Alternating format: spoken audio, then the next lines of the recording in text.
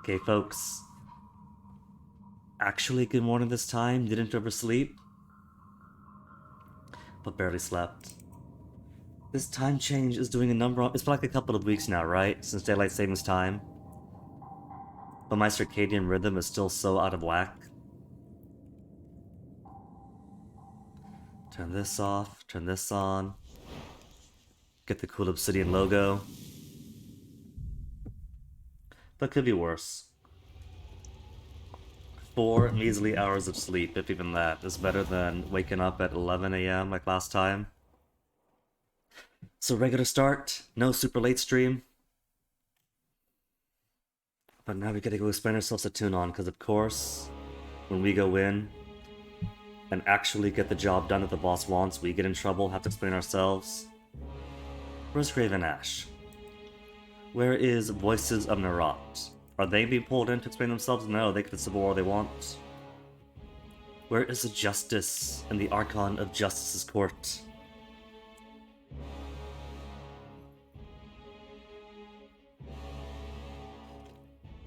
Also, if I seem out of it, the aforementioned 4 showers was so close to just not sleeping at all and staying up all day to reset my sleep. It's March. Late March and the sun is up so late. They don't consider the disastrous effects of just shifting the time an hour ahead when your body is getting used to the slow and steady changes of sunrise and sunset and available brightness and darkness. And everyone's got it, whether you're a morning person, a night owl, your body's accustomed to a given level of sunlight and darkness and adjusts itself over time as the seasons go along. So the sudden jolt, just like jutting ahead. Okay, what have you got on the spire? Spoken to you already, right?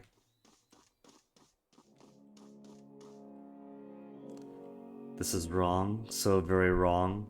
Oh, she's not used to the height. Hope you have a plan for getting us down, because I don't appreciate this one bit. Oh no, just ask for more gossip. What do you think about the Civil War? Just favorite and Scarlet Chorus. Catch us up on the news. At least the Overlord's armies will occupy each other for some time, or until the Voices of Narat unhinges his jaw and eats Graven Ash. Can he do that? Never mind, don't want to know. My hope is you've sent a message to anyone in the tiers who seeks freedom from Kairos. What you've done ought to turn some heads. Alright, tell us about yourself. Now that we have some luxury of time. I really can't talk. If I don't keep moving, I think I'll be sick. Aww. I'll figure out this teleporter then. After talking to this other new person who just... Oh, that's Verse. Okay. So your party members just hang out up here. Verse. Oh, the Scarlet Chorus and Disfavored are at each other's throats.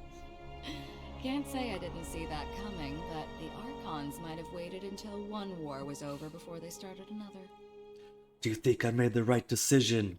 The war doesn't interest me. How's our favor and fear? 3 favor, 3 loyalty? Or 3 loyalty, 3 fear? Almost a level 4 in both.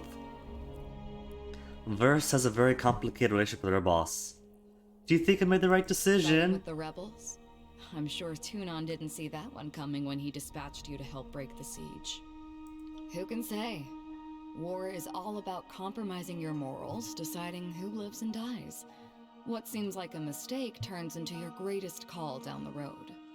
I'll say this much, our time together is anything but dull. My blades are yours for as long as you'll have me. Do we have anything to What do talk you about? need? We do. Oh, and you did accomplish kids just come back to the team. Discuss your apparent connection with Barrick. You've just got to We know, got the don't loyalty. you? I suppose there's no point in hiding it. Barrick and I are siblings. Cool. We share a father, if little else. Her father from the north who ran out from her mom. I try not to think too much about some northern merchant dropping anchor in my mother's port, but That's the only way to it put it. happened, and the fortunate result stands proudly before you. How'd you become aware? Do you like each other? How's this affected you, Barrick? Any significant impact, Verse? How'd you become aware? There were a lot of lazy days during the conquest, and among other things, I spent my off hours using messenger birds as target practice. You should have seen Ash's anger when he heard that was going on. Oh, is Chorus holding up the war One effort? day, I snagged a bird that flew from the hands of a proud northern daddy. The missive was about the goings on at the family farm. I recognized the name and handwriting from a note in my mother's belongings. There weren't too many people named Barrack in the army, so tracking him down was no challenge.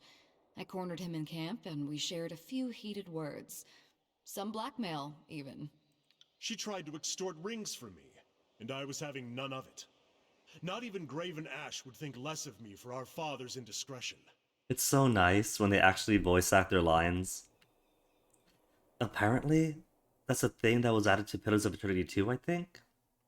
I don't keep up with these games. Going from partial voice acting to fully voice acted for every single line, which is fantastic by this point. But for this, in 2016, it's more of a luxury, I guess, because there's a lot of text in here. This game was like 3 whole novels.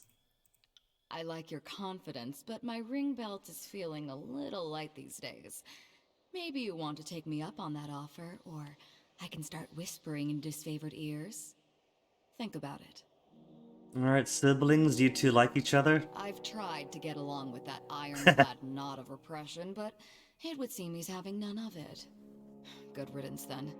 The war's tossed us together, but nothing says we have to keep that going. The most we do for each other is try not to get the other one killed, which is more than you can say for most disfavored in Scarlet Chorus. And Barrack. How has that affected Barrack? Well, Verse has a nasty habit of jabbering in my ear and making this war intolerable. Oh, they are siblings I then. plan on parting ways and returning to the north at first convenience. My father will answer for his infidelity. Beyond that, I am happy to consider myself in every way unaffected. My superiors once accused me of having an impulsive streak, but I have worked to suppress it at every turn. Oh, maybe they get their impulse from their dad. When you go back home, send Father my fondest greetings and thanks. If he hadn't gone to ground on my mother's dry dock, I might not be here today.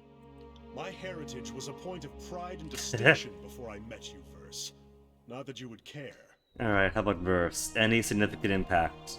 I've asked myself about that several times, but unfortunately I don't have what you'd call a definitive answer.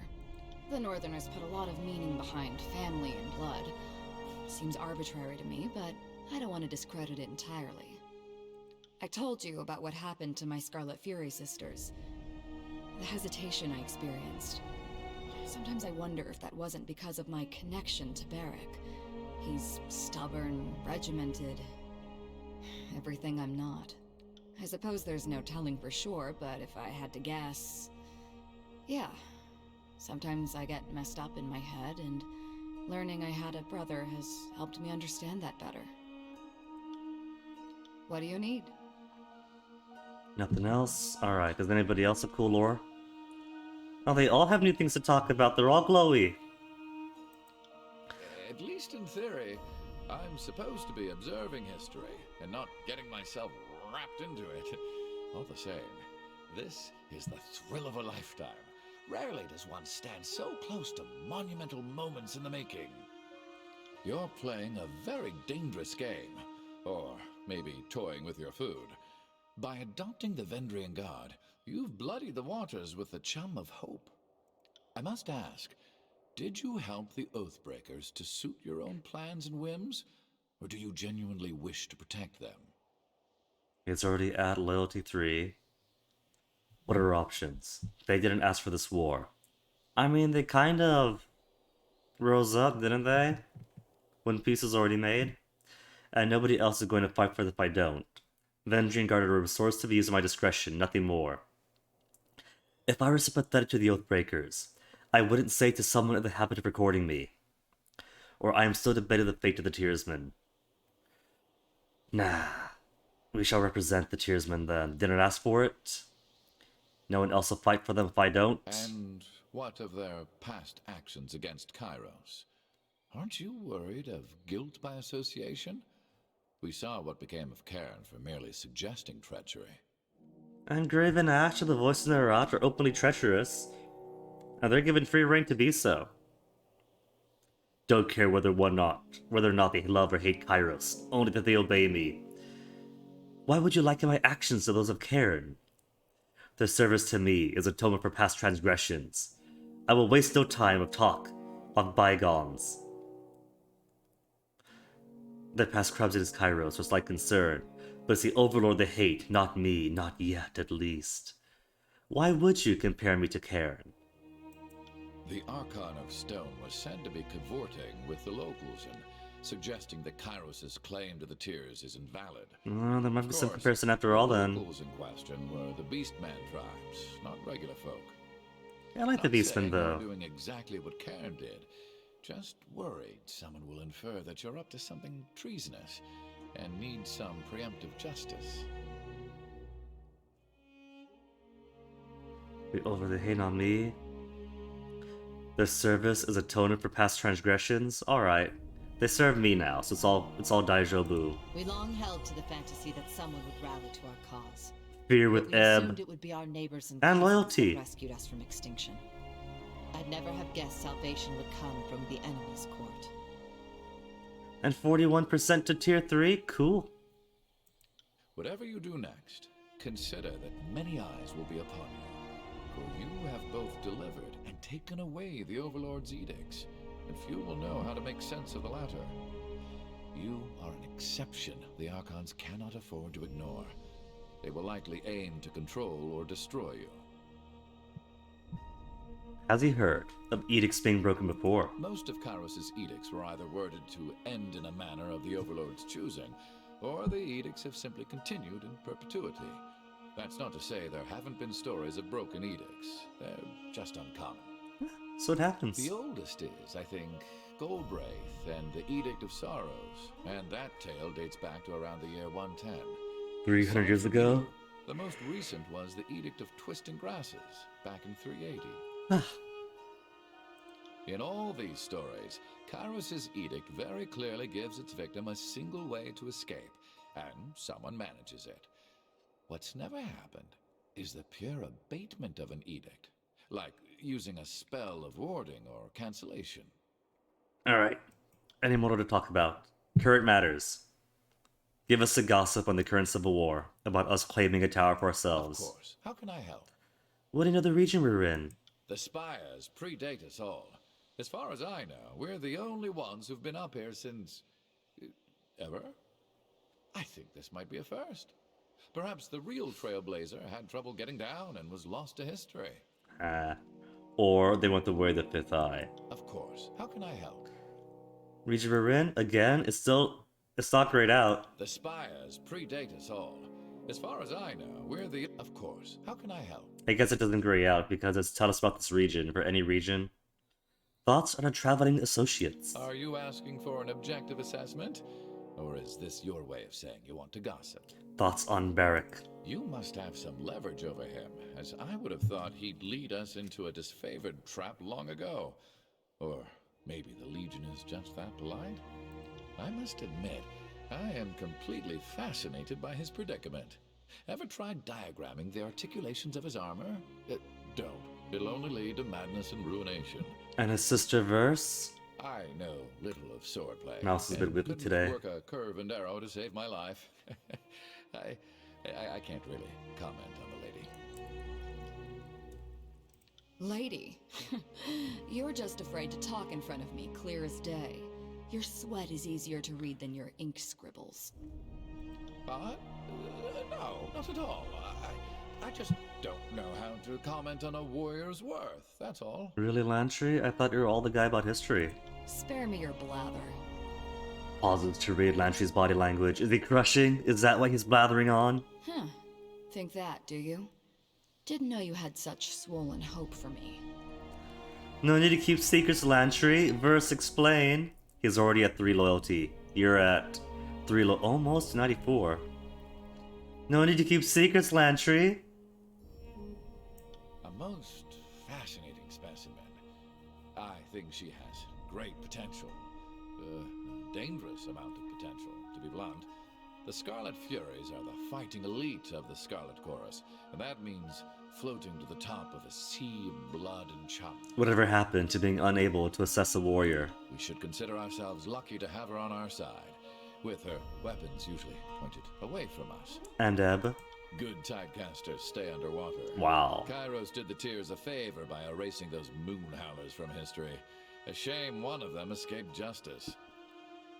She is not gonna be friends with him after saying that right in front of her I face. like that I make you this agitated. Considering all the things that don't seem to bother you in the slightest. I'm not gonna lie. I'm kind of getting off on how much power you're giving me here. Oh, and then there's your coquettish act whenever someone calls you on your teeth. I'll be the one ready to tangle when, not if, you decide to pounce. Alright, let's talk about something else. Questions for I you. am nothing if not a semi-reliable font of knowledge. There's so much. What did you want to discuss? Alright, more about you. Oh no, there's so much more here too! Tell us the origins of Lantry. Oh, and it stops being voiced! Someday, someone half your age will ask you to sum up your life and realize what an odious request that is, where to start. Grew up in Sunder, born right after independence of the realm of Stalwart. In a treaty that ended with a firm stipulation that the Sunder chose to leave and that Stalwart did not lose a civil war, the free city of Sunder marks 347 TR as its year of independence. He's pretty spry for 84. Parents were harbor hands, mother never returned from a voyage, father lost his hand to infection, decided to sell meat to the school of Ink and Quills. Into the family? So they sold you, how much were you worth? Any other family?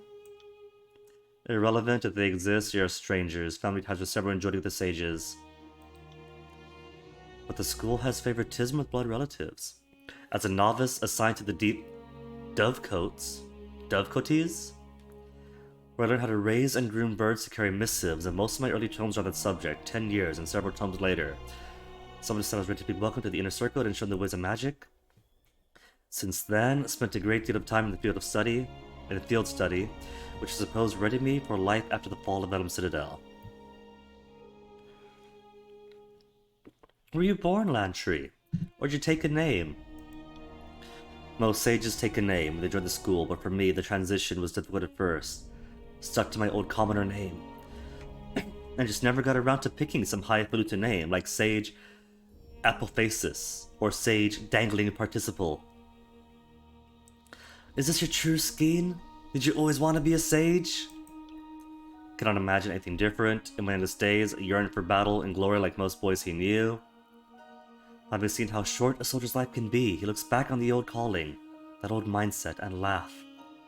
But really, what is your story? What do you mean? I don't have enough fear to force it out of him. I got no fear with him. Subterfuge, I know you're smarter than you act. Extend me the same courtesy. Strokes his beard, leaving flecks of sepia among his white whiskers. I was on the take from the voices in Nerat, or at least an agent of his sent me to the School of Ink and Quill 30 years back. It'd be years later until I made the connections to the Archon. Wait, an agent in Nerat sent him to the School of Ink and Quill 30 years ago, so in his 50s. So was he not sold as a kid then? Most people think the war began 3 years ago, but Voices of Nerat had his hand in things sooner than that. Was part of that early invasion. An eager kid at 50, happy to accept a 30-year assignment that comes with an education. What else aren't you telling me? So you're advocating surrender to Kairos. Was the end of your long-term plan? Thanks for telling me, no more secrets. Dreadfully unamused. What else aren't you telling me? You read the Edict of Fire. You were the messenger of Kairos' judgment of my work. It was about then I decided, I need to take an interest in your work. In truth, you've been curious about any who lived as a vessel to Kairos' most supreme magic. When I heard you proclaim a second edict, had to find a way for us to meet. Being tied up as prisoner of camp was not the intended plan. And so much for his service to the Voice of Nerat. 30 years of service and tied up, about to be gutted and eaten all the same. Advocating surrender to Kairos was the end of his long-term plan? Yes and no. When first left, was just happy to be getting educated by the sages on someone else's rings. and his orders were simply to listen and report as time drew near. Command was to win them over, little at a time, to the notion of surrender. But he failed. The elders of the school grew defiant, and the militant minds won out. These are tearsmen after all. They didn't deliver the surrender, and it took the overlord's edict to end what I was sent to do. Okay, thank you for telling me, but no more secrets. More loyalty? What do we have now? 4? Oh, still 4? But 92% to tier 5? Speak of something else. Mentioned birds earlier. Think of going back and doing that? At some point, yes, good birds are needed to keep the missives going through the tiers. Sent all his best birds to flight before the edict. Turn of phrase, constant call, and the rest. They're out there somewhere. How do you feel about Kairos? Loyalty 1. It takes that little loyalty to speak openly about the Overlord. How could I help but find him to be the most captivating person alive? The man has bent empires, claimed continents. Where he goes, history follows. I won't deny he has killed millions at least, but I contend more would have died in petty wars across Terratus and the void of Kairos. See, he's a very classical historian kind of guy. History is less about what people are actually doing, the common folk, the real history. Societies and how they're composed and shift. He's no anthropologist. What he cares about is the generals and the conquests. That's history to him. I have seen what these tiny despots, merchants, cabals, and mage guilds can inflict in the names of all sorts of righteous causes. It'll take the rule of Kairos over tyranny of every idiot in Terratus. I am nothing if not a semi-reliable font of knowledge. What did you want to discuss? Arcane matters? And I'd be happy to oblige. Ever since the fall of the Vellum Citadel, it is hard to find someone with whom I can discuss such things. And he has promised to speak more of it afterwards, after taking the Citadel. What do you know of Kairos' edicts? Cast many over the ages, to my knowledge, has never worded 2 edicts exactly the same. They defy our understanding of magic. Kairos' magic works over vast distances, over indefinite durations, and no archon or mere mage can counter the force of an edict. What could you say of edicts in general? Explain this to students like this. A spell is to an edict, as a drop of rain is to a hurricane. Edicts and spells are both magical cantrips, but differ in intensity. By orders of magnitude, edicts are almost commands to Terratus that must be carried out, until the instructions allow for the magic to end. If Kairos wants a plague until the next judge's day, expect copious bubbos until the next judge's day. Nothing ever dispelled an edict outside the edict's own sunset clause. Curious about a specific edict? Any thoughts on the Edict of Execution cast in Vendrian's Valley? The Archons want to kill each other, and the threat of mutual destruction was all about Kairos had left. Imagine fear is the only way to get someone like the voices under rock to follow orders, and the edict did whip them into action. The Edict of Stone ravaged the realm of Azure, the upheaval of earth and rock, turned the rolling plains into a craggy steppe known as the Stone Sea. The edict was directed at the traitorous Archon of Stone. It would seem the upheaval of Azure was a secondary consequence, though I imagine little what Kairos does with the unintentional. And the Edict of Fire that I cast. I know that you warned us. I'm alive today because of you, as so are many of my brothers and sisters. I'm most certain you were not ordered to warn us, so all the more reason to honor your decision. He bows deeply, his face blushing. Given the destruction involved, a warning was humane. Or threatened him. I was not instructed to warn you, and did so at my own peril. Never forget that. No. It was humane. A most noble sentiment. The edict had its intended effect. Crushed the will of the school and scattered the sages to the wind. Glad it brought an end to that conflict, and thanks to your warnings, without further loss of life. And the Edict of Stone? Storms. Turns the once forested lands of stalwart into a wind-swept wasteland. The blade grave now, since only the iron and bronze armaments remain. Hurricane breezes, rust winds, relentless lightning have destroyed housing and farmlands. Anything more pleasant? Do edicts work on the same arcane principle as spellcraft and other magic? Edicts are the strongest Now he manifestation of voices. magic we know, and they seem to violate all other lesser phenomena. No dispel cantrip has ever dented or abated an edict. Even archons with powers of great durability cannot shrug off Yeah, their effects. we know that already. Just look. Now, what I find curious, edicts can flex a little. Foreshadowing. Or so my studies suggest this is the case. Take the Edict of Storms. While the day it was proclaimed was the most violent, the actual radius of the storm has changed over time. But most will have none of my hypotheses on this matter. Fine, I'll take the bait. What's your conjecture about the edicts? So, in my studies, some edicts resolve some problem of the overlords and then vanish into history. But the edicts that linger around, almost all of them begin to widen. Their effects become more intense.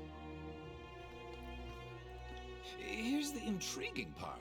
The older the edict, and the more that's written about it, the more the reports of that edict get more dire over time.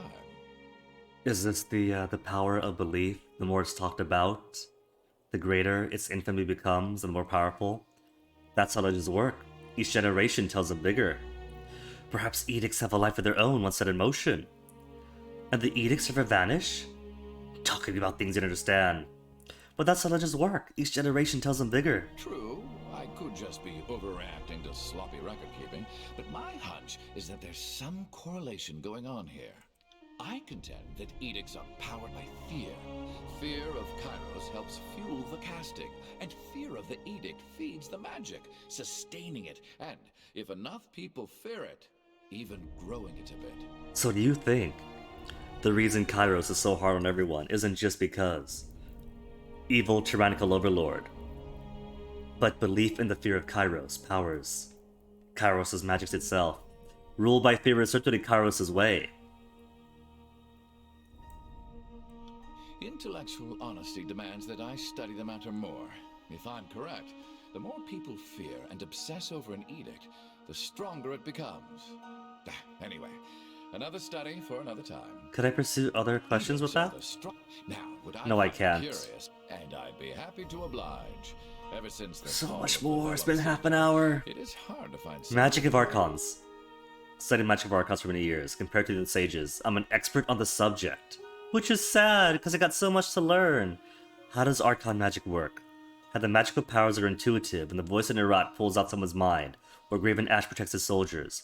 That magic isn't a signed spell or ritual. To them, it's closer to flexing one's hand.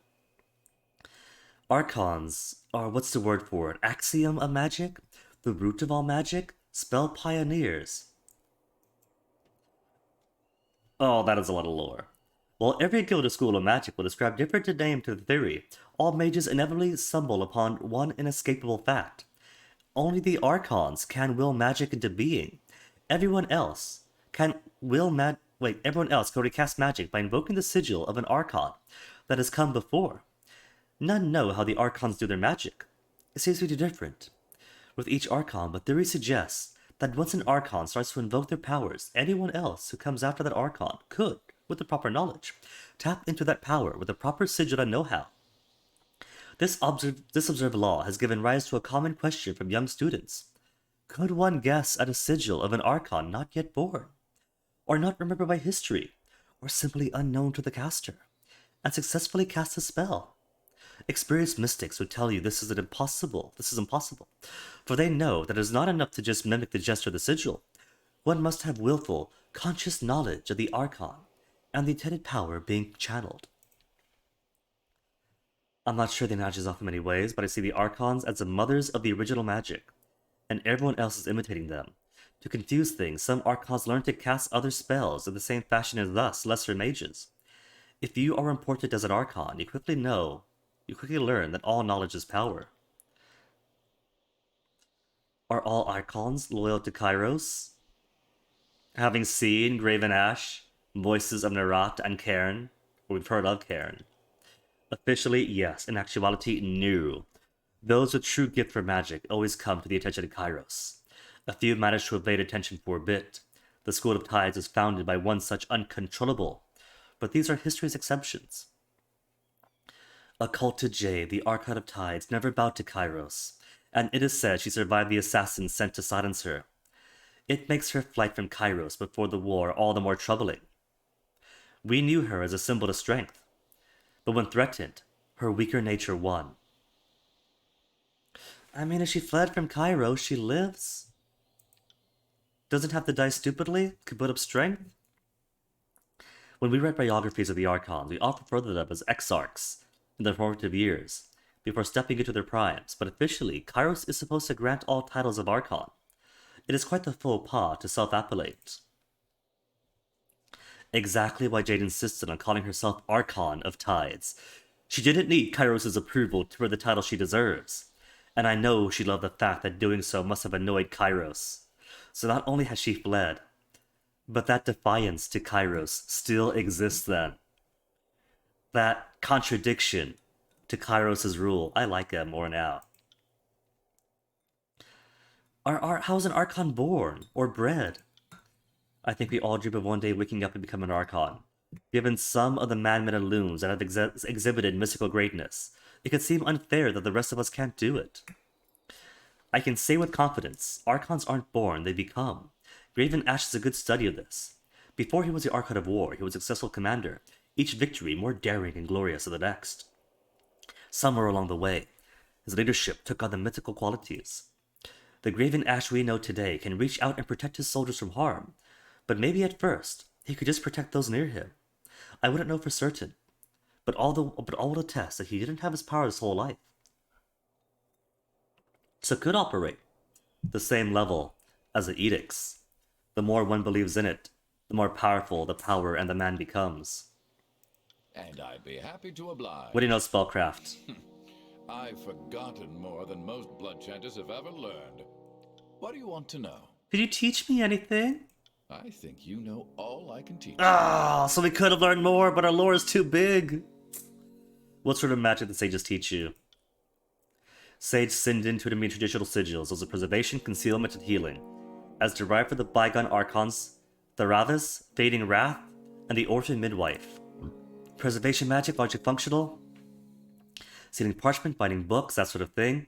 All as chroniclers and concealment magic as our ideal methods would be to study events without contempt decision being made.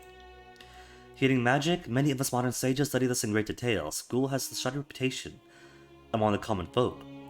I figure if they knew us as healers and caregivers, we might start to change opinions. Healing is a noble craft. Study magic to spy, yes he does. They don't teach you to conjure lightning or something fun, boring! No, healing is a noble craft. True, but given how accident-prone it can be, the person that benefits most from my magic is me, but certainly the most gratifying spells I know are the ones that ease pain and suffering. Could I ask about the spying? No, I can't. What could you tell me about sighting magic? Scholars don't have a good word for it, for what Archons do when they cast magic. Could tell Graven Ash's cast his protection of his soldiers. Couldn't tell you. Nor would I know how Bleeding Mark consciously decides to move through a shadow. But when us mere mages want to cast a spell, we do so by studying the sigil of an Archon that previously discovered the magical phenomena in question. Debated whether Archons create new magic or just discover magic that was waiting for us. And that's all for now? Is that really all for now, Lantry? One moment. That's all for now? Okay, good. Let's talk to Ed next. Salutations, Fatebinder. Or should I now call you Lord of Vendrian's Well? What's your loyalty again? The Spire 2. King, Prince of the Suggestive Vertical Slab. Suggestive vertical slab. Deity will suffice. Fatebinder is fine, no need for the titles. Captain of the Vendrian Guard seems suitable.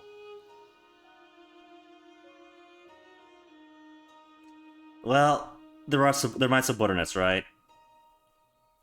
It'd be a bit wordy if they were to call me Captain of the Vendrian Guard all the time, or Fatebinder, Fatebinder, Fatebinder.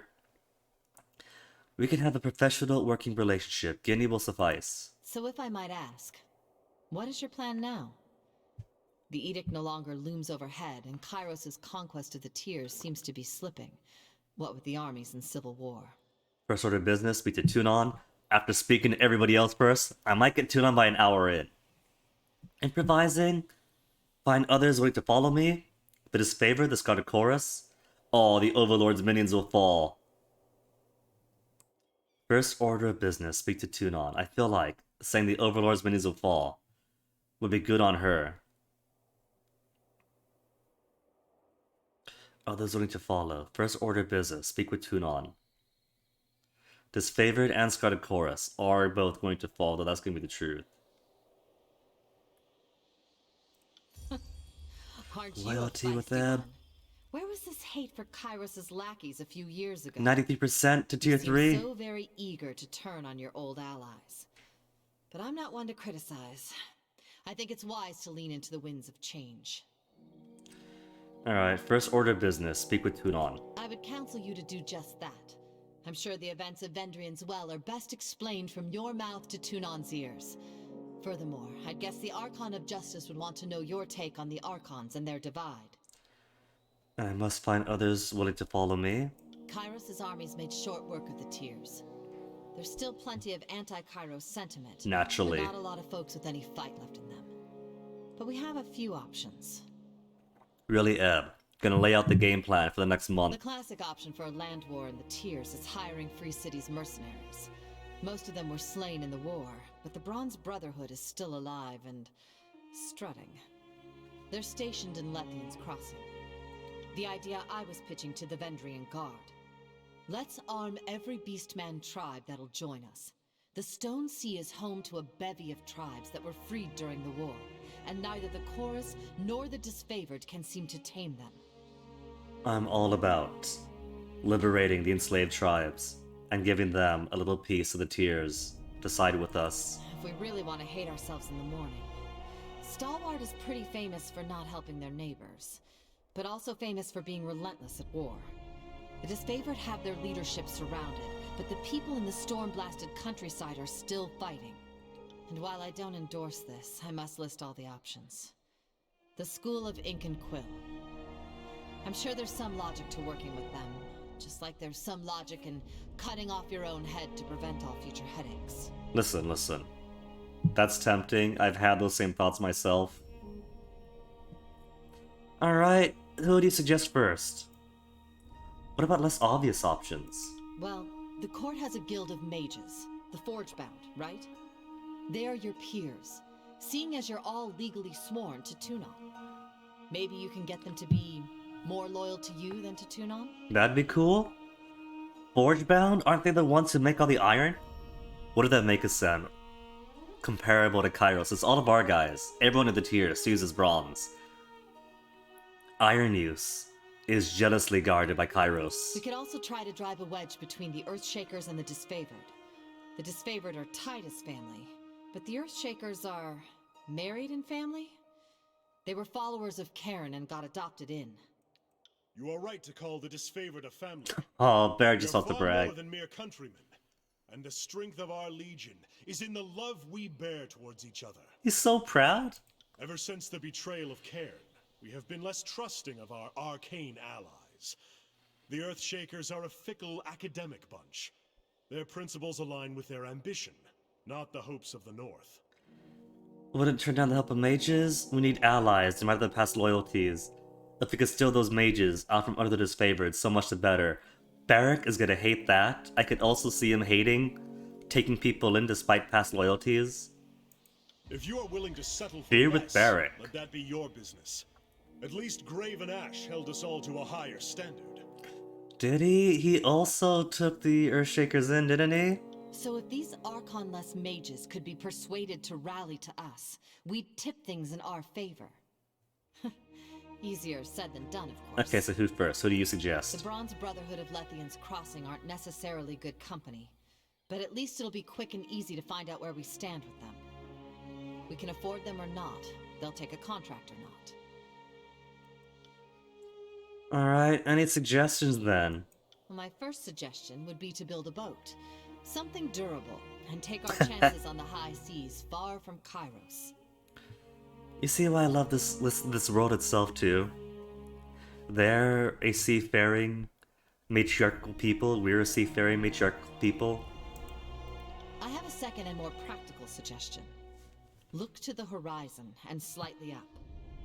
By that I mean the other spires. We should see what's atop the others. Otherwise someone else might look first. What do you know about the spires? Not nearly enough, apparently. To me, they've always been axioms of navigation. You can triangulate a lot of things with the sextant and a clear view to a spire or two.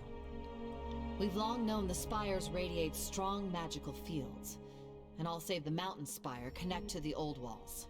So it's the sort of thing common folk know from afar, but avoid day to day. Could I ask about the other options? I have a second and more practical suggestion. Don't suppose you've heard of Look others to the awakening queens and spires? kings of past ages have claimed the spires in the sense of, hey look, I put up a scaffold and hung a banner 1/10 of the height of a spire. But that's nowhere near the same thing as what we all just saw. So I say, let's see if the other spires react to you the same way. So I'm special then. If we don't, I'll take that as your way of saying you suffer from debilitating acrophobia. Alright.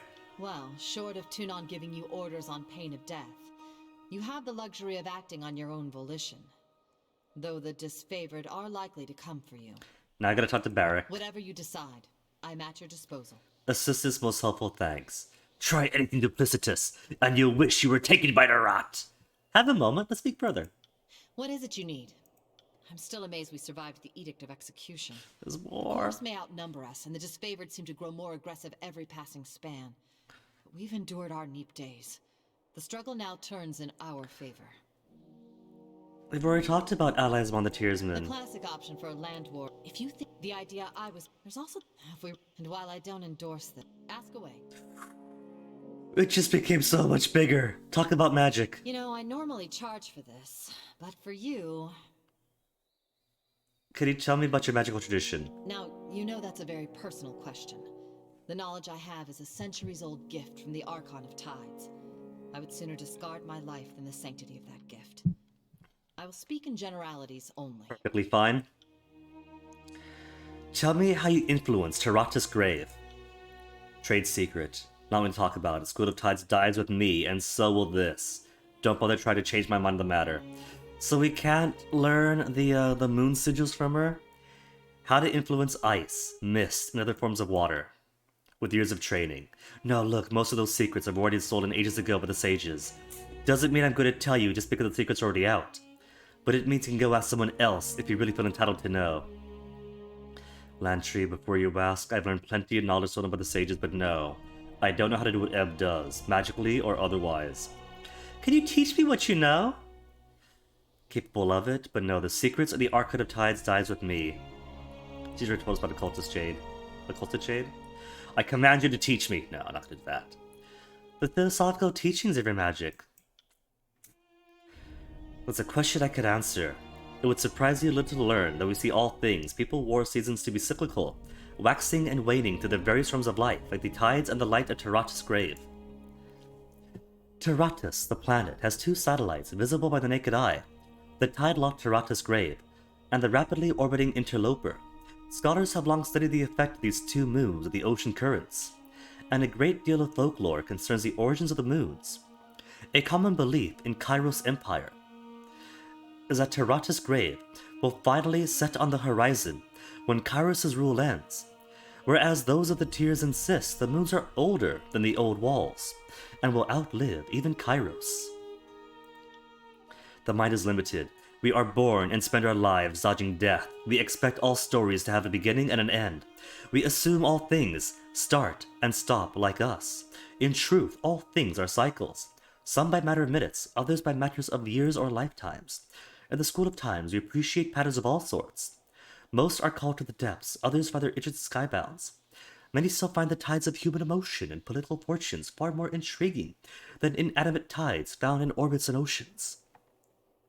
From what archon do tide masters draw the magic? Occulted Jade, we know that already. The first tide casters were given the gift of magic by our school's founder, Occulted Jade, Archon of Tides. Though she was not of Kairos' ilk, she was as powerful as any Archon. From her name and legacy, we can mimic the moon's pull of the seas and change the currents. And from her, we have spells to turn the moon's pleasant hues into baleful waves of searing grave light. In all these years, I have not grown tired of the thrill of power. It's a rush of carnal humors every time. Gravelight is a magical term for light of the moon Teratus' grave. Cool. I'm guessing you could tell me more than I ever wanted to know about the moons. You'd be right. My magic is generally associated with the moon Tarata's grave. But you know we're interloper. You have to know we're interlopers of the sky. When mucking about mystic forces. Tarata's grave is a big one, right? Interloper is the one that moves in the sky, right? Lore 40. Do you control water? Or do you mimic the tidal effects that the moon has on water? Both, actually. I'm amused you're keen on the difference. Our spells of ice and mist affect water directly, but are of a limited nature. Displacing your own body weight in water is no mean feat. But if I were to move an ocean current, I drive myself nuts in moving water in front of a boat little at a time. That's why I use a cantrip to stimulate the tidal pool. Tarata's grave is a big one, right? Tarata's grave is fixed in the sky, always overhead, day and night. It was first named by folks living too far to the east. They look to the west and see the moon like a permanent hill on the horizon, a grave where the sun dies each evening. That's how the older folks saw it. If you live in the western part of the world, Tarata's grave is overhead all the time. This means that day and night, it's reflecting the sun's rays, and if you know what you're doing, it doesn't just reflect, it magnifies. Is she talking about atmospherically bouncing radio signals off the moon to enhance the limited range of radio communications? If so, that's fantastic for this Bronze Age era. Interloper's a little one, right? Interloper orbits Taratus at a steady clip, and orbits sometimes cross in front of Tarata's grave, leading to the mystical calamity. To mystical calamity, if you don't know what you're doing. She's still got more. I'm not going to force her to teach me. Have you heard anything from the Tide Masters that left before the war? No, and doesn't entertain hope. Well, maybe there's land outside the continent. And they're biding their time, waiting for the sequel to Tyranny, when Obsidian has the confidence of the money, and Paradox is willing to loosen their grip on the IP, because they're just sitting on it. If they're sitting on it, steal it back. Reserve the right to be pleasantly surprised when they come back, eager to fight the good fight. But not holding my breath, all the brave tide casters died, present company accepted. Okay, other arcane matters. You know, I normally charge for this. But Magic for at the you- Archons. Lantry already told us so much, she's out of her element. Studying many Archons at a great deal, and many number of hypotheses and conjectures, and no expert yet. Similar to what Lantry said. Anything about the old walls or the spires? Not enough. Never enough. As a child, I was terrified of the old walls. And that's true of most folks. Now that I could task art grave-like with a wiggle of my fingers. What I think when I'm a shriveled old hag dying in the old walls would be a great way to go. And the Bane? What I know is already taken from Master Camberill's work. That's a near-fatal experience venturing close to the old walls. Best I understand it, the Banes are bits of magical will that have extended a life of their own. I'm of the belief they nest or reproduce in the old walls, the only place you rarely see them. Our magic attracts the Bane. That much I know to be true firsthand. Cool. Ask away. We got through one block of 7. And each one is going to be nested with more content, or more chapters. Tell me about yourself. Tell me about your name, Ebb. Ebb, daughter of Flo. Was born Hazen Lavenja, but most of my life, and the days after, I'm known and will be known as Ebb, Tidecaster Ebb, for those trying to be obsequious. And probably a bunch of aliases that are going to haunt me at some point. Hazen. Didn't realize you're a nobility. Everyone of the tiers are, apparently. I know, I dress myself and cook my own food? So misleading. Mother was a magistrate of Ardent, father was Admiralty. It's mostly meaningless though, our lands are now the overlords. How'd you get the nickname? One of those not especially funny jokes that stuck long past its season. Wrote the word ebb incorrectly on a written examination. Master Fulvax started calling me Ebb from then on. Okay, full disclosure. In one of my anthropology classes, with Foil Cifuentes, I ended up getting the nickname of Radish for that class. Because I totally misunderstood a question, They were asking, what is this thing? And I misheard as what isn't this thing, and I was being funny and said, oh, that's a radish. And they're like, a radish? No, a radish. Radish, what do you mean? Oh, I just misunderstood the question is what it turned out. But it was a sticking point, and they made sure to call me Radish every so often. Let's change the subject, in-game and in mind. Did you always want to be a tidecaster? When I was a little girl, what I really wanted to be was a marine, the burly bitch at the prow of a trimaran. First to crack some skulls with a ship rammed, you know, an honest living. Fortunately, the school sought me out before I got myself killed at sea. The School of Tides was looking for new blood, and my father's an admiral of Haven. So the school wanted me for political connections. I had to spend my first couple of years proving I actually belonged with the Tidemasters. That was fun. What did you do before the war? Oh, she had a husband. Husband was born in Apex. Left his prosperous lands to be with me. Oh, that's so sweet. So when the nest was empty, it seemed right leaving my homeland and see his side of the tears. When the nest was empty, oh, she's got little bairns running around somewhere. We had a year and a bit to ourselves with the war upturned things. We saw all of Apex. I took him along my old sailing routes, around Five Wives and Sunder. Those are good times. Then the war came, and I learned I would only go with the last tiersmen to live free of Kairos. Ever since then, I think Oathbreaker has technically been my chosen profession. And your family? Now that we know you had family? Loyalty too? Salting old wounds, know what happened. They're all gone. Had a husband, 3 kids, siblings I didn't hate. Every family has its troubles. I was lucky that awkward and stilted dinner banter was the worst of it. Are all the kids gone? Husband probably lost to war than I imagine. Pelox Aldenos and I were married in 410. Aldenos was a Falksman of the Vendrian Guard, back before they were starving partisans. But I saw him more as a carpenter. Woodworking was just a hobby of his, but my fondest memories of him trying to shape something, making stupid jokes about the firmness of his material. She's always been that way then. What became of him, I'm sorry to ask. Perished at the gates of judgment. That early on in the war. And that was my doing. Wasn't it me, flinging commands around at the gates of judgment? Saw him die. I did not wish to discuss it. Just know I made my peace with it, and I'm glad I was with him on the field of battle when his time came. Miss him, but it might have been for the best, though he was only a few years older than me. My studies left me always a bit younger than him. The difference grew with time. Aldenos was slowing down and half figured the gates of judgment with his last battle. If anything, he got exactly the death that he wanted, so in a sense, I'm very happy for him. At least he's got that, and the kids. Please tell me at least some of the kids survived. There were the twins, Drevenor and Lorma, and my youngest son, Akamas. Aldenos wanted more, but I was near the end of my trials at the School of Tides, and dueling with lethal magics is a terrible idea when with child, I could imagine. Drevenor and Lorma followed my husband's trade and took to the Falks. Oh, so they're dead then. Akamas liked the harp more than people. Can't blame him one bit. I made sure my children could read. And I'm damn proud of that fact. Probably the only thing I did right. Oh, this is gonna be old wounds for them both. What of the twins?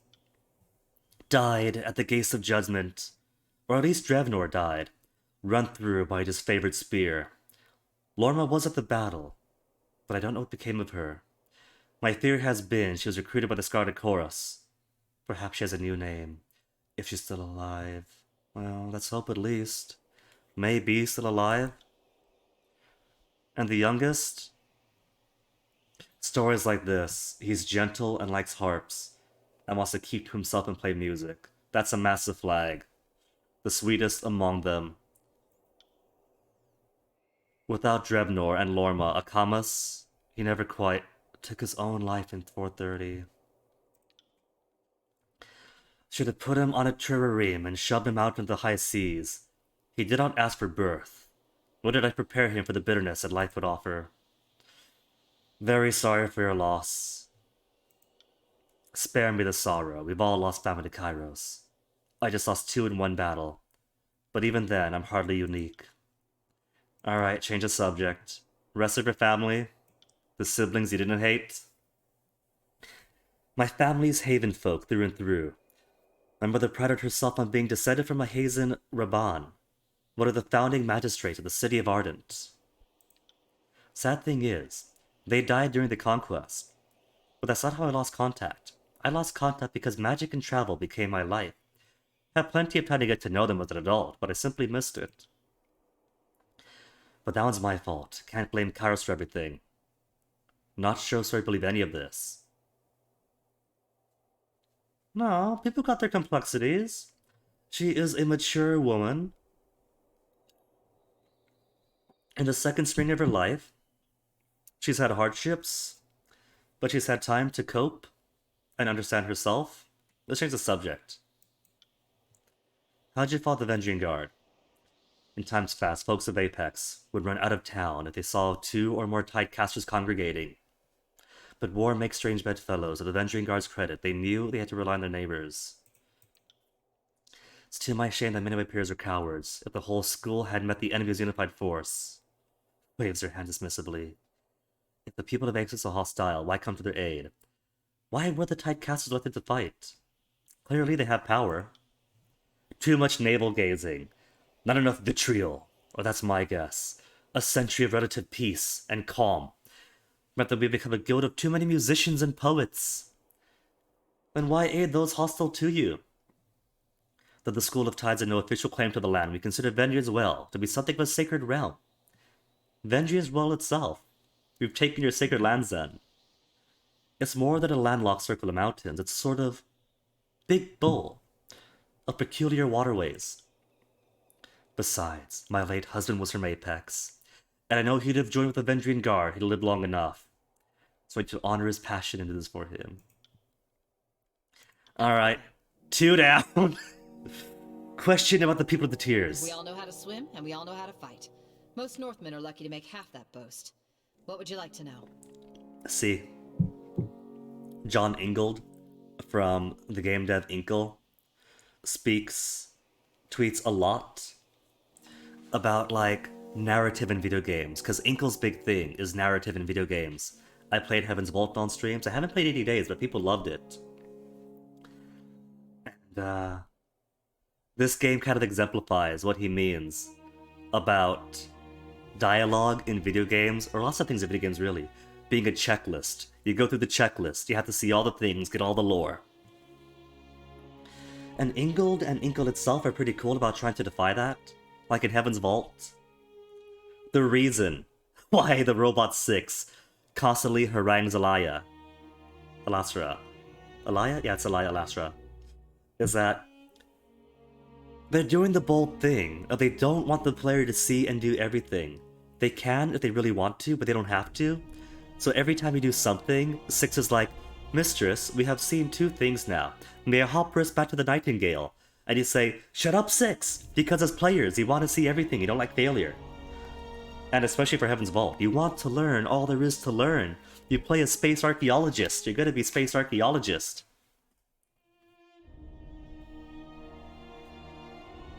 Oh, the bots are whispering again now. And so this game, right? This game is totally that. It gives you 5 whole books of dialogue, and you're compelled to go bit by bit by bit.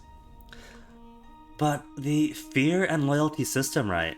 It's interesting, I've realized that even though the game really encourages you to go through the checklist and press all the buttons to get all the lore, it also kind of discourages you. Like, with talking about her family, she was open to talking about her family, but I felt that if I prodded her with, I don't believe you, you're too calm, that would either raise some fear or drop her loyalty. It's a consequence for learning too much.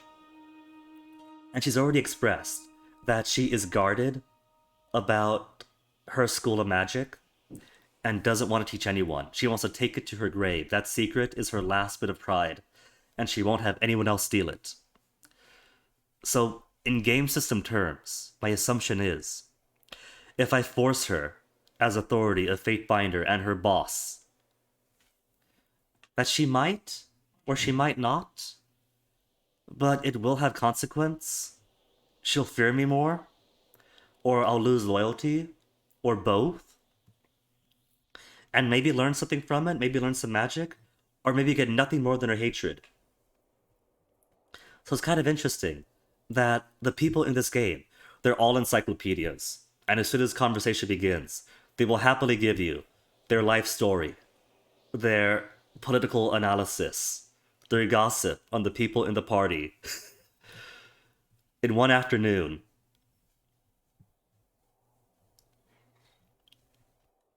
you meet on the street, you say hello, and they become an entire podcast.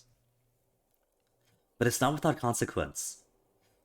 It's an encyclopedia, living, walking, breathing encyclopedias, who also have personalities, likes and dislikes. So if you poke at something you know they'll hate, that could be bad. And if you know the game is like that, you have reason not to pursue too much. I just think it's cool. I'm gonna start rambling now. People of the tiers. Tell me about them. Each of us thinks themselves a child of Haven, and in my case, as in my case, or a child of Azure, child of Apex, or what have you. But I suppose tiermen have our shared customs. The most treasured of these customs used to be the pride of being free of Kairos' rule. When were the tiers settled? Human settlers arrived 400 years ago, displaced from a war between what are now Kairos' realms of Trevin and fertile sands. A flotilla of barely seaworthy rigs headed west across the high seas. Tiersmen will sometimes speak of the Five Wives. We use it to refer to both the first 5 settlements, where the colonists made landfall, as well as the 5 matriarchs that went on to form the ruling dynasties of the Tiers. Of course, I'm leaving out the matter of the builders of the old walls. Who knows when they lived here, and why they're gone, but those old walls didn't just fall out of the sky. Why don't men own land, or women ships? For centuries that's been our way. That the men own the ships, but the women own the harbors. Our customs don't truly prevent ownership. They limit inheritance, just like Palau. The inheritance of everything falls to the women's side. So if I want to put some land in Angar, and put up a house by the beaches where my aunts and mother would play, I would have to gussy up to Auntie Josie or Mom and have her gussy up to somebody. And they'll be like, alright, you can have this piece of land over here. And I could put up a house and do some farming. But once I die off, or if I move, it all goes back to the clan. And back to the women ownership. And personally, I am perfectly fine with that. It is gendered. And it is a bit of a difference of sex in ownership and whatnot. But I am perfectly cool with a matriarchal style. And I am saying that as someone who has lived as a boy my own life. Because look at it, right? It's all down to the clan stuff. It's like, it's all down to land ownership. It's a classic dichotomy between, like, how land and inheritance functions. And that's a whole historical subject, which I'm not going to get into because I'm not school.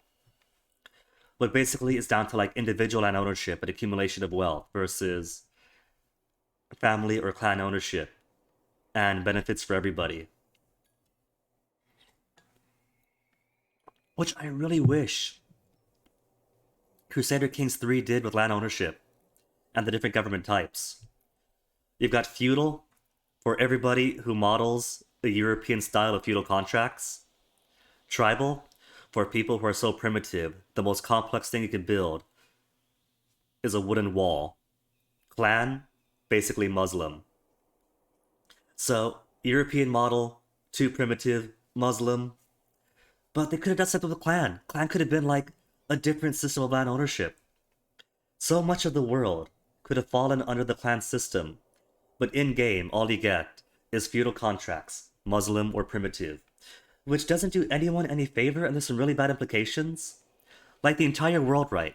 The entire world of Crusader Kings 3 has a system It's basically the old, really racist, ethnocentric system of the linear progression from primitive barbarism to enlightened civilization. Read not European to more European. So the entire world goes tribal to feudal contracts.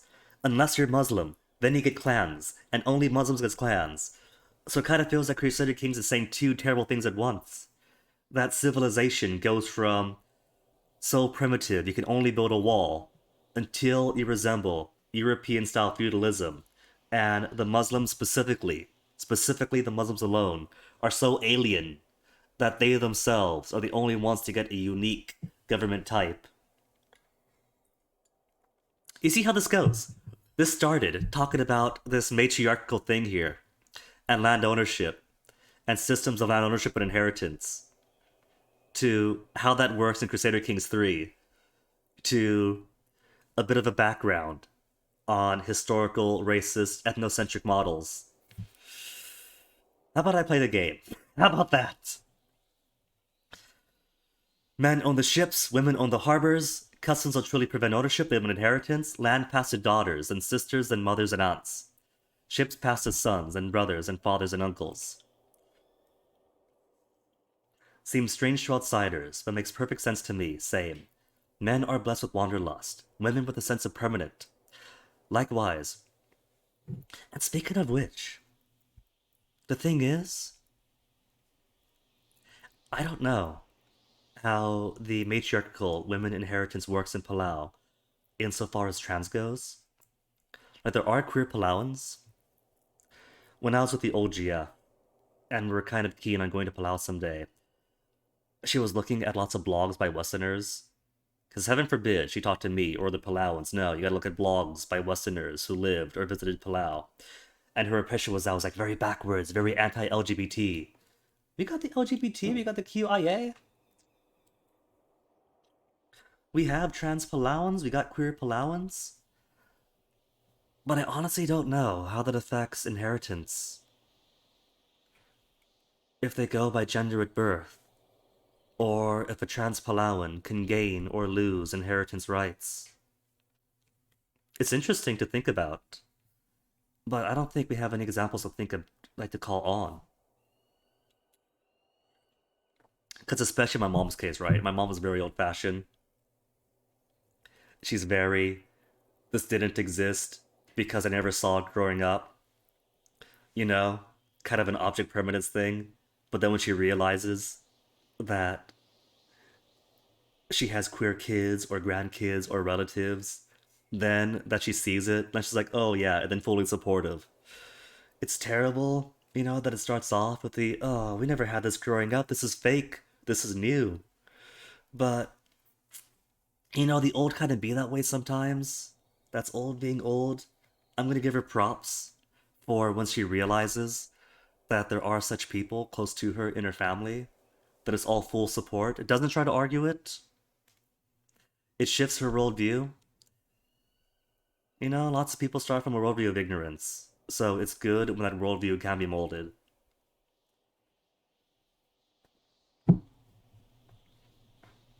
Captain of a ship can't pause to carry a child. Men grow restless and let them place. In truth, the custom varies place to place. And you'll find men with enough wealth to own land, women with enough to own ships. As is often the case, nobles pick and choose their traditions. Why did the younger realms stand united against Kairos? Infighting, bickering. Are you trying to rub it in? Yes, the younger realms are defeated one at a time by the invaders. Maybe if I was Queen of the Tears, that wouldn't have happened. What would Queen Eb have done? Loyalty with them. Up to 3 now? I would have taken the threat seriously the moment the troops were stopped marching to the gates of judgment. Am I the only person whose mother mentioned that Kairos was a real threat? Opportunity. That's what killed us. Haven wanted to watch the bastard tier fall first. Apex was hoping Haven would fall. Azure wanted Stalwart to be attacked first. Every run with the tiers had some interest in watching the neighbors fail first. So we all held back our support until a year or so into the war. Too fucking late by then, squabbling idiots. Tiersmen live with great number of beastmen, what's that like? Beastmen of the Tears are hardier and smarter than the killed elsewhere. And fortunately, we have lived together in relative harmony for some time. Cool. Make no mistake, life is difficult for most Beastmen of the Tears. But compared to, say, how they are treated in the Northern Empire, I would like to think we Tearsmen are a bit more modern and forward-thinking. Even just a bit. But I suppose it takes an overly optimistic view of the Breezy cousins.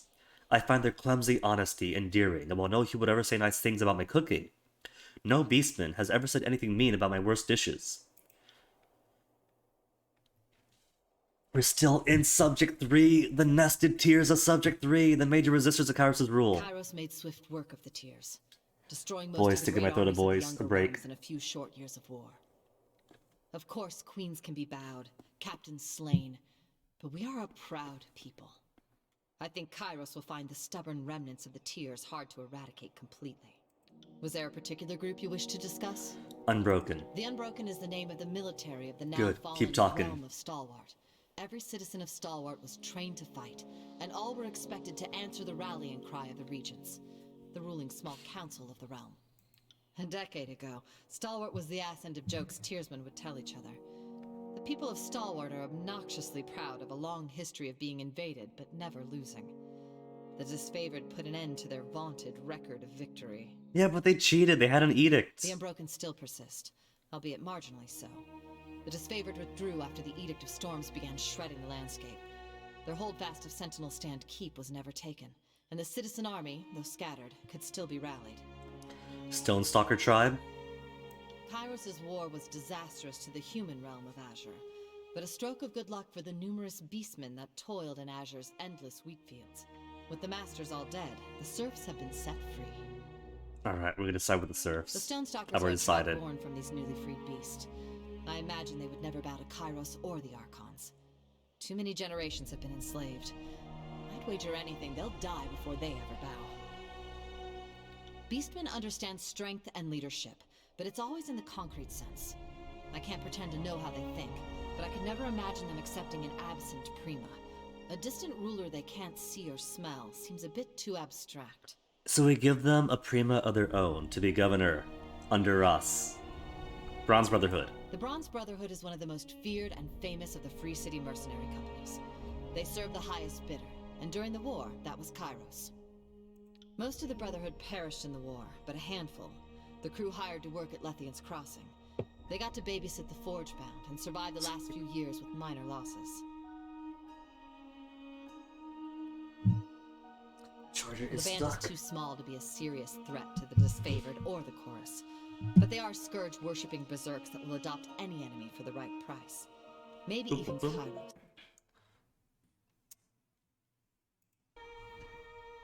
Pop up. Pulling the game out. Any other remnants of the younger realms that could still rise against Kairos? Several sages came to our aid during the Second Battle of Vendrian's Well.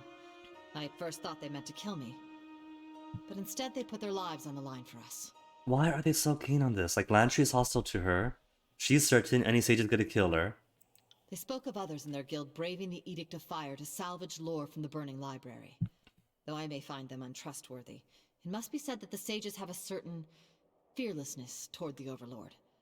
Perhaps that could be kindled further. Alright, so she is at least in favor of getting the sages on Having board. been part of the surrender faction within the school, I'd concur with that point. I thought the Edict of Fire would finally kill their defiant streak.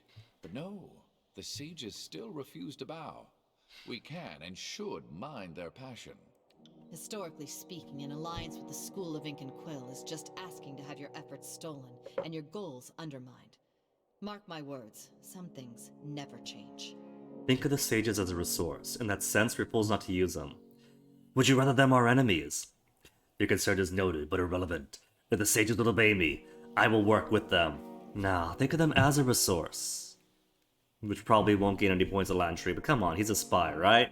He understands the value of human resources. Well, perhaps we can Fear with shepherd some of Lantry. the enemy. And the ones that volunteered at Vendrian's Well weren't all bad. Change the subject. Different nations of the tiers. Tiers of the Younger Realms, Upper Kairos, Bastard Tier, Free Cities, in that order of prominence.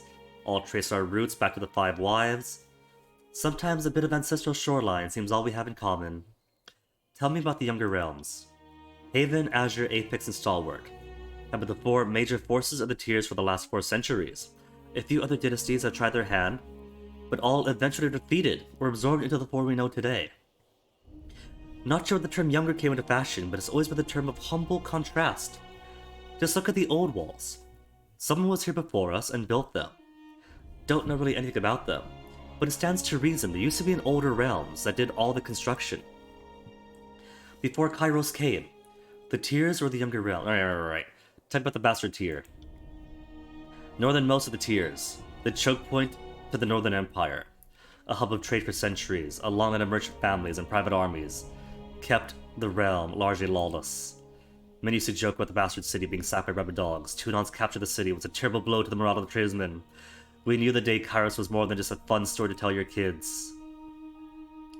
What about the free cities? Little free about the free cities, save for the independence of the younger realms.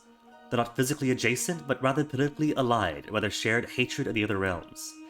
Most of all the free cities were defeated with little effort by Kairos' forces, we heard it. Nerat just had to have agents hire up their mercenaries, and order them to simply be elsewhere when the armies of the overlord arrive. Ask away. 3 down! The Archon and the tiers. Not entirely sure. We could probably just skip through Which these, is to say, there was since a we know time I plenty. studied my enemy in great. Is up to his name. Okay. Raven Ash. Before the conquest was a harmless old man. But he's not. Many but underestimated the great general by his age. Few have made the mistake twice. A remarkable general, tidy but disfavored. Was under a blue flag with a commander. Till the Archon knows and knew of every soldier under his command, living and dead. What about Cairn? Enough. Why the hostility? There's a story, I'd like to hear it. There's clearly a story. A few years back, the remaining elder tidecasters met Cairn in battle. Tall as 10 men, all but invincible. Thought nothing could stop us if we stood together. It's old history. Everyone I'd accept you. Glad you lived through it all. More loyalty. Not yet 4, though. I'm not. I don't need your pity. Let's speak of other things. Tell me about Siren, then. I'm sure there may be younger archons of the historical record, but Siren is certainly an unusually powerful child. Half of the Scarlet Chorus was recruited by Siren's persuasive song, and I not doubt it. Also, the voices in Nerat put a shackle on her power. Probably feared she'd become the favorite of the rabble. Ask away. Okay. 2 more down. Arcane Society. I know a great deal of the mages of the tiers, or at least their history. Earthshakers. Most are dead. Disciples of Cairn, Archon of Stone, share the master's command of tremors and soil, and share Cairn's aloof, brooding temperament. Earthshakers are disfavored. Relationship between deeply charismatic blood chanters, voice in Nerat's Kabbalah mages, magic taken for the Sigil of Siren. Sigil of Siren! Oh, that's pretty cool. And for techniques stolen for the School of Wild Wrath, namely the magic of fire as learned for the Thousand Numbers, Archon of Fire. Barely qualified as a proper school or guild, most barely literate. And most that learned a damn thing just had their knowledge shoved into their heads by Nerat. Brutal buffoonery of the chorus. And the Forgebound? Unusual sort of magic, specialized in slow, painstaking rituals that do not produce dazzling blasts of energy and shards of flying ice like my own magic. Their spells render them immune to the fires of the forge, and at one another with the tools of their trade. Bit of fascination with the guild, much more for the power and brutality of my own magic, but if I did a calmer, wiser time, it would be a great satisfaction using magic to become a master in one's own craft. Ink and Quill? The High Time Casters, School of Ink and Quill, the second oldest arcane institution in the tiers. Lots of bad blood. If being objective, the sages claim to be scholars interested in collecting, archiving, and preserving lore from all and for all of humanity. From and for all humanity. They are quite keen to gather lore, but in no sense do they seek to share their knowledge with their tiersmen. Many of our secrets have been pilfered by the sages' spies over centuries, and we're not alone. Sages have the secrets of many other guilds. Their generations of theft have made them versatile and dangerous. To go to another tangent. Another subject in academia. It's not just, like for me in anthropology, right? It's not just like going to the indigenous or to the common people and learning about them and taking their knowledge. It is about the rights of those own indigenous and any other people to not just have their stories taken from them is fine enough. That the paradigm is you ingratiate yourself with a community, build up rapport, some of the culty tours, get friendly with people. But it's a lot about who benefits. The scientist goes in, learns what he can, publish some stuff, gets some money and glory, and what does everyone else get? What do the studies get? They get nothing. They get nothing but being a footnote in someone's library. And so by all means, people have a right to not want to be studied in a given capacity. Stealing knowledge. And stealing knowledge produces like so many other good points. Like biopiracy. When we go in and we're like, dang, this country over here has some amazing jasmine rice. But they own that jasmine rice. They grow it. They export it. It makes some money. What if I take the genes of that jasmine rice and make a GMO that is copyright bound to us, and we sell that GMO copy of it, and export it, and flood the market, and then suddenly those people and their goods are worthless? Theft is absolutely what we do. Tell me about the School of Tides.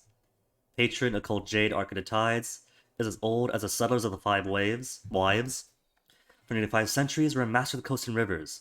These days, it's a school of one, and you're looking at it. Why not fight in the war?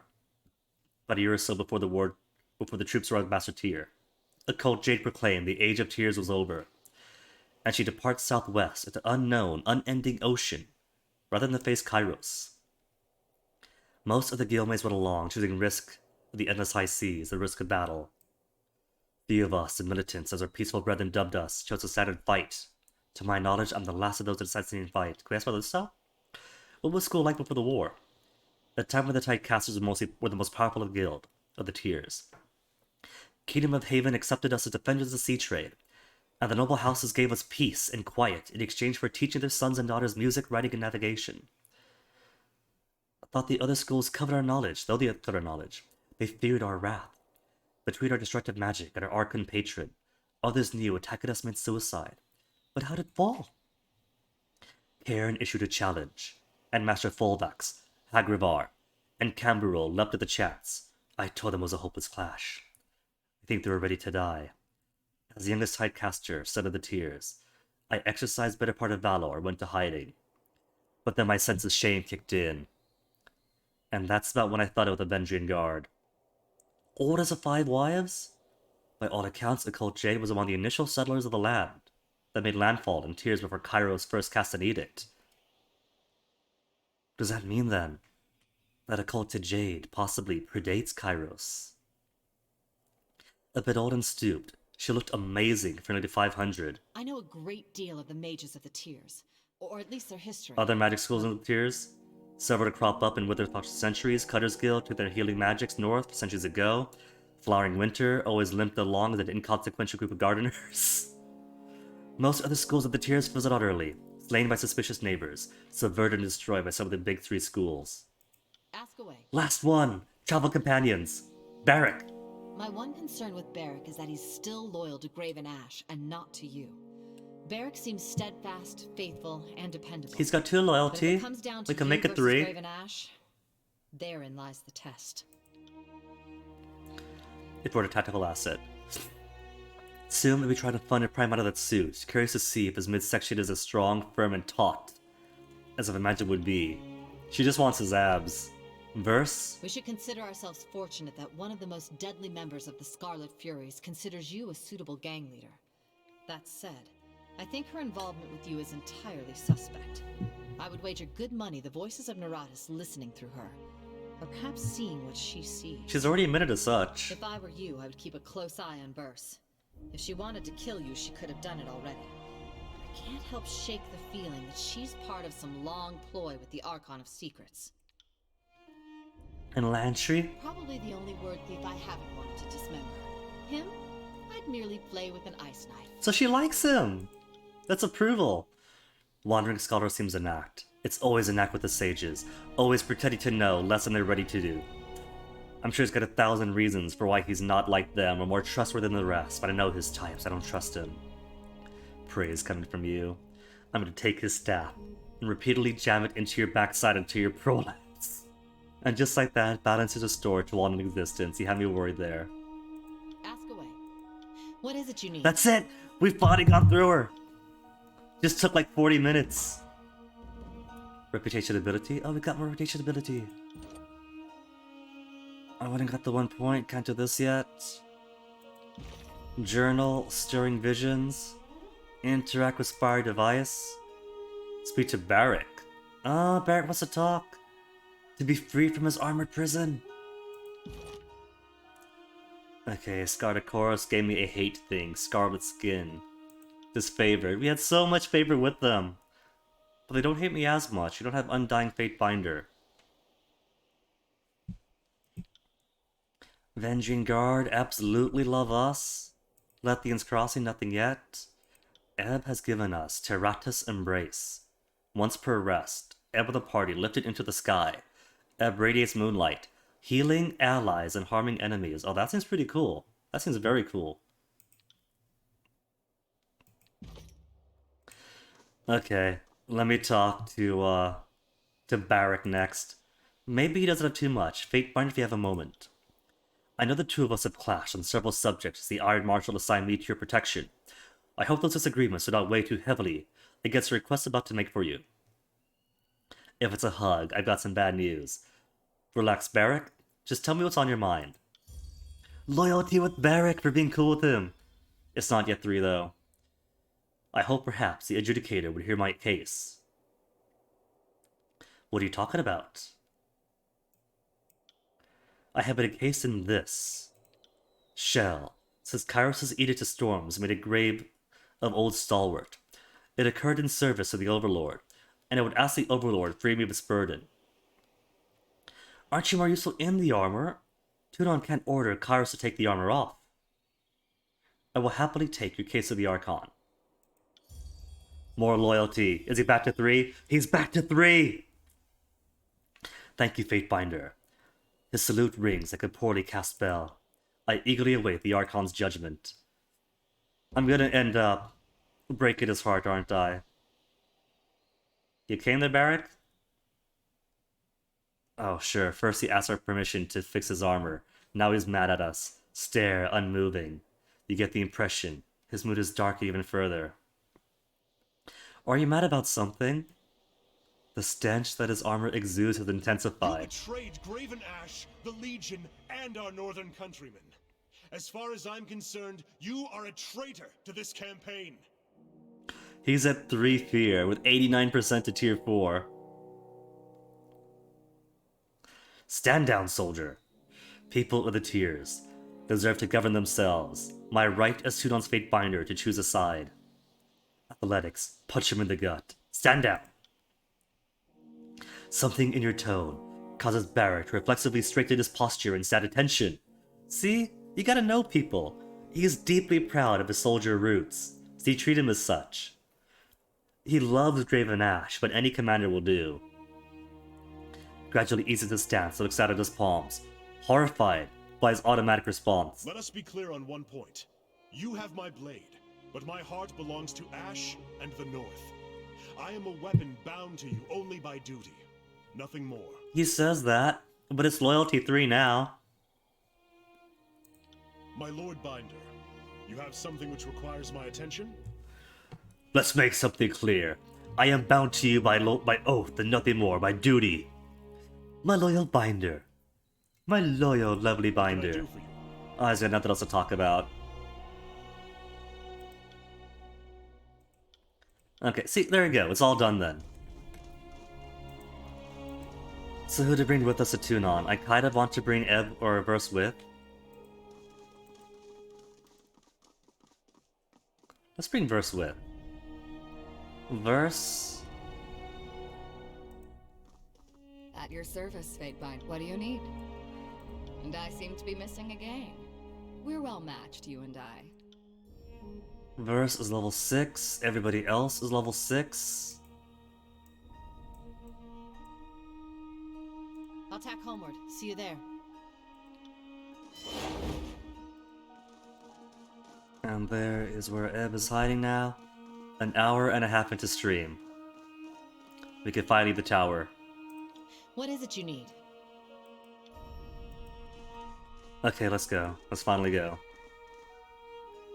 Versus level up? Wait. Did she level up while she was hiding out here?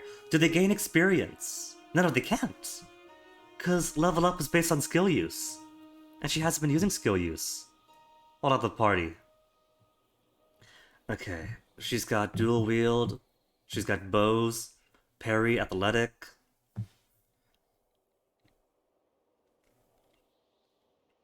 Bonus health, will defense. Lore. And two-handed? Nah. Wits would give. Staff, lore, parry, subterfuge, and dodge. I'm tempted to just give wits to everyone. Quickness is dual wield, but not bows. Dodge. Subterfuge. Might does give bows. And athletics, and that's it. I'm gonna go more on wits. What's her lore? Nah, I'll give her finesse.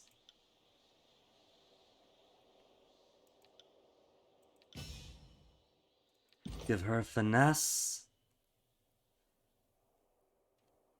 Nimble. Get a bonus to dodge. Hobble.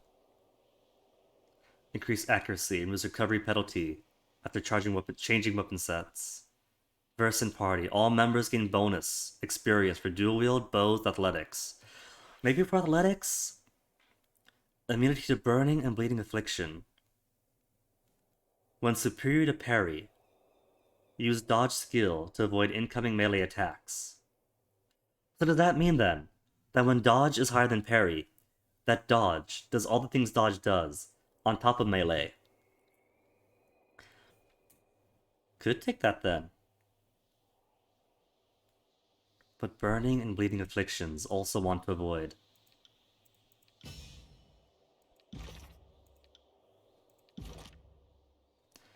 Loyalty with Barrack back up to 3. Get the Iron Storm back. We have Spire upgrades. We could hire folk. Fatebinder Kesper.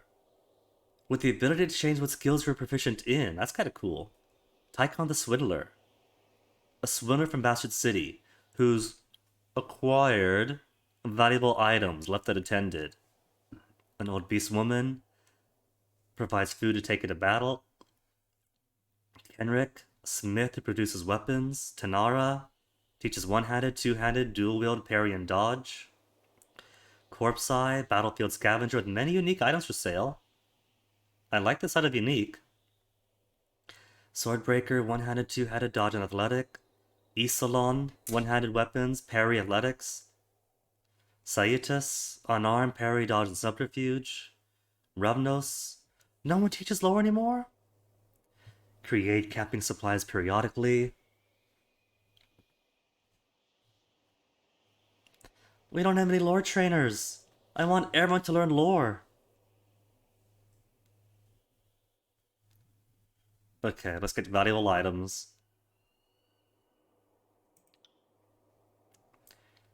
The next time I travel to the mysterious device. Unique items. Sounds cool. Mated is cost. My mountain spires and mated is cost?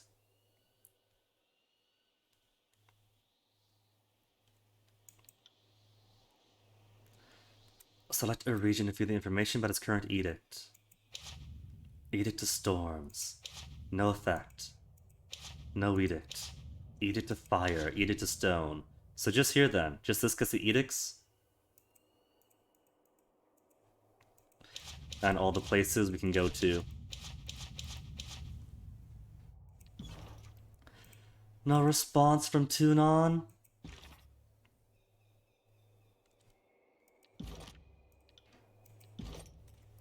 Alright, let's go then.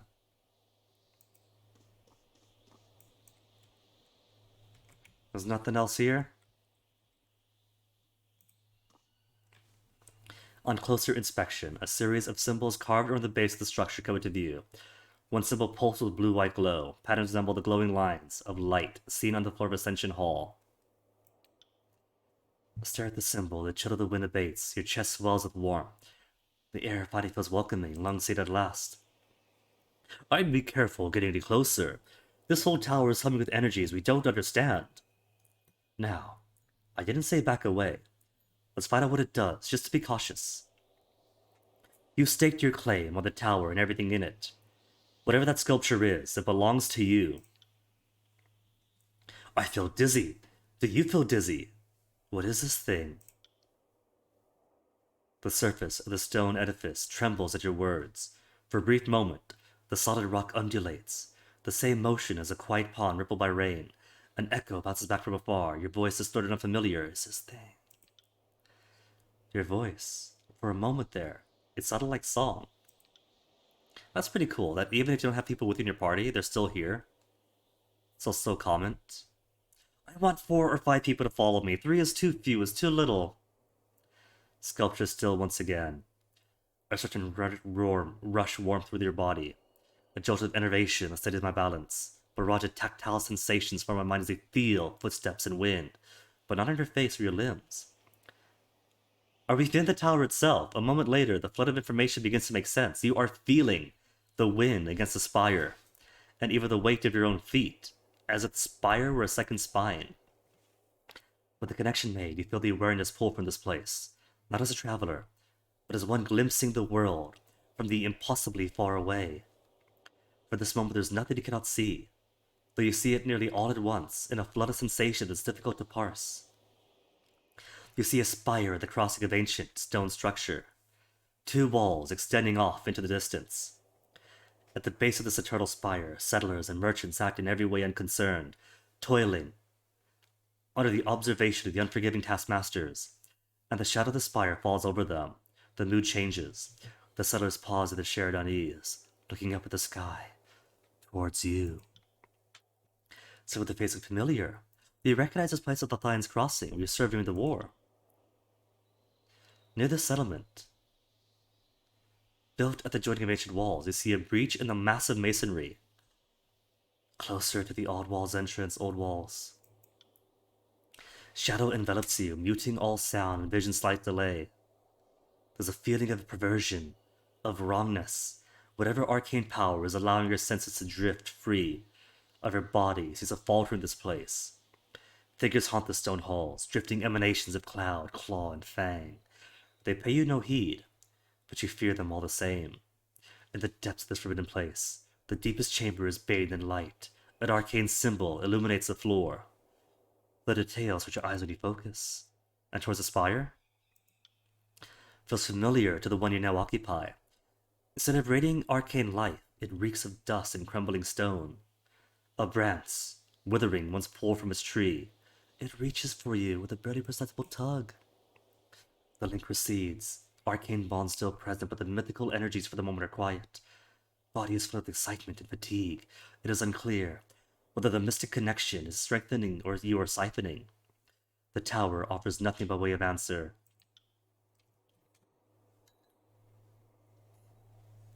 So is that to say, we are being compelled by the Lithian Crossing Spire to awaken it too.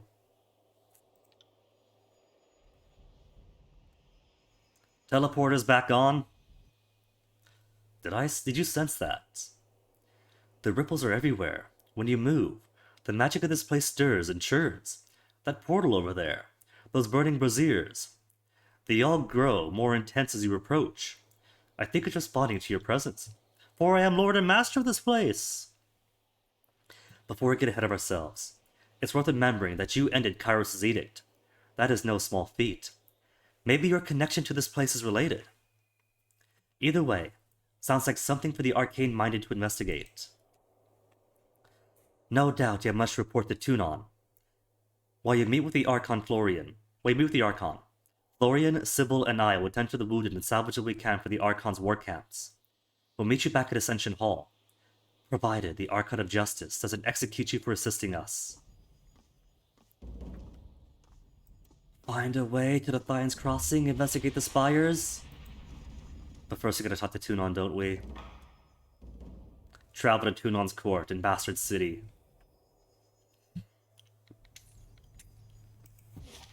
Alright. Let's...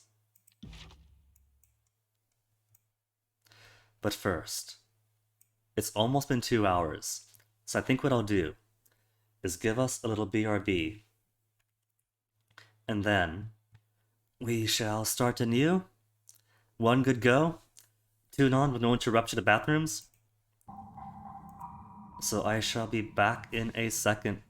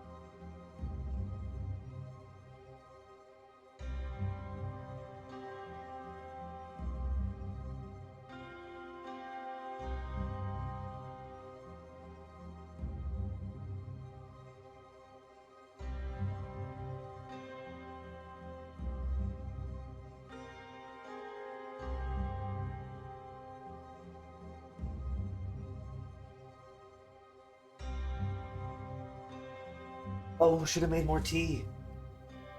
Been guzzling it down between all this reading and getting so little sleep. Alright, how about this? I've tested the audio in the past, and you shouldn't be able to hear the kettle boil up from as far as it is. So,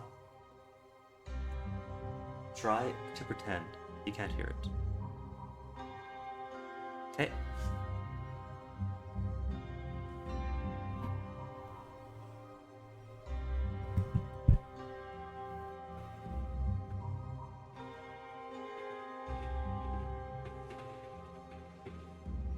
No, I think it is audible on the mic. I see the bars bounce a little bit.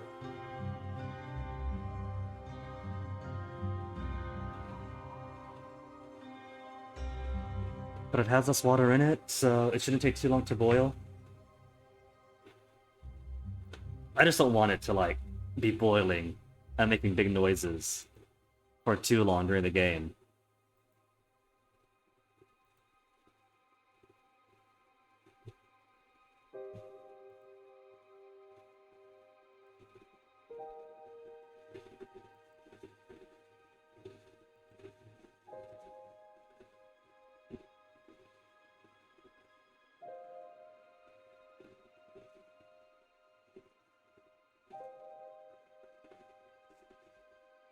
Honestly, making me miss England, not just for the prices of things. Oh my goodness, I can buy clothes and food so cheaply. But the kettles! The first time I used electric kettle in England, I set it down, then turned around to do something else, because we used to have this kettle here that takes a few minutes. And basically, as soon as I turned around, it was done. Didn't even have a chance to sit.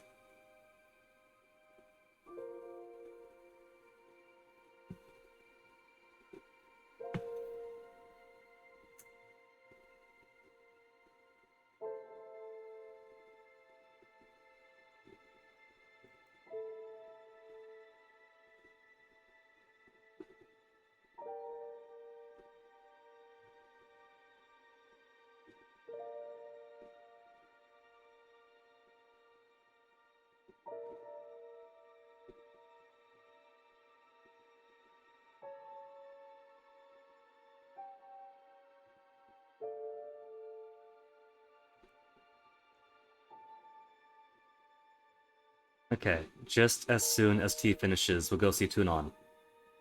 Actually, I just noticed something.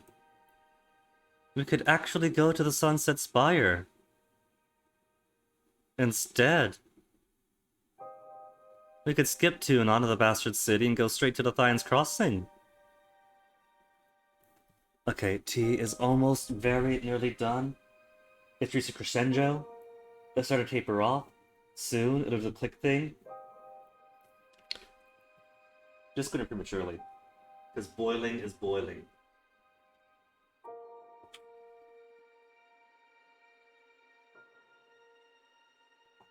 Yeah, that's funny hot.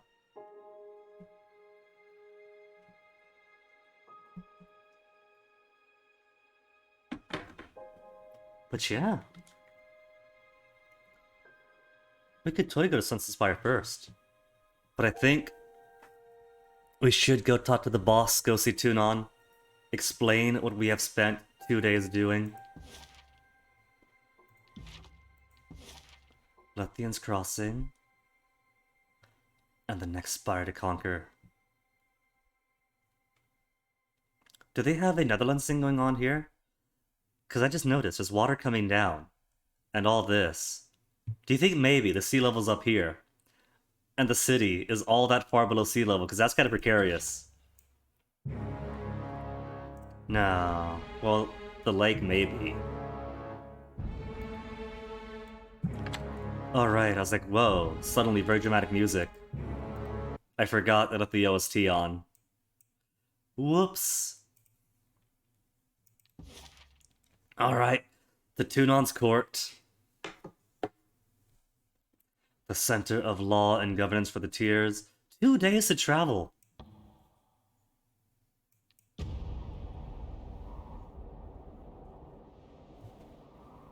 Ew. Encounter in the bastard tier. Aside the road ahead, you espy a cart. The vehicle is abandoned, with one wheel broken free of its axle. Several crates and stacks remain piled up in the small wagon, while a pair of boxes, rest in the grass beside it. Leave the cart alone, approach it. Vehicle is abandoned. Several crates, stacked, remain piled on the wagon. A pair of boxes in the rest of the grass. This is an ambush. I'm going to walk into the ambush. As you approach, you see that the cart boasts 4 wheels, or did, before the loss of the back left one, and a rather long leather tack and harness for a beastman hauler. One of the crates that fell to the ground broke open along its edges, and fruits have spilled out onto the ground. Loot the cart, examine the cart, leave the cart alone. First, we're going to examine it. As Tunon's representative, I am going to cite salvage rights. But first, give me the info. You immediately noticed the sundered hauler harness, likely the result of a bladed weapon. The broken wheel, too, appears less a consequence of accident than human endeavor. The spattering of dark, dried blood across the board cinches your suspicion that this cart came under attack, yet the goods remain. You see, it's an ambush. Prepare for attack. You draw your weapon and enter a defensive crouch, pivoting towards the tree line in expectation of ambush. Sure enough, you make out the flickers of movement through the brush. The initiative, however, is yours. Loot the cart. Ambush the ambushers. Steal away to avoid attack. Ambush the ambushers.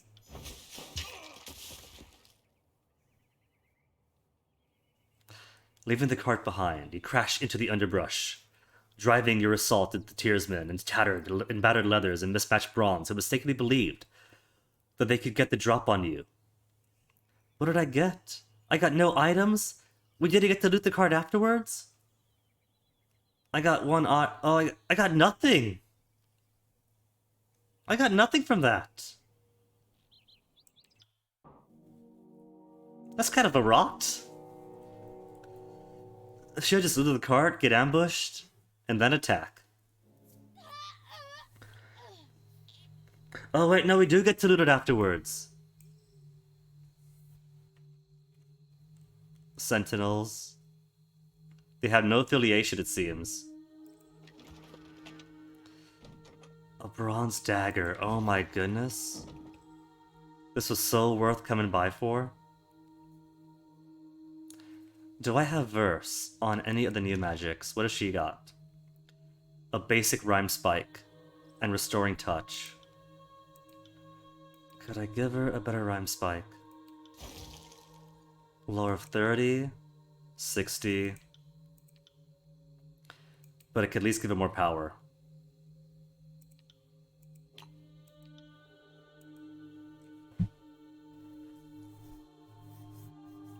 Everyone gets a heal. It'd be efficient if I can give her a couple of attacks.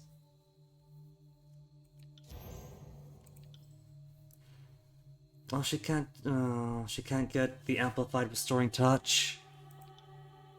Could put distance at least.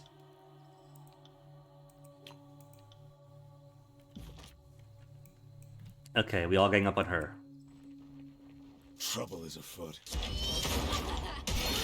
Oh, they come up behind us after all. Okay, alright, everyone turn around.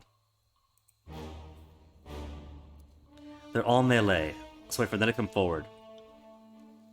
And then we'll blast them with ranged attacks, area of effect. I gotta organize this better. And verse. Maybe verse will focus on this one. And then have Barrack. Clang, clang, clang on all these guys?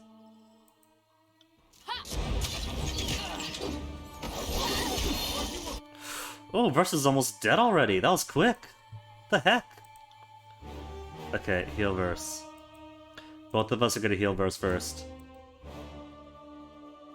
Afraid of death. At least these guys are not crawling over to him. Good. One person's in the game with Verse. Let me hasten myself. Lantry, could you hasten yourself? You can hasten yourself. Good.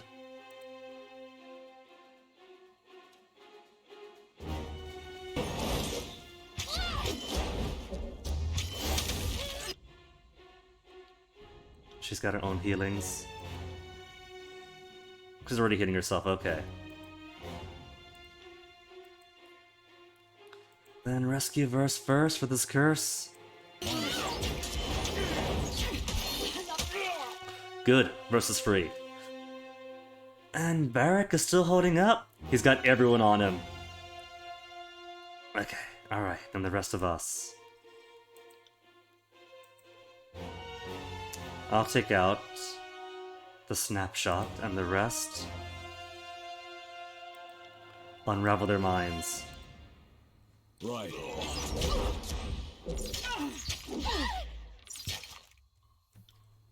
Barrack, you've also got magics on you. Put it to use. All three at once. I will aid you.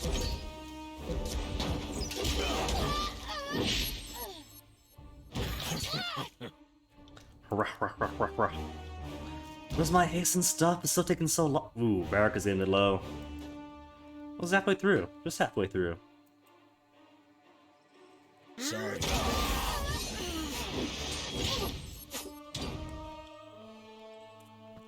I give myself haste, but it's still taking so long to recover stuff. You got it. How did I miss that? She missed! Oh my goodness. Do I have to put accuracy into my spells after all?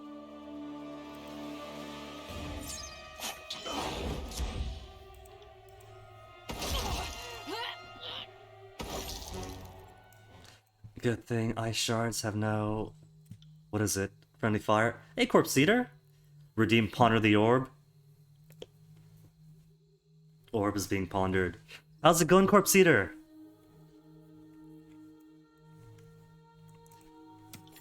I think I've seen you playing a bit of Elden Ring in recent memory. And have been watching because I thought, oh cool, these games you're playing right now, and these other games, are ones I can't spoil myself on, so sorry for the absence. A Nightfall Cask. Less recovery, 0.6 seconds, deflection accuracy not too bad. But Night Hunter and Shadow of Void, what do you do? All damage increased at night. And 2 armor penetrated by attacks. Too situational. What else have we got here? Other cart, there are multiple carts.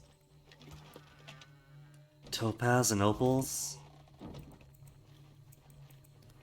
Now that we have a spire, and the spire has an upgrade thing, I realize that in the stash, there is a spire slot, and the spire slot so far has hide. But the other slot has all this material. So if all this material isn't for the stash for the spire upgrades, it's probably safe to settle this then. Doing good, how's Tyranny? You finished it? Love, it runs a bit air. The Tyranny itself is loads of fun. I remembered it for the voice acting of the story, and now that I'm playing it again, it's refreshing just how good the writing was, because it's really such good writing. But it's so much writing, Corpse Eater. The first day I was playing this, it's like any good VN, where the majority of the lore is front-ended, because you talk to everyone, you get everyone's opinion, you meet the major characters, then you go action-y. But because so much is front-ended, the first day, there was actually so much reading that I pulled something in my throat and lost my voice for like a second.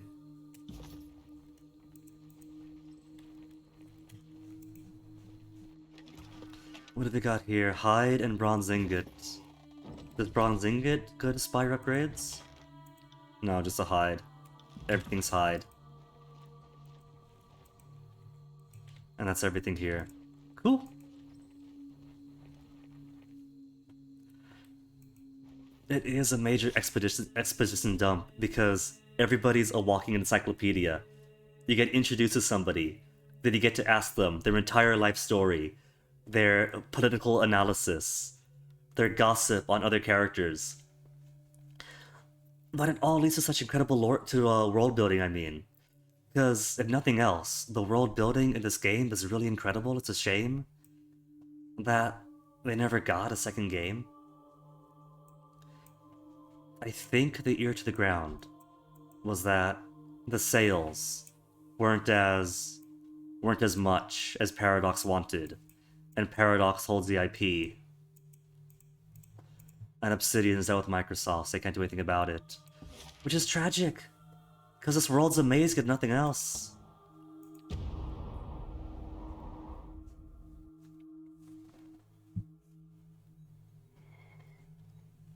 Alright, 2 hours in. Finally get to go see Tunon, as we were supposed to do 2 hours ago. And get even more exposition. Who's here to gossip with? There's banners. Kairos' standards, imposing sight for both the conquered and unconquered alike. Nobles... Lady Lucretius.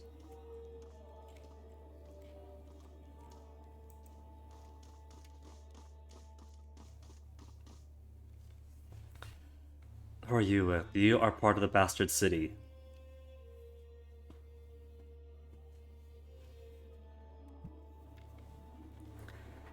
Paradox to the greedier side. Decent strategy games, and man, they love the DLC. See, at least for the Crusader Kings days, the DLCs changed enough of the game that when a new one popped up, I could think of it, right, as truly expanding the game to get a new experience. And it was paced enough that I could think of it as a nice new treat each time one did come out. And the ones that didn't really change the game too much, they were cool about it because it didn't require every single DLC.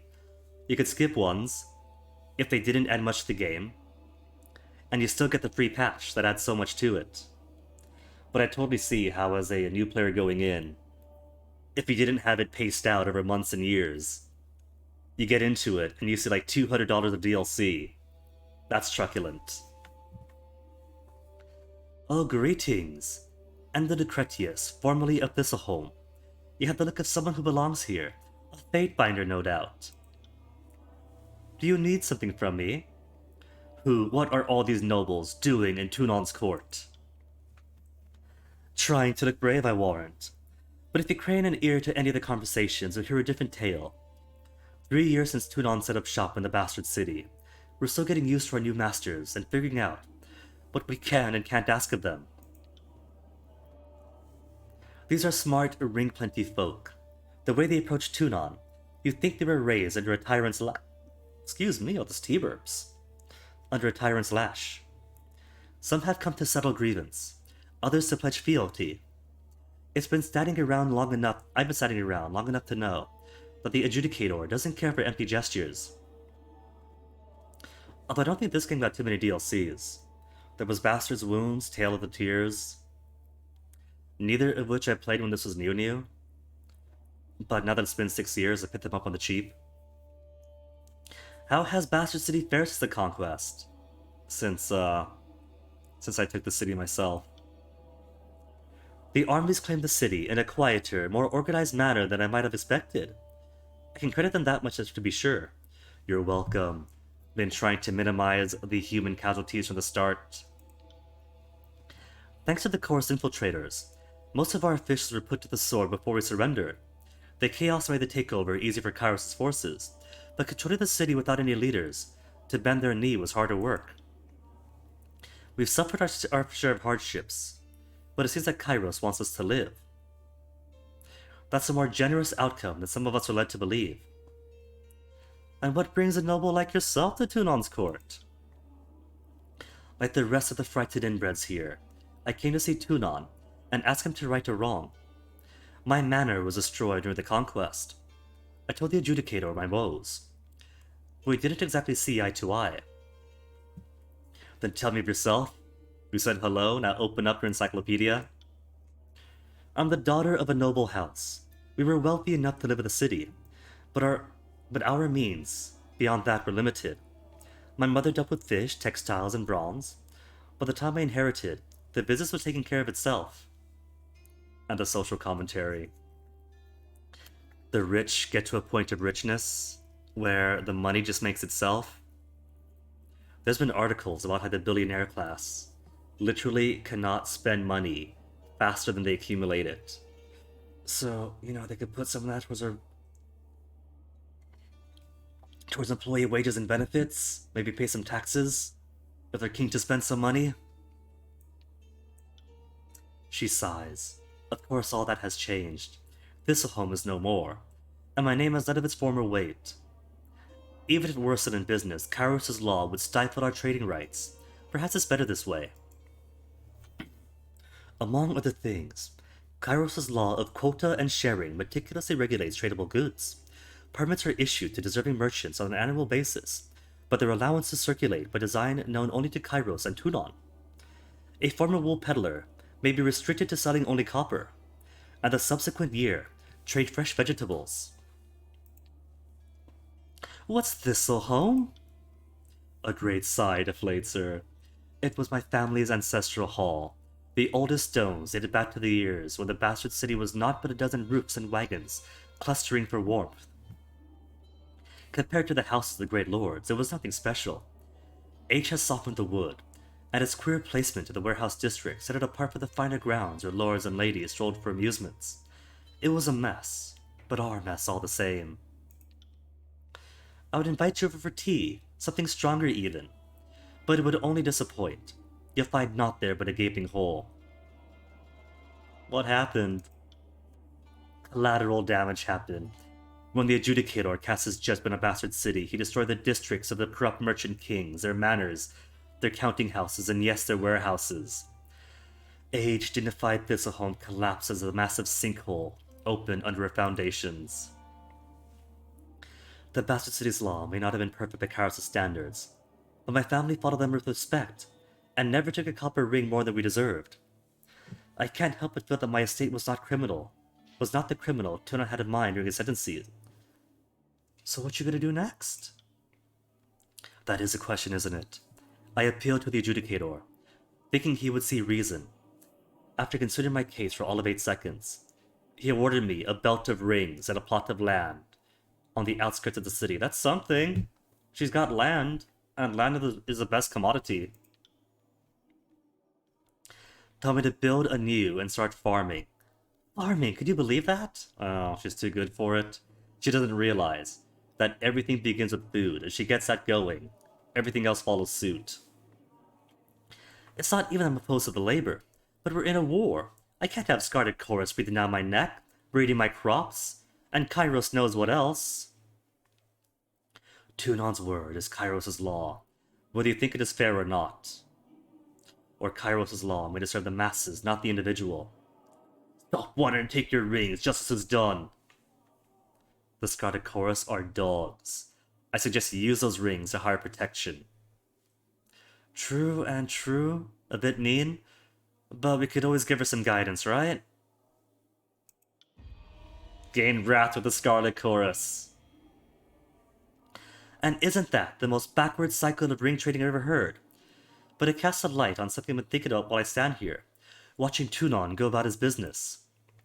I come from a long line of smart, ring-savvy merchants, but even I can't reconcile Tunon's justice with Kairos' law.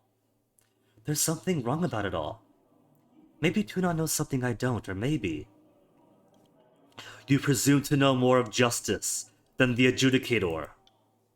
No, that's not it at all. I'm just saying, I don't understand Kairos' law as well as I thought I did. Maybe none of us do. People come here for justice. They usually get a version of it, but it's Tunon's version, not theirs. Half the time, they don't even get what they wanted out of a ruling in their favor. The deed to a farm, for an instance.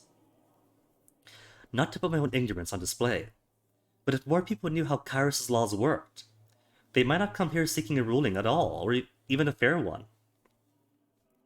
Tunon is a servant of the law, but he's the overlord's vassal as much as any of us. Sometimes it seems like he uses his protection to twist everything in the Empire's favor. We're just pieces on a board, and he can move us wherever the law justifies that we stand. That doesn't sound legal. Kairos defines the law. Isn't fit for either of us to question. Tunon isn't the one to change his mind. Unfair as it might seem, the ruling stands. You should know better than this bill speak ill of the adjudicator in my presence. Can only endeavor to bring justice, true justice to tears. Or subterfuge and bribery. Fascinating. Now how much is my silence worth to you, ungrateful one? Unfair as it might seem, the ruling stands. Kairos defines the law. Unfair as it might seem, the ruling stands.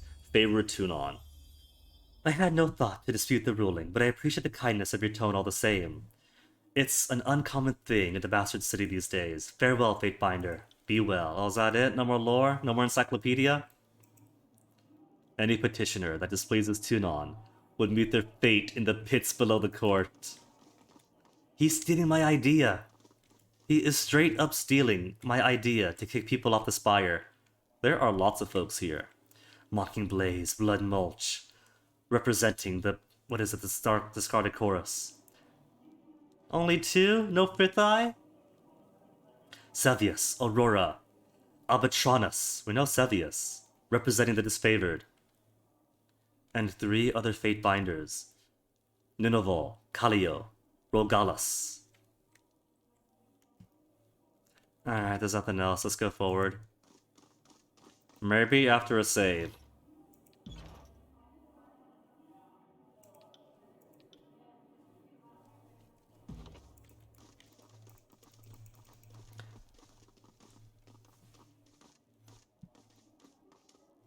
Oh no, the 4 hours of sleep's popping up again. You call yourselves officers of Kairos' army, but your conduct falls short of my expectations. The court finds your accounts of Vendrian's well lacking. If you want more perspective, why I'm here then. Misdirection and fallacy, fouled with baseless accusation. The shadow beneath Tunon's cloak darkens and flares around him. Murmurs of unease erupt in the court. I'm gonna be a good subordinate and just sit here and listen. I don't presume to lord myself over his court and demand to know what's going on. I'll listen. I got favor of 1 with him and halfway to favor tier 2. Albatronus. The disfavored hate me now. Only 2 wrath. I gotta get it back up to 3 to at least get some skill out of it. Your Honor, I have relayed the events as I experienced them. You can well imagine why my version conflicts with his. On my honor, and that of the great general, I would sooner snap my sword than perjure myself before you, Archon. Oh, so you imply that falsehood comes easier to my lips than yours, yes?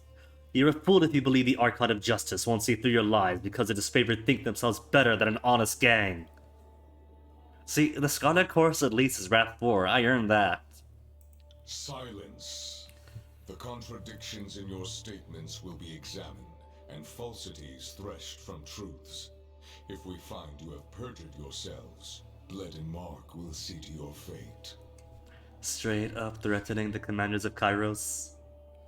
Archon turns, he feels his gaze upon you. Fatebinder, we will start with the matter of the Archons.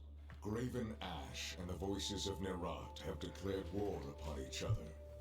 In addition to violating Kairos' peace, Telephone. they have thrown the conquest of the Tears into disarray. By all accounts, these hostilities began shortly after your arrival. Tell us what transpired.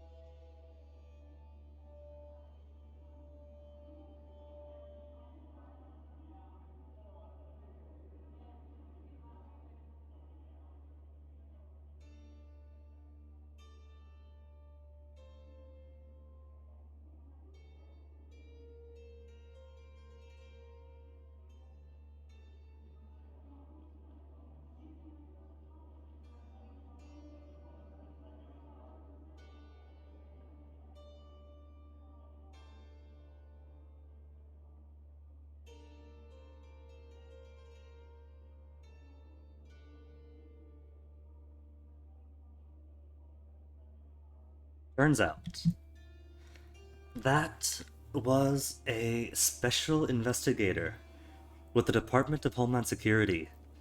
And when you hear, hello, your name, this is a special investigator, blood runs cold. Department of Homeland Security. Wait, what? What have I done?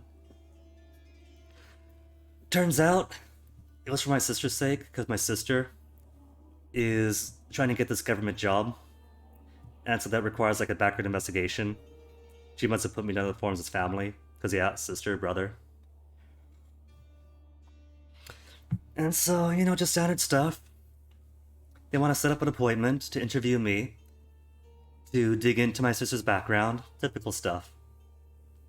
Alright, what'd I miss? Violating Kairos' peace, during the conquest of the Tears of Disarray, by all accounts, these hostilities began shortly after my arrival. So what do we got? Archons could not agree to who to lead the siege, dissented accusations of treachery, yet a mutual spat. The Archons had a bit of a different mind since the start of this war. See, that's true, but this is also true.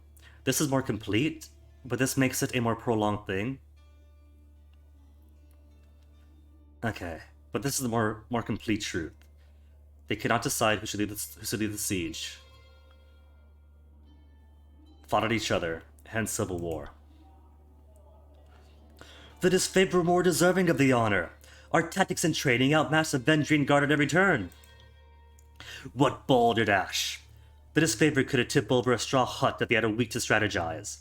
Our howling mob was better equipped to overwhelm the Vendrian Guard. Our recruits were ready to throw themselves at the enemy. If only Ash and his legion would agree to a plan. The Fatebinder presents testimony. I warn you both against speaking out of turn.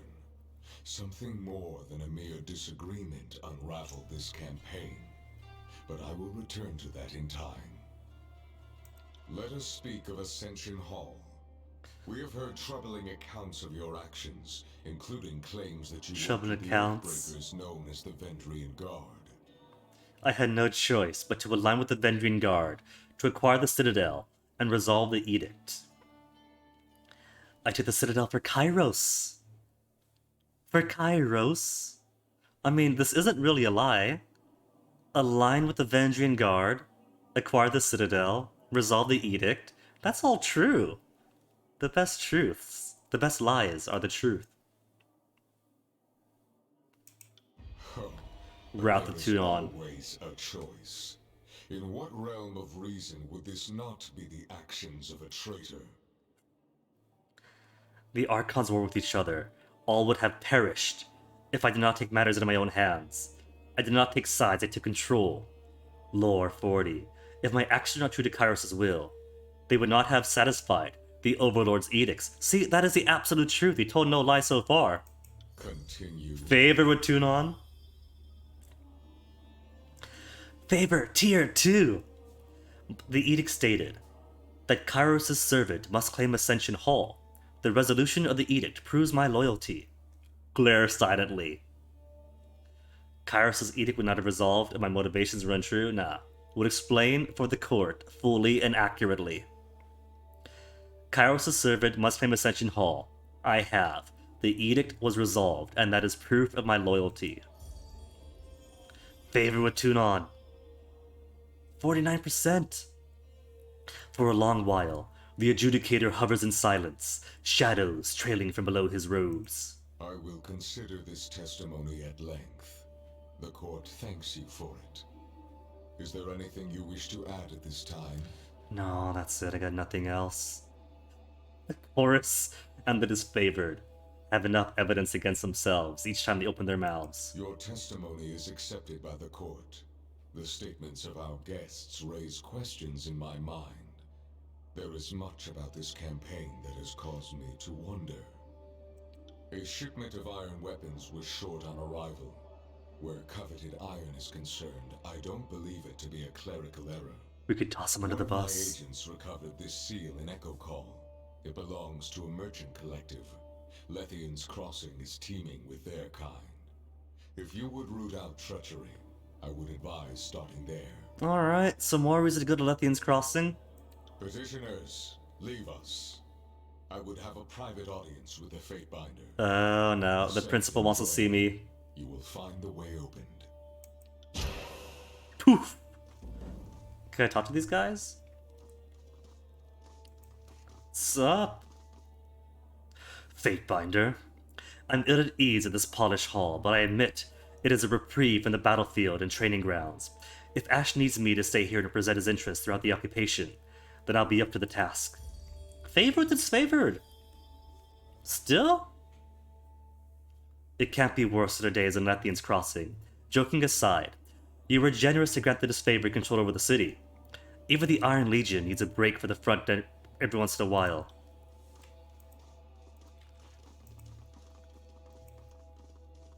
Avoids eye contact with me, Aurora. I am duty-bound to remain civil to you in this vaunted court. But don't push it, traitor! Aw, doesn't want to speak. How about the Scarlet Chorus guys? Blood mulch. Chorus gang boss regards with a look of frank hostility. Fifth Eye was important to us. There's only two, there's no Fifth Eye. Even if the mighty Tunon gave you a pass, the gangs won't forget it. If you're ever feeling generous, feel free to send a few healthy Oathbreakers to the Voices. We can always use fodder for the front lines. Only if it doesn't cause too many problems with the new alliance. You'll make our time with the Tears an interesting one, won't you? Of course you will. Mocking Blaze? I'd immolate you right where you stand for a Tunon breathing on our necks. What about my friends? My friends are the Fatebinders. Rogalus? Fatebinder, you return. You look as if you had questions for me to untangle. Ask, I'm feeling generous. Alright, class, pull up a chair, get your drinks ready. We got encyclopedias to dig through. Tell us about the past Archons.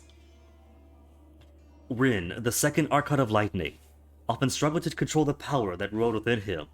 If he suffered but a single slip of concentration, he risked an instant electrocution to his touch. Or so he claimed after killing the first Archon of Water during a diplomatic embrace. Where did you study in your younger days? Been a ward of the court for as long as I've been aware. As a child, I demonstrated wholly perfect recall, and I absorbed all that Tunon and my tutors had to offer. I remember hating all lectures and wishing I could learn at my pace. Funny how I envied the Sages of Tears, how they could spend their whole lives reading and never exhaust their library. Of course, not that the Vellum Citadel is nothing more than a burning waste. What do you think about the other Fatebinders? Gossip while they're right here in front of us? Need to be more specific. What about the Fatebinder of War? Or I got different titles? Fatebinder of Balance and War and such? What's yours? What's mine? Fatebinder of War. Nineveh's keen, brash, and hearty braggart. With a fondness for bloodshed, he can be utterly unbearable at times. His justice is fair, even if he skews towards a rather exacting and uncompromising punishment at times. Fatebinder of Balance? Calio is the finest among us. Her discernment is beyond reproach. She is perhaps Tunon's favorite. She has a mind for suspicion and observation that makes others uneasy. We who operate within the confines of the law have nothing to fear, of course. Oh, of course. If you haven't broken any of Kairos' labyrinthian laws, you have nothing to fear. Your opinion of me? Whatever it may have been, it is reduced of late. Wow, really? No matter why you lent your favor to the southern barbarians, it has cast you with the darkest suspicion. Be advised, Fatebinder. Your objectivity is in question. We will be watching. What about the old walls and the Bane? Tell me about the old walls. Know little enough about the ancient structures. Say they predate all historical record. The forbidding ruins crisscross the tiers of North alike for centuries before we raised our cities. The only one old enough to guess is likely Kairos. And the Bane? Out of the old walls, but much of their defining qualities still escape me. Creatures of smoke, claw, and fang. If you find yourself unfortunate enough to fight one, remember that spells are effective against them, but grab the attention of others lurking near. See, that kind of makes it sound like it should be a cautious thing, right? Use spells if you need to. It's effective, but otherwise it draws more bane. But that's perfectly fine. Like I said, my first time going through this, I was heavily melee because magic systems frightened and confused me. Know how hard it is to whack a sword against an entity that takes almost no damage to swords, but they have magic attacks that completely bypass all of your armor. Just go with the magics. This game is heavily swayed towards the magic. What about the tears? Alright, you just got like his own opinion on the tears. Just more stuff you already know, but from his perspective. Free cities. Just turn the blobs into highlights out. Previous questions, sages. Will not speak of the sages, no better than charlatans and cons. Wholly selfish of the ill pursuit to hoard all knowledge from others. Alright, farewell. Other fate binders are more interesting. Kalio, you're balance, right? Balance and war? Well, ask about him, see what he is. Your exploits at Vendrian's Weld are the topic of much discussion. One begins to question the intent behind your methods, Guinea. I hope you're not wandering a path from which one cannot return. In spite of my reservations, I am most curious to hear of your travels. Anything happen while I'm out? There have been whispers that Karen grew disloyal to Graven Ash's command during the campaign in Azure. I took up the mantle of investigation at Plains Gate. And judging the rumors to be true, I dispatched Karen by proclaiming Karos' edict to stone.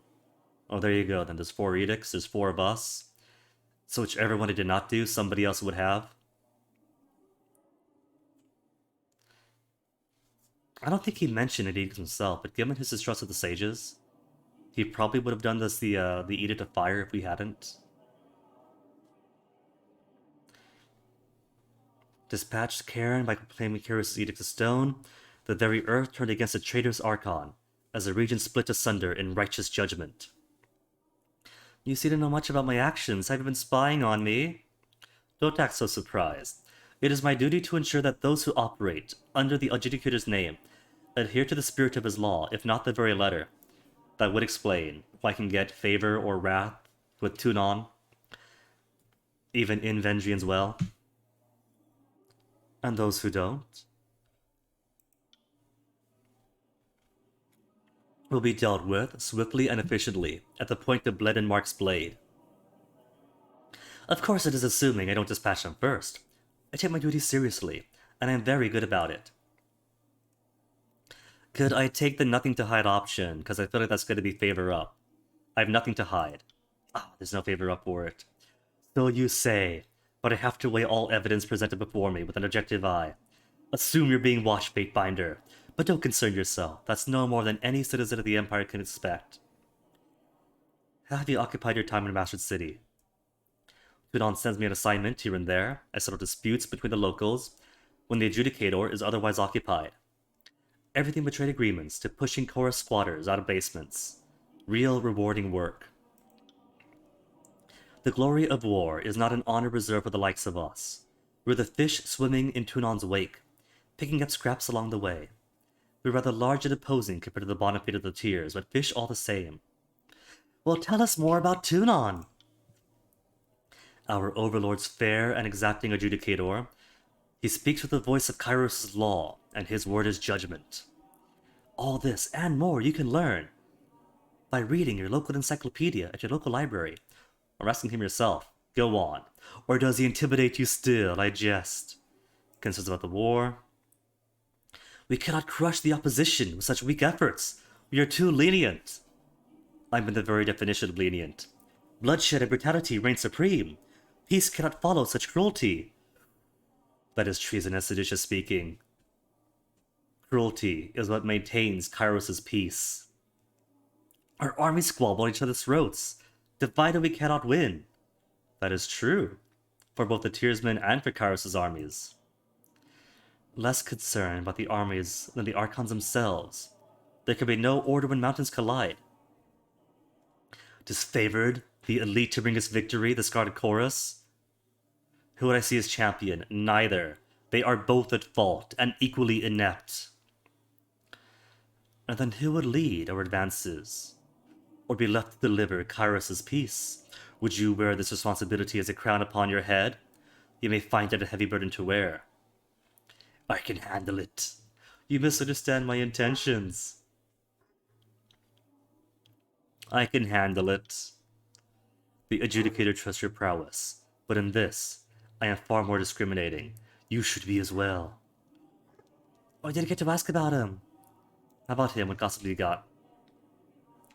You know of all, fate binder of war? I would not pretend to understand the strategic decisions you have made, but they are yours all the same. Classy with an expressive strength on the back. Aw, a greeting or a warning both. Even so, I'm curious about your travels. How were you singled out to become a fate binder? I cannot speak for the fate binders, but I joined the court when I was yet still a boy, and impetuous beyond reason. I had been imprisoned with the death sentence for the crime of desecrating corpses. It was nothing so exciting as you're no doubt imagining. I was merely burning corpses that awaited burial, before the local authority could see me to the gallows. The adjudicator claimed me with a great talent waiting to be realized, needing only to be steered. Why burn the bodies?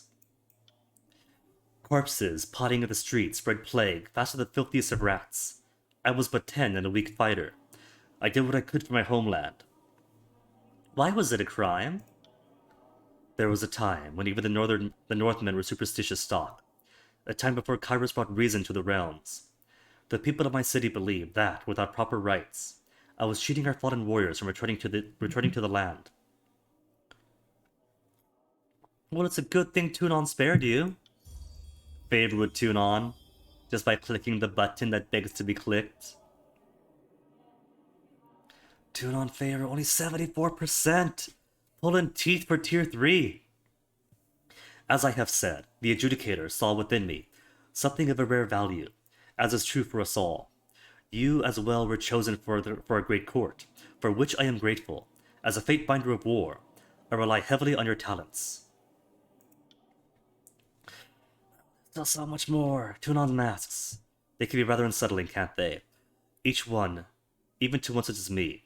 But I could assure you, the innocent need not fear your objective, emotionless gaze. Tell us about the silent face. The face Tunon shows to us now, and for that we are fortunate beyond relief. The silent face is a patient face, a face for listening as Tunon presides over all matters brought to the court, taking great pains to ensure all sides and issues are heard. The face of resolve? Tunon's last known dawning of the face of resolve was the moment he judged and called to ruin half the districts of Bastard City. Since then, he has ruled our northern tier justly, calmly, and with efficient diplomacy. And the face that is no more? Tunon is said to have worn a third mask in eons past. I have heard rumor that the face displeased Kairos, and thus was destroyed, as happens to all persons and objects that displease their overlord. Have you seen Tunon change his masks? In the way that you or I would change our raiment, not as such. And yet I have seen the masks shift. They switch out without the adjudicator or anyone so much as laying a hand on them. It is not something you can watch unfold. After a time, you merely realize it has already happened. Something else? Remind me of the history and origin of Fate Binders. We are a relatively young order, though we have spanned these past 2 centuries. While the voices of Nerat and Graven Ash need armies to execute their will, Tunon wills but a modest court of vassals. We exist as the extension of his law. There is no place in all the Teratas beyond our judgment. Tell us about Kairos' armies. Already know, the chorus is a rabble that is favored, are the elites. I've claimed the Spire. Gained favor with Tunon by admitting it. Body tier 3. So the court whispers are true. Someday, I would like to witness for myself this tower that has risen above the realms like a blade thrust into the sky. Tell us about your past victories in war or recent events. Have you not yet tired of my tales, Guinea? I do admit I never tire of telling them. Very well then.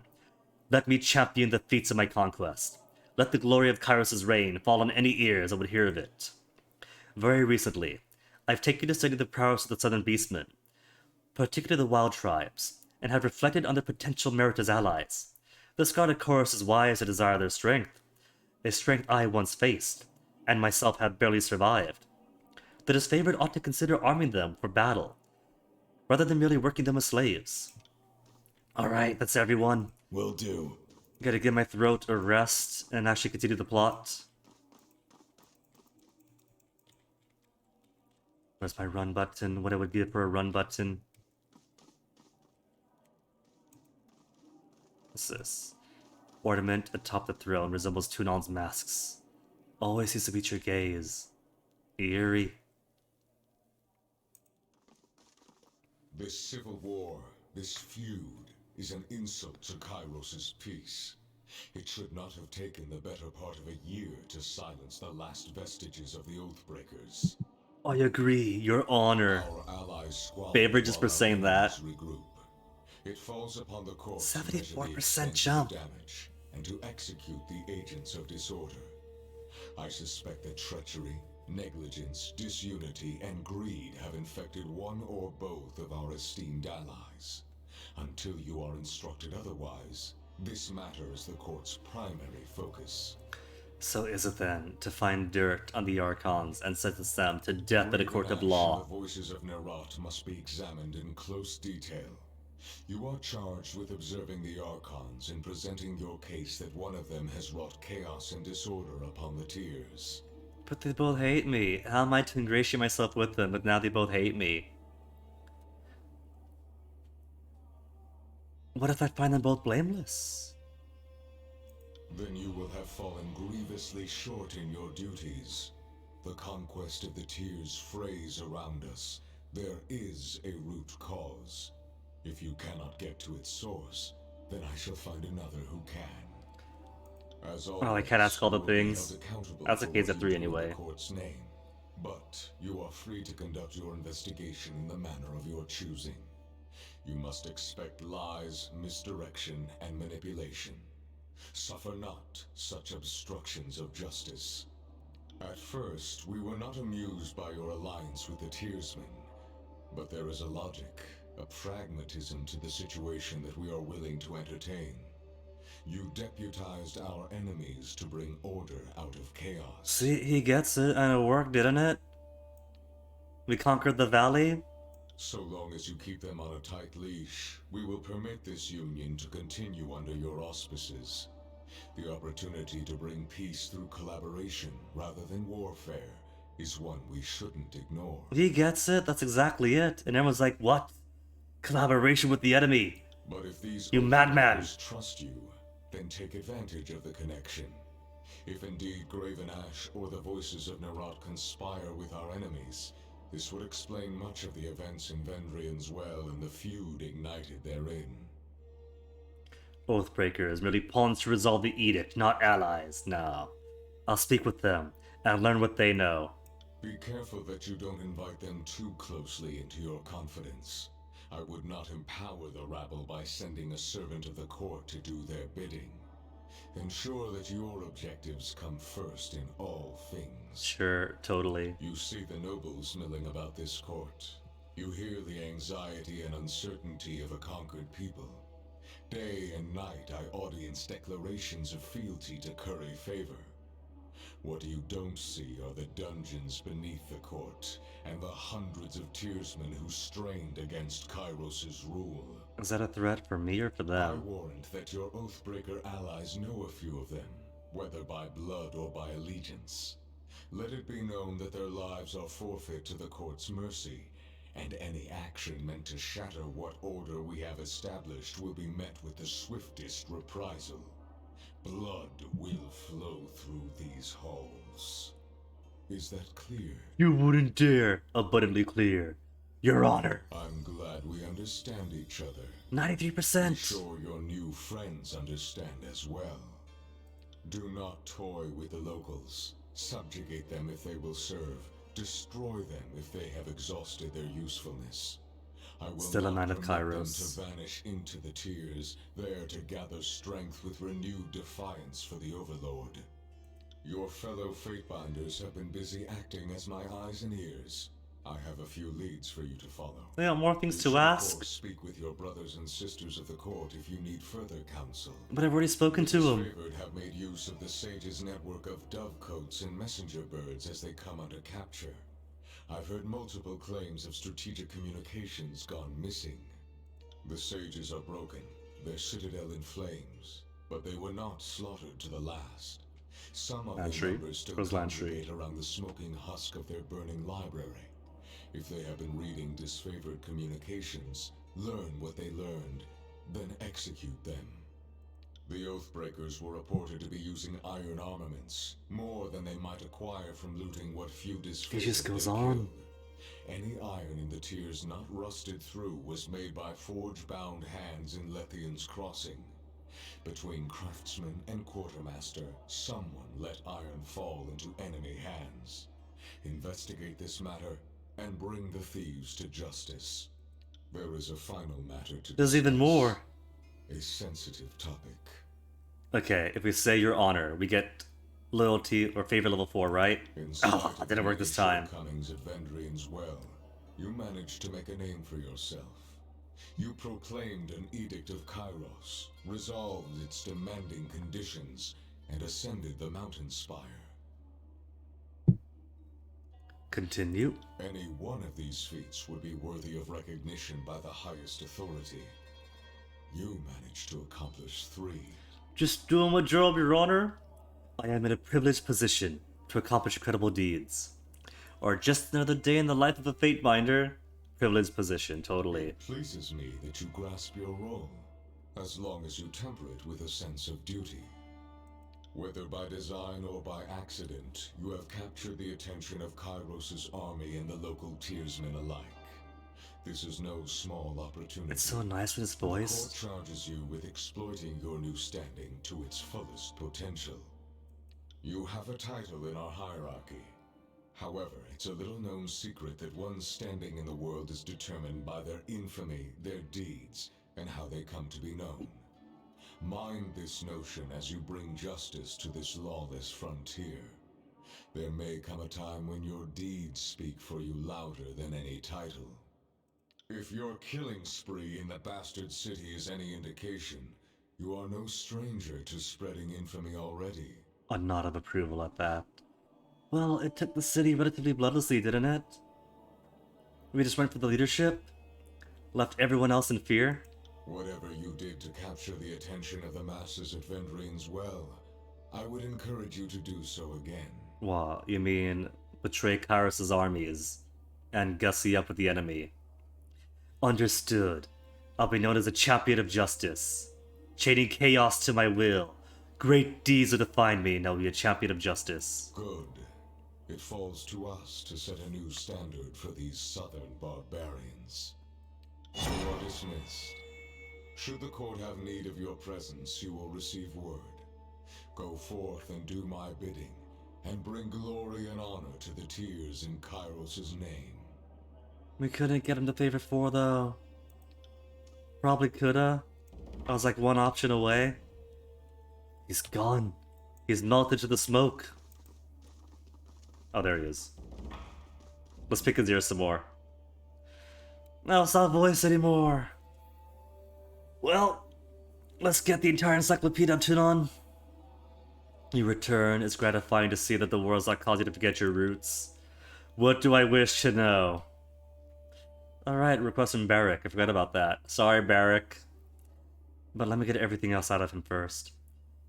Tell me about Kairos. Favor 2 required. Kairos' overlord ushers us to the brink of chaos with a stern hand and gestures to the way of peace through copious violence. We are only too eager to follow her perfect example. How old is Kairos? By our reckoning, her age upon Taratus is magnificent. Her true span defies measurement by our limited construction of time. It would be a waste to spend our few pitiable years attempting to solve that riddle of existence. Think of Kairos, not as a subject to beginnings or endings. Kairos is, and Kairos will ever be. What's your relationship to Kairos? Shh. She is my master, and I, her dutiful pupil. In this respect, you and I are no different. I have the honor of Kairos' confidence. She trusts me to enact her law upon the boundless territory of her rule. I am only too grateful to serve. I am the voice of Kairos' will, the harbinger of her judgment, and the arm of her justice. He's really got nothing else going on today. Do you think Kairos' laws are fair? I'm gonna gain some wrath if I ask it, aren't I? Wrath with Tunon. Level 2, that's just a jump. That is a huge jump. That's the... It was at 0% and change, wasn't it? That is an irrelevant question. Kairos is law. It is the responsibilities of fairness to conform to Kairos' definition of it. And anyone who believes otherwise is an agent of anarchy. Contemplate this as you deliver Kairos' peace to the frontier. If you fail to understand the importance and immutability of Kairos' law, then your work is but a perversion of justice. I couldn't help but notice you refer to Kairos as a woman. More wrath gained! Okay, not as big a jump that time. Beware of that trajectory of thought. Save for her perfection, there is little about Kairos to which we could ascribe recognizable attributes. A power as distant and unknowable as the other's overlord should transcend our petty dualities. Fine, lesson learned. Ask about something else. Tell me about Blenheim Mark. He is my headsman and an assassin without equal. His official designation in Kairos' hierarchy is the Archon of Shadows, though I wonder that he ever considers himself aught but a slayer of the unjust. How do you earn his title? His work away for the court takes Blenheim Mark to the darkest places of the world, the tiers of the Northern Empire alike. Over time, Shadows became his domain. They cloak him, protect him, and even fight for him if needs arise. It is said that Blenheim Mark can travel to any place where shadows are cast. Only he would know this for certain. Does he serve you alone? Your question is flawed. We are all servants of Kairos. The Archons are also agents of their own interest. Those chosen few empowered to bring order to the world in accordance with Kairos' peace. At present, Blenheim Mark is my vassal, and I his patron. The relationship is not so different from Graven Ash and Cairn, the fallen Archon, or the voice of Nerat and his songbird Siren. Such partnerships and apprenticeships are common. They provide mutual benefit to the Archons involved, as well as measures of oversight. Other questions? Curious about you, Archon? Curiosity is not a trait that I encourage in my servants. Then how do we seek out the objective truth? Too often have I witnessed such activity leading down a path of lawlessness. However, if you feel that better understanding of me would inform your work, I will allow it. What would you know? How about your rise to become adjudicator? Curb your ambition, student. My path to this dais is not one that should be replicated in other circumstances. However, if your curiosity is determined, I'll tell you my story. Forgive me, Your Honor. I wish to know my master better, true supplication. If your story can teach me nothing of power, I'm not interested. The wrathful option. My sage friend here. What to add it to his chronicle that others might learn from it? Lore. I wish to understand law and your execution of it. That's gonna bump me up to favor 4. Favor with Tunon. Big boost. 93% to tier 5. Dang. An admirable pursuit. You know much of Kairos' law, and the maintenance of order already. My history may well tell you something that could be used to win wars. I came to the world centuries ago, before the dream of unified Northern Empire was fully realized. My home country lay far from the borders of Kairos' realm, and our conquest was a matter of distant speculation. Decades before the rumor of Kairos' approach grew in padded volume, I familiarized myself with the intricacies of her law.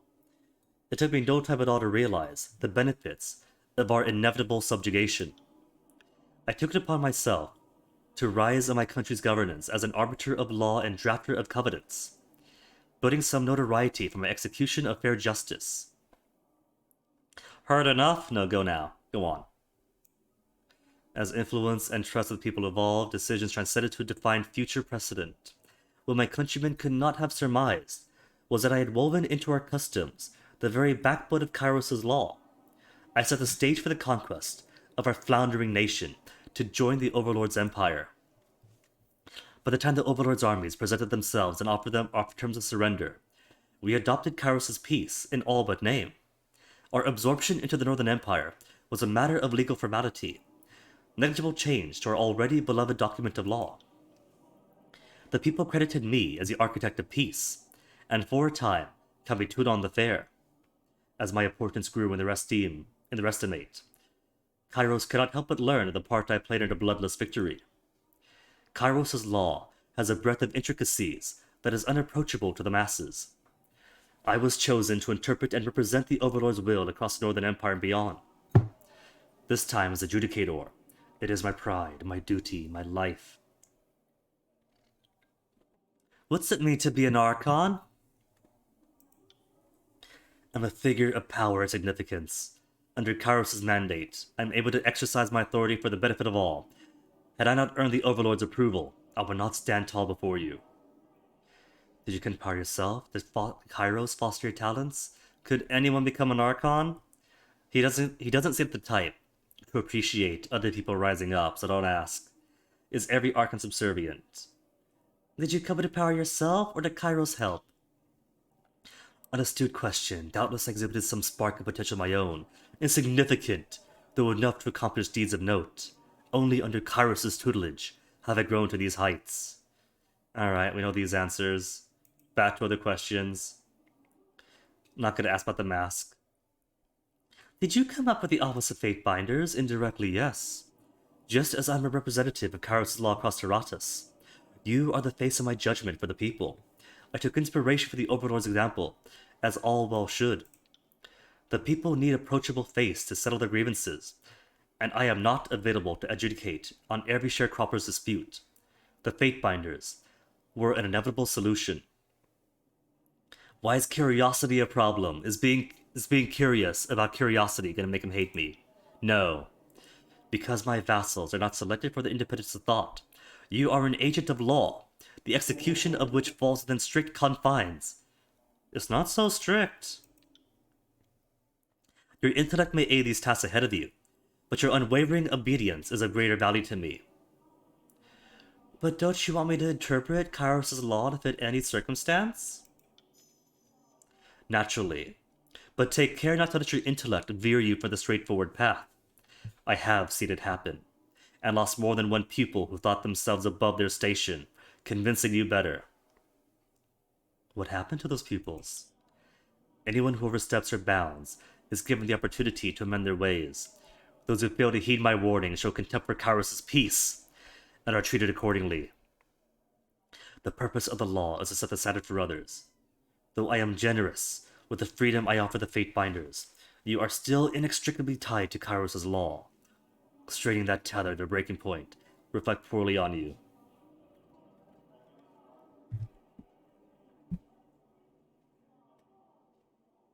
Who's that speaking outside the door? It's Onyx. You want to come in?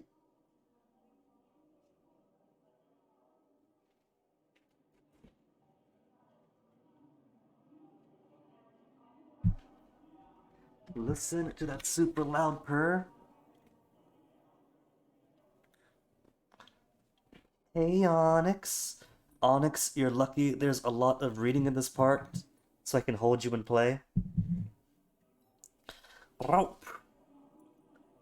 Okay. Not comfortably, though. Previous questions? Matters of law. Then you are well situated, for my court is the legal heart of this corrupt and uncivilized realm. What matters draw your curiosity. You are already well versed in Kairos' law, but I'm happy to discuss particulars. Discuss Kairos' peace. The cornerstone of our wartime efforts, of course. Kairos' peace guarantees all willing supplicants under the Overlord's authority a place in her world. You want down, Onyx? Where are you gonna go, Onyx? The exact wording of the law of the bylaw is your life is not yours to discard. The Overlord has plans for you. It extends to several spheres of influence, among others. Onyx, you're going outside again? Onyx! You don't want pets?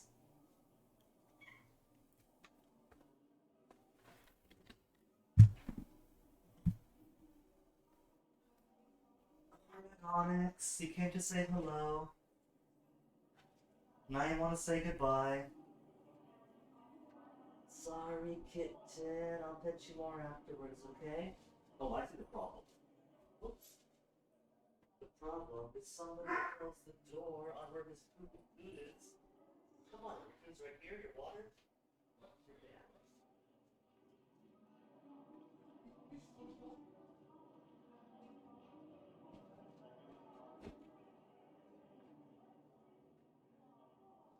Kids.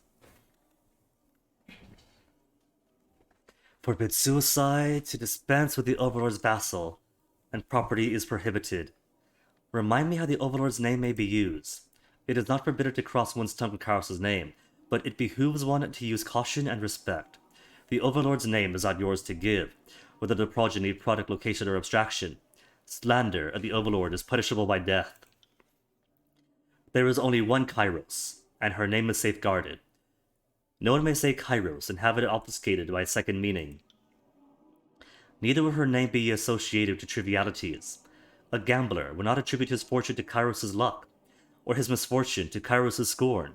Such an association lowers the Overlord in the public estimate, and rightfully considers slander the most foul. Given how magic works here, and archons and edicts are implied to function by belief, the more belief in something's power, the greater the power becomes. It likely works that way for Kairos as well. So what if we just had people under our protection use Kairos' name loosely, constantly, blaming bad luck and good luck on Kairos, naming babies Kairos, all protected, and diluting the name, so the fear behind Kairos' name loses meaning? Would that be enough to weaken her scope?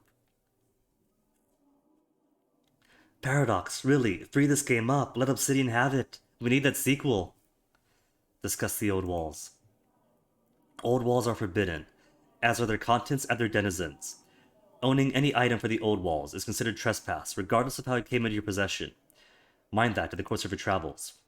As the old walls extend across much of the tiers of northern empires alike, Kairos permits her servants to pass only where she has sculpted the landscape to traverse.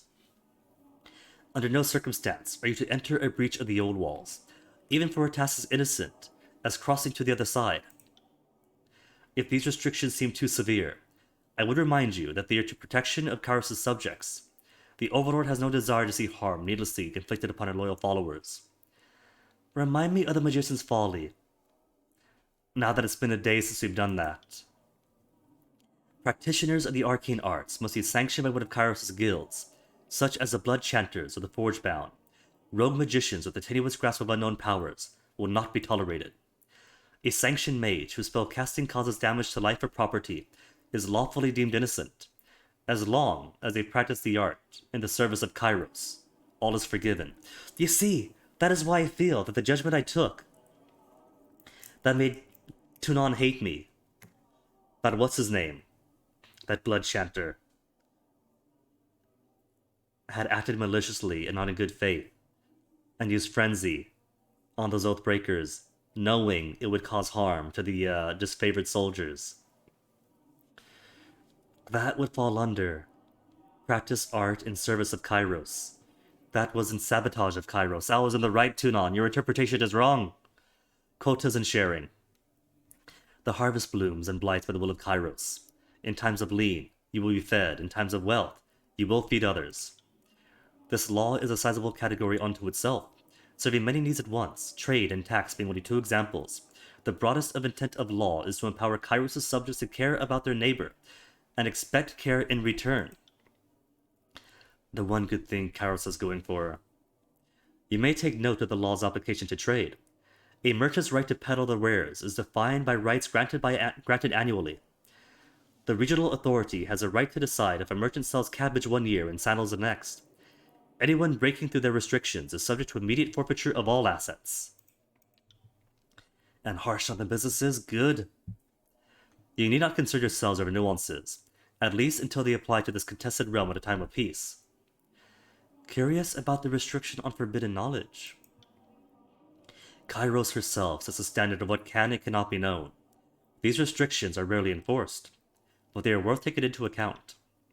During the war, for example, Kairos deemed the knowledge of the Venom Citadel taboo.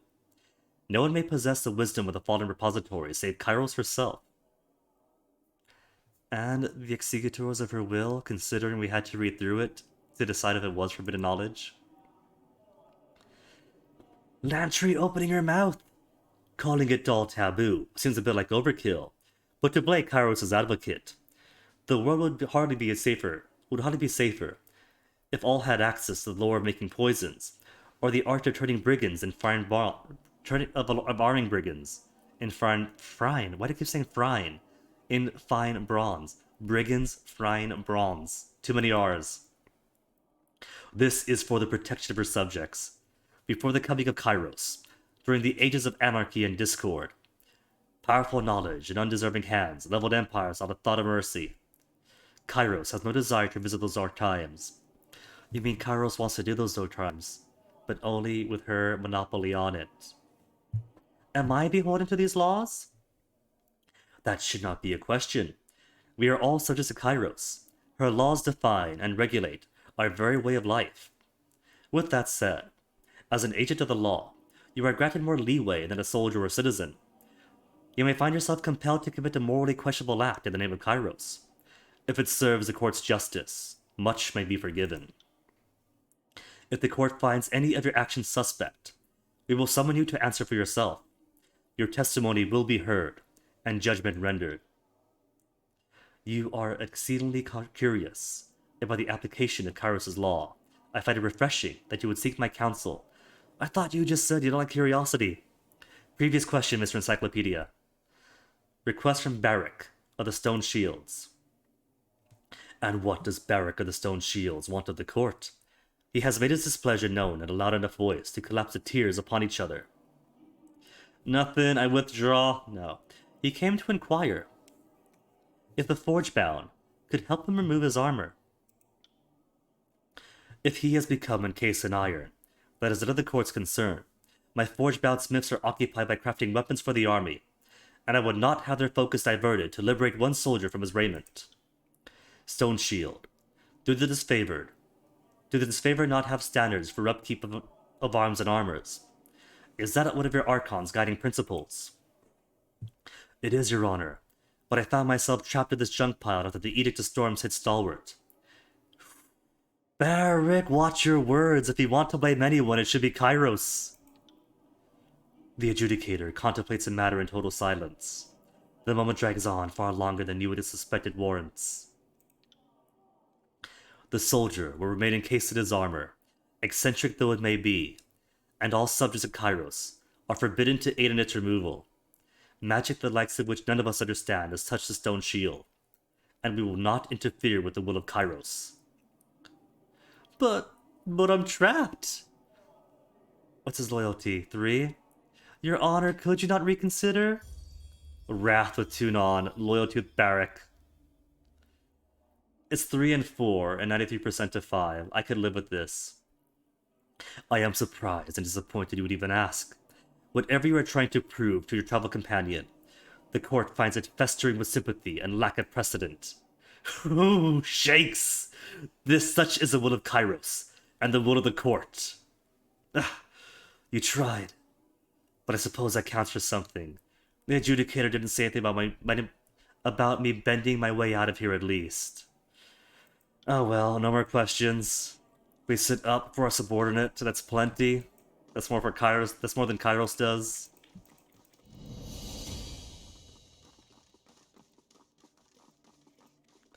Okay, have you guys got more lore? Now that Tunon said speak to the Fatebinders. No, they got nothing. They should all have nothing. Nothing? Good. It's been 3 hours, and it's all been 3 hours of reading. Barrack, let's read some more. Who says you can't teach an old dog new tricks? Barrack, you sound just like Lantry. You okay in there, Barrack? Did it turn out? It shouldn't surprise you that the Archon Tuna would not unmake what was wrought by the Overlord's wrath. As true as that is, he needs comforting right now. You okay, buddy?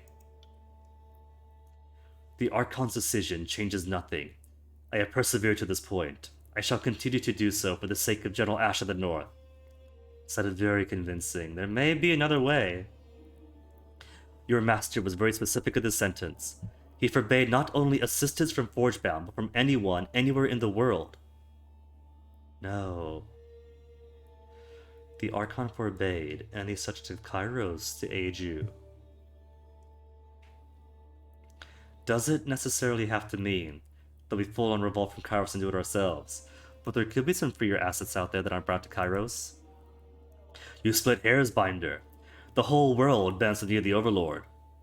If that was the case, we wouldn't be in the tears, would we? Fear with Barrack. A renegade mage, that's exactly what I'm asking. What's wrong with that? I've got more fear than loyalty now. That can't be good. You're not suggesting we ask some renegade mage for aid. You would discard the spirit of the law in favor of its letters. It's the letter of the law that matters. Fear with Barrack some more. Not to me. The honor of a deed lies as much in its spirit as its action. Perhaps some other way then. There, loyalty. And that other way is 4 and 4 now. Regardless, your optimism is credit, Fatebinder, though I feared misapplied. I solemnly swear I will not speak to the Forgebound about your armor. Conquest. I oversaw Lethian's crossing. The Forgebound there know me. Lore 45, the Forgebound will be curious about you regardless. The articulation on your armor is incredible. At the very least, we should let them take a look at you. My armor is unique. Perhaps it can teach them something that will aid with his favor. We could find the Forgebound at this minute Lion's Crossing. And everything's pointing to the Lion's Crossing. And my tongue is stumbling over. Both from 4 hours of sleep and 3 hours of non-stop reading. Worrying my presence offends these nobles' persistence. Alright, who's leveled up? Lanchy's leveled up. But he's in my position. He can't level up his wits until he gets more lore, or gets another level up in. Since it's 2 for each one now. It would give him more parry, more dodge. His lore is already fantastic. 83. That's almost on par with me. So maybe it could give him other stuff too? What else does he need? Dodge and parry are always going to be needed. Parry is finesse or wits. Dodge. See, both dodge and parry are wits.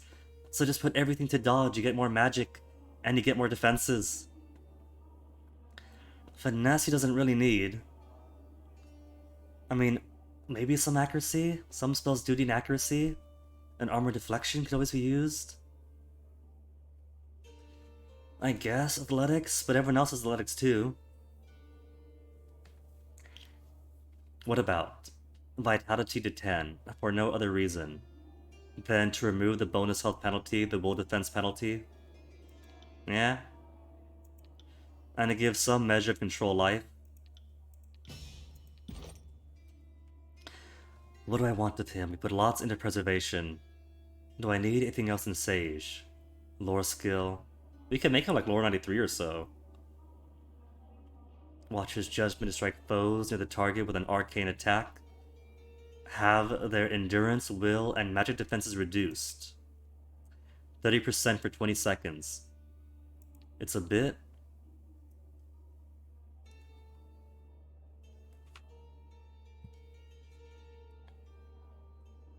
Silences the enemy and lowers their magic skills. Might want to make use of that. Silence enemies, magic is kinda more deadly here. Slow enemies, all of his attacks will. Improve lore skill. Everyone gets bonus to lore skills and bonus spell slots. And bonus spell slots. So I do want to pump this up then. Greatly improve lore skills, additional spell slots some more. Orates a party's deeds, inspiring his allies, instilling terror in the hearts of enemies. Okay, what do I want? Lore skill? Another skill that lowers magic defense, will, and endurance of the enemy? I guess we could. It's got a weak little bit of damage. But 30%, a whole 1/3 to defense, defense, to defense. Okay, let's do it.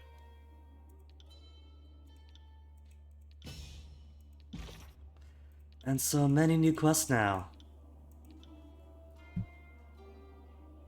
Uncovered evidence against voices in Iran and Graven Ash. Unleash the Archon Siren, who sowed chaos and even enthralled his favorite soldier. Well, there's some evidence already against voices in Arat. Weight of Aegis. With wealth and influence, you may be able to hire a loyal smith, provide them with a forge which will work. 8 of a forge bound, not such as Kairos' law. So find a forge bound, huh? 8 of a forge bound, no way to help Eric. Specialized smith who will be opposed to disobeying Kairos' law. Stirring vision. Find their way to the Lithian's Crossing Spire. Investigate the spires. Forging an alliance. Go back to Tarkus first. Go back to Tarkus first then. We'll see our friends of the Vendrian Guard. Got it.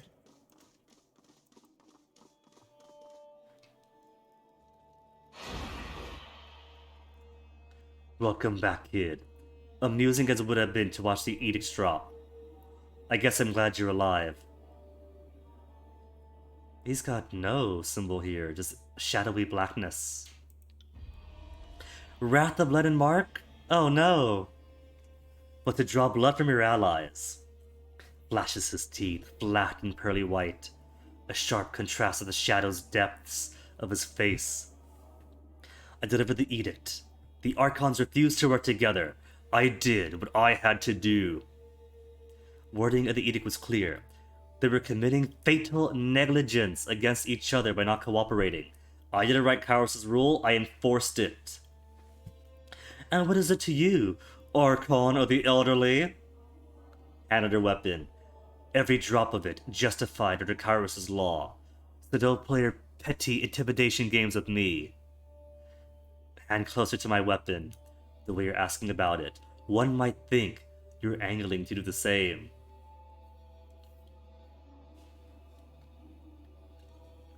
I feel like for Kairos' headsman and Tudon's headsman, maybe he'll appreciate this answer. Every drop of blood justified under Kairos' law. Favor with Blood and Mark. True enough. Just 59% each. The disfavored and scarred chorus brought about their own demise. Those that lived should be thanking you for your mercy. What has me curious is your use of the Tearsmen, the Oathbreakers of all people. You're content to cut down your allies, yet spare your enemy. Some would consider it an unusual choice. I explained to the adjudicator, if I did anything illegal, he would have sentenced me. Everyone was going to die unless I took action. But my action was to help the enemies and not our allies. You are mistaken to call them enemies. The Oathbreakers follow me now. View them more as extensions of the court. Wrath of Blood and Mark. Well, too bad for him. Wrath won officially. That's the cute thing about you Fatebinders. Tudon teaches you enough about the law for you to bugger it to the backside, all while thinking you're so clever. Before you go and conspire with the locals too much, you and I need to have a chat. I'm listening. Everyone's keeping an eye on you, because you did something nobody has done before. Got a guess for what that might be? First Fatebinder? To engage in war against an allied soldiers? First Fatebinder? To proclaim 2 edicts? First Fatebinder to resolve an edict before its consequence came to pass? First Fatebinder to awaken a spire of the old walls. This is all pretty true. The first person to take an evasive stance against rhetorical questions. Let me guess. I'm the first Fatebinder Kairos has decided to promote to some position of authority. Is it about the spires? Because everything else, right, that's just war, whatever, that's magic. But spires is like, they're almost eldritch. Nobody knows anything but that they're there. You're not wrong. That was definitely a shock. But I doubt it's the sole reason you made tears tremble. Sole reason. So perhaps we're all right in some way. Proclaiming an edict isn't new. Neither is surviving or resolving the commandments of an edict. But you are the first to proclaim and resolve the very same edict, and it didn't kill you. So it is the edict lifting one then, eh? Or maybe still like, yes, but not completely, then same spiel. In one fell swoop, you survived your second edict, resolved the very one you had proclaimed, and woke an arcane structure that slept for several centuries. So, why tell me this? I do something wrong? Why should I care about any of this? And now I go on your short list of people who stand out as potential problems. Favor gained? More or less. Mostly more. I don't care what you do with the information, but you should know the danger you're in now that you've put yourself on the map. If you want to drum up more support for the Tearsmen, being the binder that broke the Overlord's edict is a good opener for diplomacy. Not saying trusting them was the best course of action, but it's a better strategy than watching Ash and the Voices muck around without consequence. But wait! There's so much I want to ask you! Everybody's an encyclopedia! Not now. Some are with fear-prying eyes and listening ears. Until the next. But he's still here. A little breathing room, okay. Well, the only options we have now are Sunset Spire, Telethian Crossing, or back to Mountain Spire. And I think what I'll do first is back to the Mountain Spire to conspire with my friends here. 2 days, 7 hours. 2 days, 7 hours, 30. Okay, it's the same regardless.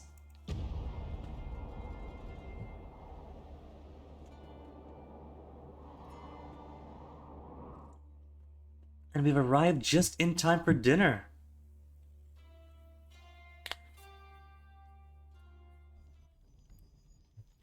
Who's all here? Tycon the Swindler, Ebb is here, Corpse Eye. All this stuff, this bedrolls? Fire pit burns with the embers that give off an ethereal glow. Glimpse of distorted faces.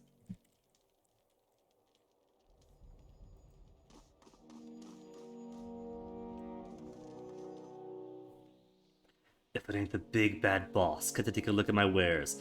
Hand me for the finest battlefield corpses I could assure you. See what's in stock? Would it be, boss? I've killed for less. Corpse Eye. Not an name I come across every day. Unusual, yeah? His eyes, cloudy and scarred, bob unfocused in their sockets, and he grins at you. Fitting, you tell me. Despite appearances, Corpse Eye is in fact able to see. How'd you end up with the Scarlet Chorus? How does anyone, if not through piss-poor luck, know what happens when the chorus comes to cut at your door and you don't open it? Worse than this. But figure I made my way of things, working for a Fatebinder now. What finer honor could there be, right? What do you think of the voice of the Narat? If I were a betting man, which I am now thanks to the chorus, I put my rings on Narat, and any churl with 2 wits about him would do the same. I don't fear many things no more, but he's sure one. I'm not afraid of Narat. You don't have to be afraid. You're under my protection now. Oh, did you hear that? The Fatebinder's looking out for little old Corpse Eye. A man of real principle, my boss is. Okay, I like to talk. Sure, boss, you talk, I'll pretend to listen. See what you have in stock. Oh, he's got the purple stuff on him.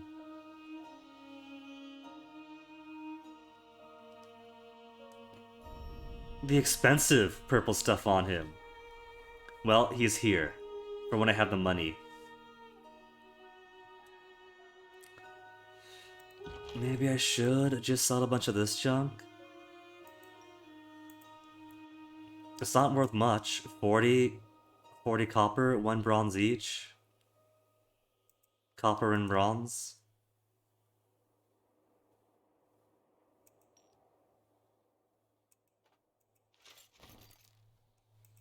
Opals how much? 3 bronzes. Red moss poultice. Budget spelling swath of linen. Is a red moss poultice. Traditional green worn herbal remedy for smoke, inhalation, and foul air. But the poultice is torn, cannot be used. Oh.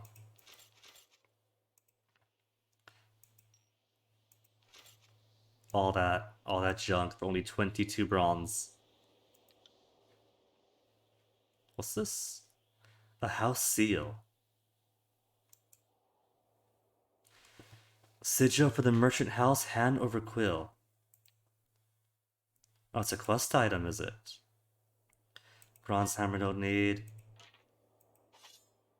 Iron Marshal's heirloom blade. If it's an heirloom blade, I'll hold on to it then.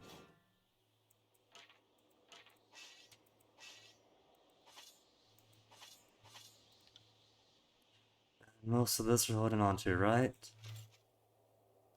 It doesn't appear to be organized any particular way, though.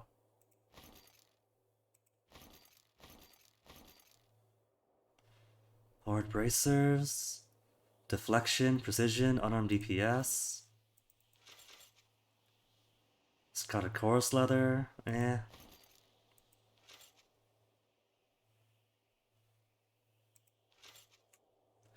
So much junk. Don't even need all this. There. A single iron. I got 2 irons now! Bow, maybe reverse. More DPS, accuracy, recovery. Less range though, which is probably okay. Since a lot of our magics now are in arcs, close range arcs. But less armor penetration too. So maybe not. Crimson Great Spear. Crimson Spear armor. Less recovery, deflection. Bloodthirsty. Enraged on kill.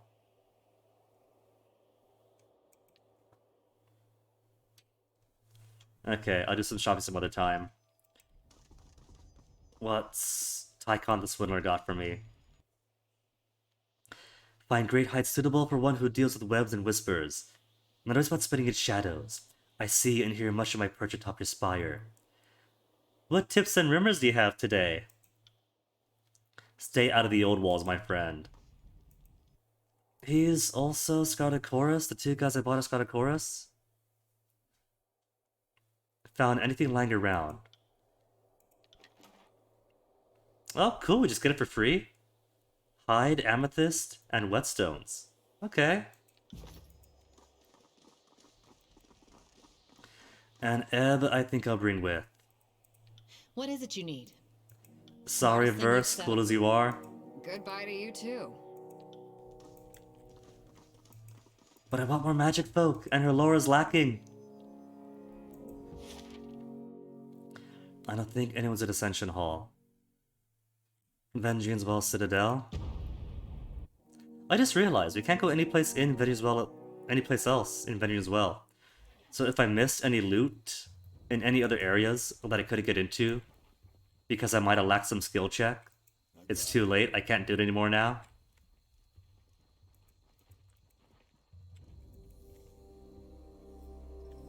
Are they inside the keep? I guess they're inside the keep.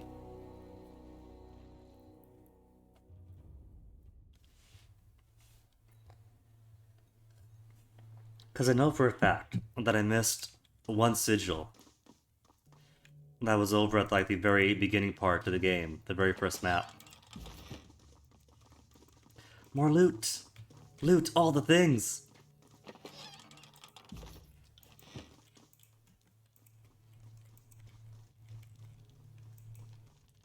Bloodstains at the training ground. Oh, there's more to the map, that's right! So much of the map was barricaded. Small barracks, nor just small enough, large enough to keep the guard comfortable. This is pretty spacious, though. Research dagger plans. Partial plans describe the process for crafting powerful weapons, but more research is needed to fill the gaps in the plans. Research coming with the Spire Library upgrade and the proper materials. A Spire Library. The thing is, right, another really cool thing is that you could upgrade your spires a lot. There is so much customization in the game, but the game is so short. By the time you finally get the resources and everything else, to make full use of everything, that's it, the game's over. Ironlock gauntlet plans.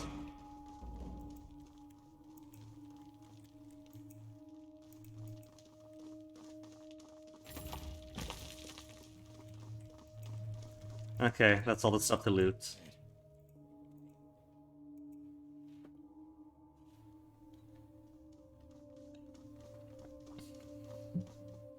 Everyone chases after me.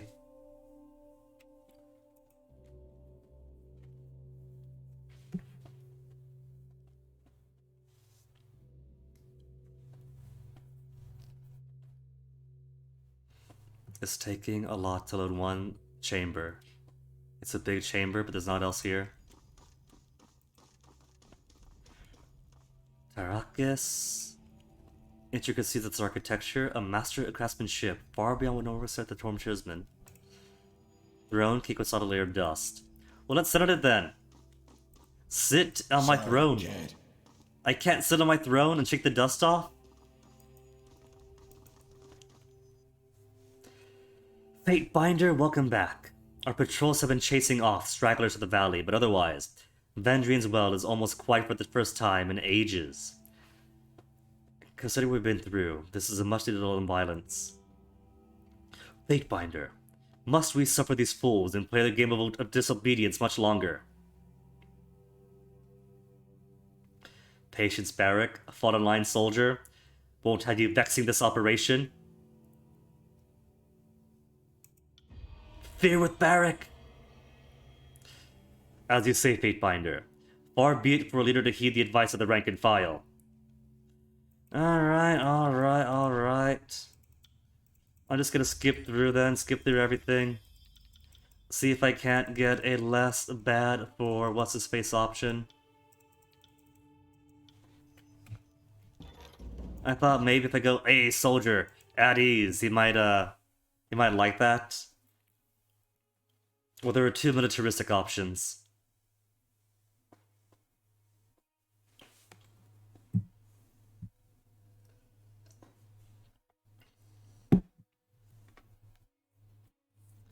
Come on, game, it's just one small room. How long does it take to load one small room?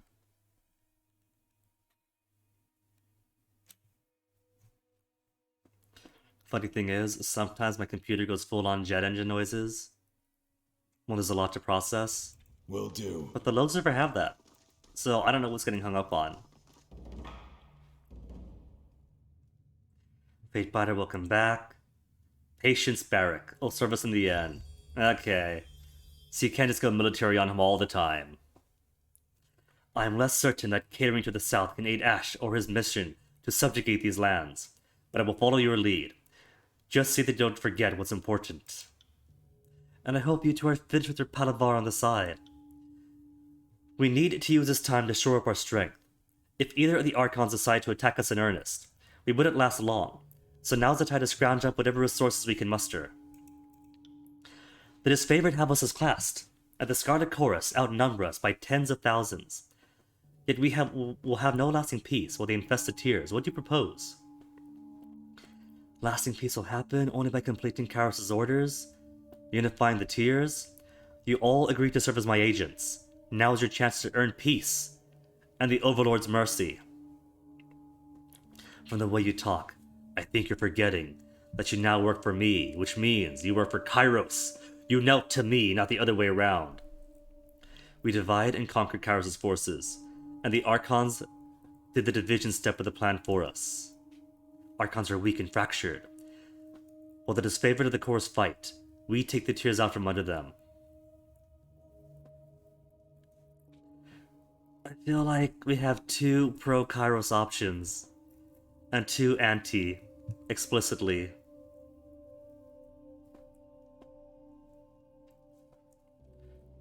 Divide and conquer, and the Archons at the division step. How does that serve what Kairos is trying to accomplish here? It does if that's the point. I thank you for not to question me again. We need to undo the damage your great general started with the Civil War. Finishing this conquest is now a court matter, and you will assist. Uniting these disparate forces under one banner as Kairos intended.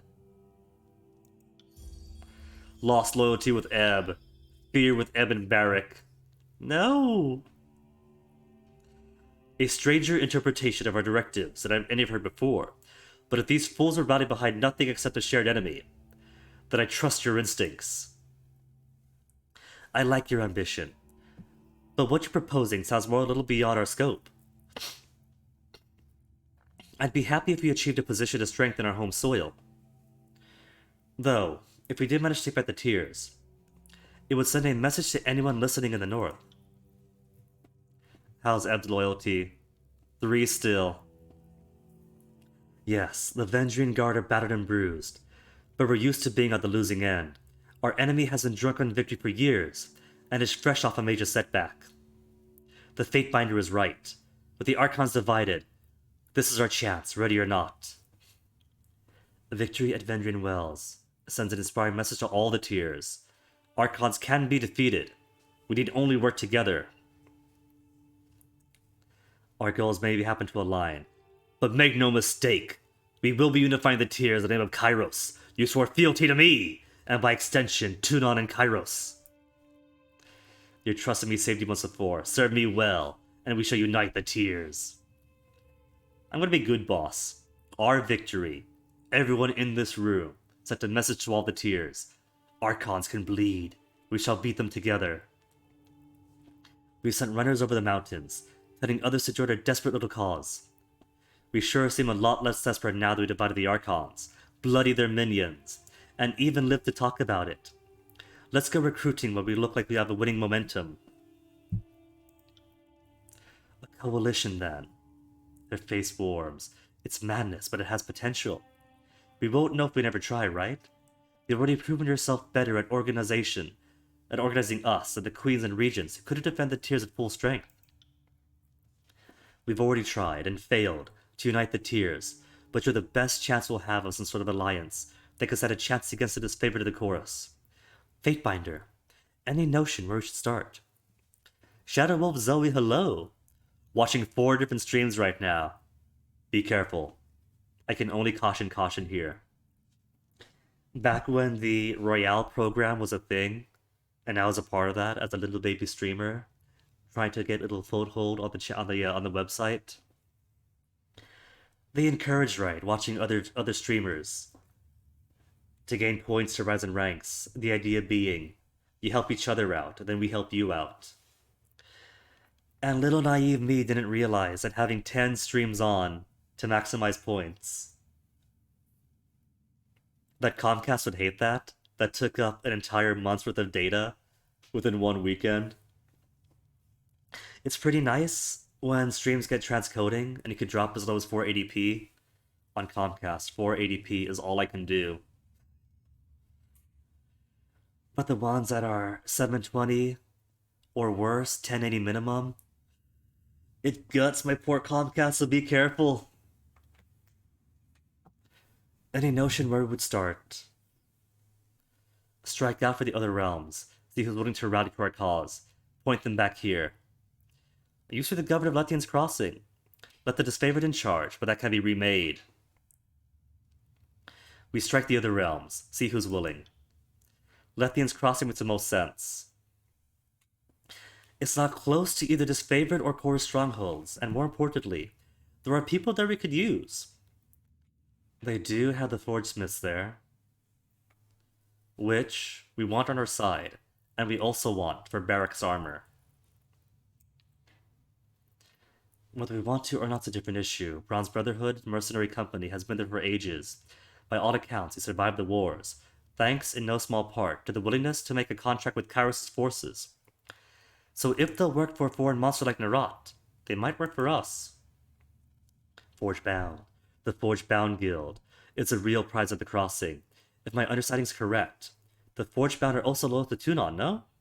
I doubt that means you're on the first name basis with the Fagesmiths. But you could convince them to join us.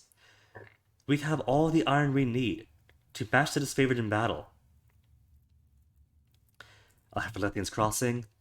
Be back soon with additional support. I'll take my leave. Defend Ascension Hall am gone. You are in charge of defenses of vengeance. Well, do not fail me.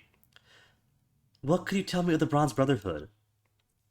Don't mind admitting that the Bronze Brotherhood could give the Guard a fair fight, and we need warriors that pedigree on our side. Brotherhood isn't some fleeting gang. They've been in business for generations. From what I understand, they started defending Lethian's Crossing when my parents were young. We could use their ferocity on our side, even if the average brother is lacking in table manners. And the Forge Bound, would they make iron for us? Oh, certainly not. But they might make iron for you, which I can surreptitiously mean they make iron for us. Or just come right in and tell them your plans. I figure you know those mage types better than I do. I just want to use them for their iron. Alright, I'll be back. Our intelligence might be out of date, but the town should be run by a man named Eldian. I recall Ratomon being the leader of the Bronze Brotherhood, assuming he didn't get himself killed in battle. I believe First Brother is the honorific. I'm told that there's a new Forge Master at the Crossing, someone named Zedenya. Maybe you can convince her to be more loyal to you than Tunon. I mean, technically loyalty to me is loyal to Tunon, is it not? Good travels and happy hunting, Lord Fatebinder. Salute, take your leave, farewell. And away we go. See, we can't go anywhere else. I know we missed a few things here, a few skill checks in the pass. But the settlements are gone, the camps are gone. I guess because that chapter's over, so there's no point. Okay, so what we gotta do now. We can go back to Tunon's court, but there's no reason to. And that's the only thing with the Bastard here in the Bastard City. So all I can do now is go to the Sunset Spire, straight to Lethian's Crossing. After I give myself a much-needed BRB. Because all this reading means all this drinking. The throat needs so much lubrication. And so much drinking. Means I gotta be right back. I got some business to take care of. But we'll finally make some more actiony progress, maybe? We'll check out Lethian's Crossing by, 4 hours in? So give me a second, then I'll be right back.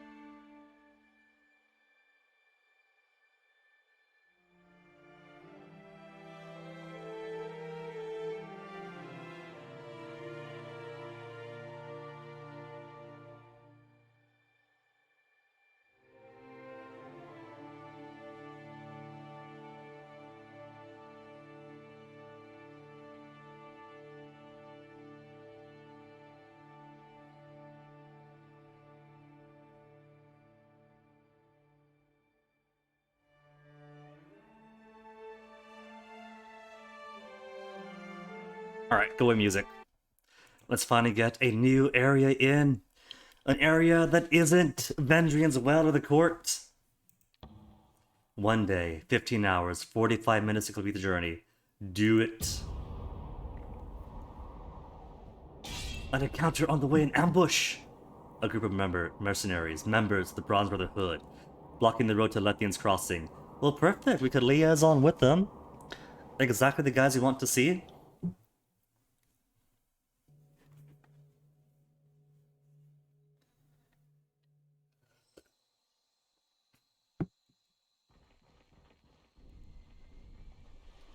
But first, I look for things to loot.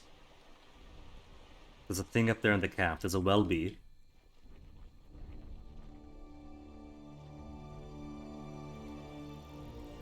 An Aster, a Will.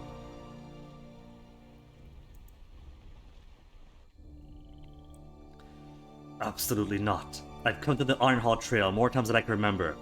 No one ever asked for a toll before. I won't be paying one now. Fatebinder, surely you of all people can help me. My name is Aster, and I must go to Lethian's Crossing. I have goods to deliver. Tell this man I will not be paying a toll, to him or anyone, and he has to let me through. Greetings, Fatebinder. I'm sorry to have made you drawn into this. You have been drawn into this. What you have stumbled into here is merely a conflict of changing times. I am Will of the Bronze Brotherhood. Ironhall Trail is under our protection, and anyone passing through must obey our rules. If this gentleman would like to pass through our lands, a simple donation is required.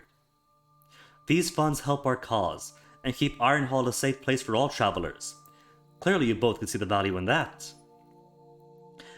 And who exactly is keeping it safe? You, standing there with your weapons at ready against me? I am not but a traveling merchant. I have no money to spare, and I certainly pose no threat to anyone. Keep this area safe indeed. You are the only threat here. Fatebinder, please talk some sense into him. Alright, I could pay the toll for him. Payment for the merchant to pass through.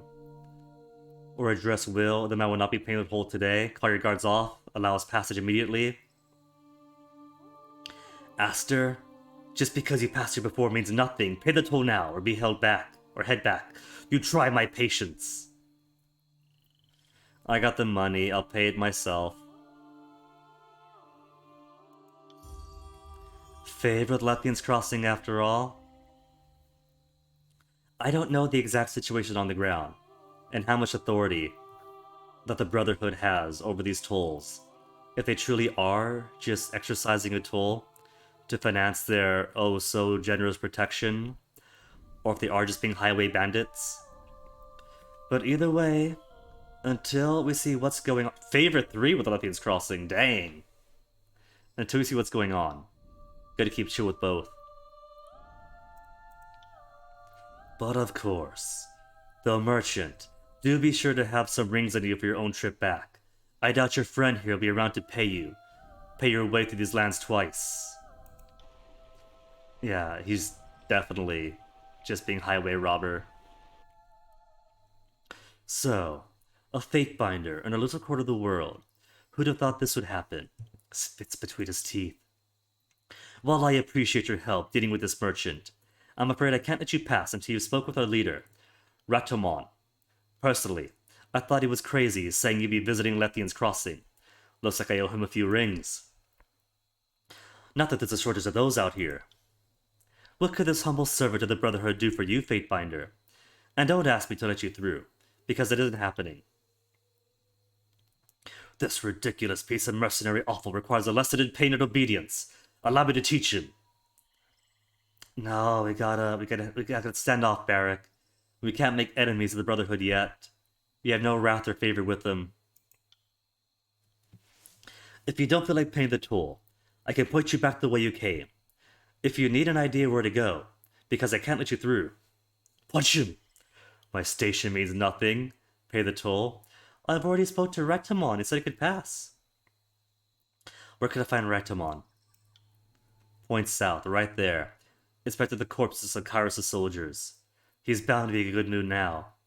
All those dead bodies must be heaven for him. Please don't tell him I said that. I'll leave to speak with Raitamon.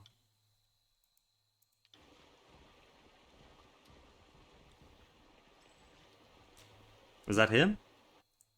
That is him. A striking man with a shock of bright blonde hair. He's an anime protagonist. And here's a Fatebinder. I knew we'd see you. I was just wondering when. Wrath of the Brotherhood? Oh, everyone had one wrath. One trip to Lethian's Crossing wasn't enough, Governor. The Bronze Brotherhood were the original protectors of Lethian's Crossing, but they passed control over to Kyros's forces and stayed as retainers. Over time, they proved too disorganized to keep the peace. You had the settlement over the disfavored, trusting in their discipline to maintain order. The Brotherhood mercenaries considered this a slight on their lawful claim. You had to return where no one asked you to come. Throwing me out of my home wasn't sufficient. Are you here to disrupt my life some more? Looks at his men. Flicks a hand. You aren't done. It doesn't really matter why you're here. I don't care. I have more important things to worry about. In case you forgot to me already, my name is Raitamon. I am First Brother, leader of the Bronze Brotherhood. But I'm sure you already know that. I couldn't help but see you here, talking to Will and that traveling merchant. Only here for a moment and already sticking your nose where it doesn't belong, are you? I don't appreciate others invading my territory, Fatebinder. I told him we had to speak to you, Raitamon. He wanted through, but I told him no. If you don't get the signal, the Fatebinder isn't getting it to Lothian's Crossing. No one will invade your territory. I see a perfectly serviceable river, though. We can boat across. Watch yourself while you are a guest in my land. If you have come to stir up more trouble, we are equipped, and will not back down in defense of what is rightfully ours. Welby and I might not always agree, but that is one point we see eye to eye. If you step out of line, we will both correct you. You are not welcome here. Now, tell me what you want or leave. What I want is to open his face and get all of his encyclopedic knowledge. Watch your tone when speaking to Fatebinder. Not welcome in your land. This is not your land anymore. Why are you charging travelers a toll to get to the Iron Hall Trail? I don't see how the affairs of the Brotherhood are your business, Fatebinder. Suffice it to say, the funds we receive from our tolls help us keep the lands around Lethian's Crossing safe. We are owed our dues, and we shall have them.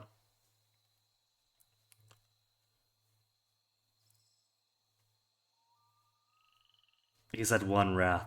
Could totally recruit him now. Why is Lethian's Crossing so important to the Bronze Brotherhood? We were asked to do a job, and we did it. Then what happens? You throw us out of our home. By all rights, that city is ours, and suddenly Kairos wants it. Well, I intend to get it back. I refuse to let this matter die. We protected the crossing for years, and even ensured Kairos' forces could do business there when Nerat asked us to. Now we do the job we were asked, and this land belongs to us. Tell me about the Bronze Brotherhood. A humble group with a noble and long-held traditions on side of the right and honor. If there's an injustice that needs to be rectified, we are called. So hire mercenaries. Wrath of the Brotherhood, what? I thought the noble, upstanding citizens was sarcasm. If you want to be crass, then yes. People pay us for our services. But it's hardly the reason we do what we do. Relax, there's no shame in doing what you do well for a decent wage. But claiming you're doing the work of the righteous, in order to selling your brawn, makes you sound like a brigand or a conqueror. Those are quite arrogant words from a man who belongs to a group that takes knowledge and hides it from the world. Your opinion on this matter means nothing to me. Could we get the other option? No, we can't. Tell us about Lethian's Crossing. I need to get there. If I let you through, you must promise to behave. I have enough problems dealing with everyone else. I don't need the hassle of keeping an eye on you too.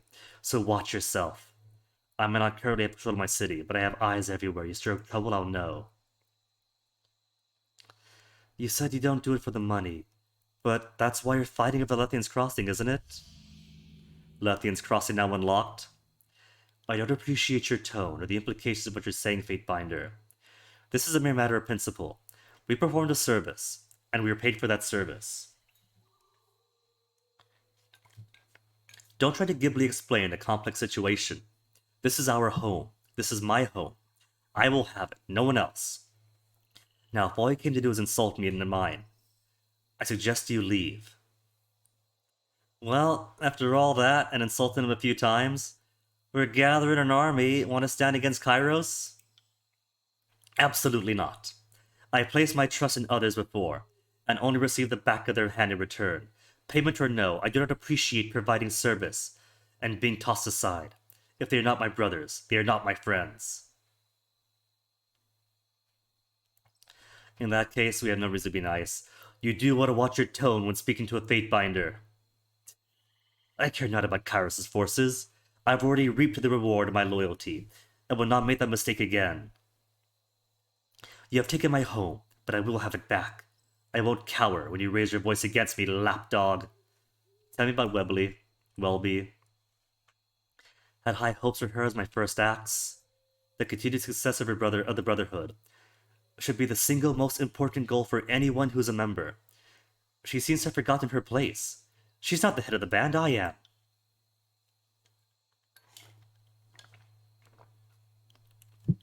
So do we have conflict then in the ranks of the Bronze Brotherhood? Reitomon is slowly closed off to us, but Welby is overreaching? Could we possibly impose Welby as our puppet? Alright, we'll speak again soon. You got Reitomon's permission to go, Fatebinder, so go! Will do. After I see who else is here. There's Welby. A scroll. Lesser sigil of cyclical energies.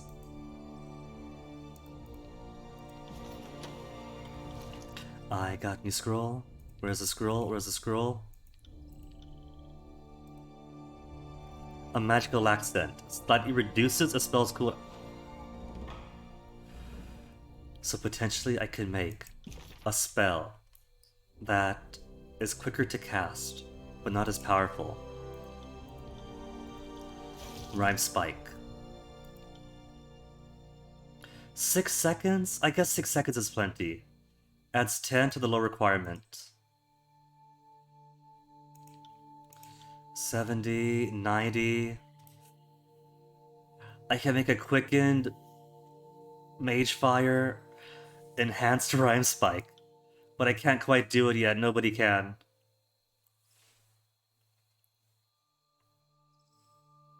Way to tick though. What about heals? Because Lore 57, maybe I can give him. If not, a stronger. Oh, I can give stronger. Stronger gives 36% health, a good solid 1/3. But could give 29 health. 4 seconds quicker. What if I do stronger and faster? 65 low required. For everybody else. And by everyone, I mean Lantry and myself. What if I add range to it too?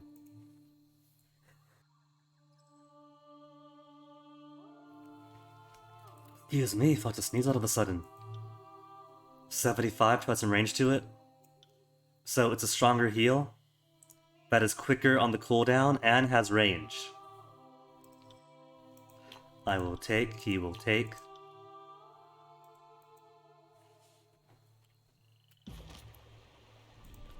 And let's go see what Welby has to say. I'm still level 6, I'm so close to the next level up. Welcome to Ironhall Trail, Fatebinder of Tunon. She knows me. But still hates me, because Brotherhood. With all that running around, I wasn't sure you're ever going to make it over here. I haven't yet made up my mind if I should be offended you to speak to me first, or happy I get the final word. I hope Will didn't vex you too much. He's a good enough sort. He just enjoys his job a little more than he should. He thinks he's being sly, taking a cut of every toll, but he's told practically everyone what he's doing by now. Did Raitomon have anything of note to tell you? Or is he still wasting his time scouring dead bodies for information he'll never find? I would admit, he has led this group to some minor glories. But I fear how it'll end up if something doesn't change. She does appear to be more the voice of reason. She salutes you. My name's Welby, first axe for the Bronze Brotherhood, though I'm not sure that title matters anymore. Never mind. You shouldn't be burdened with my problems. Tell us your problems. Tell me about the Bronze Brotherhood. We're mercenaries, plain and simple. She admits to it. I'm not going to pretend like it's anything more. While it's true we have, in recent years, been a little more stationary than your typical crew, it doesn't change the fact that our service can be purchased if the price is right. We both know full well that the rings that the voices gave us were the only thing that bought us our allegiance to Kairos, when the overlord turned an eye to the crossing. Even our thanks for helping was thrown from our homes. Was to be thrown from our homes. Not that I hold any ill will towards you for it. Decisions have to be made, and there's always someone who must pay the price. I just hope you realize that some people don't like being asked to pay. Raitamon will try to sell you on the long and noble traditions, like we're some kind of altruistic saints who can do no wrong. But that story is as old and smelly as Grandma Beastman's tail. Now don't get me wrong. I'm not going to take a job that doesn't seem right to me. But a ring's a ring, and I will go where the money leads me. One point Raitamon and I agreed on is this. We did a job for Kairos, but we were not treated fairly. The Brotherhood is strong, and we have the numbers. We will fight to the last man. I just don't agree with Raitamon's methods.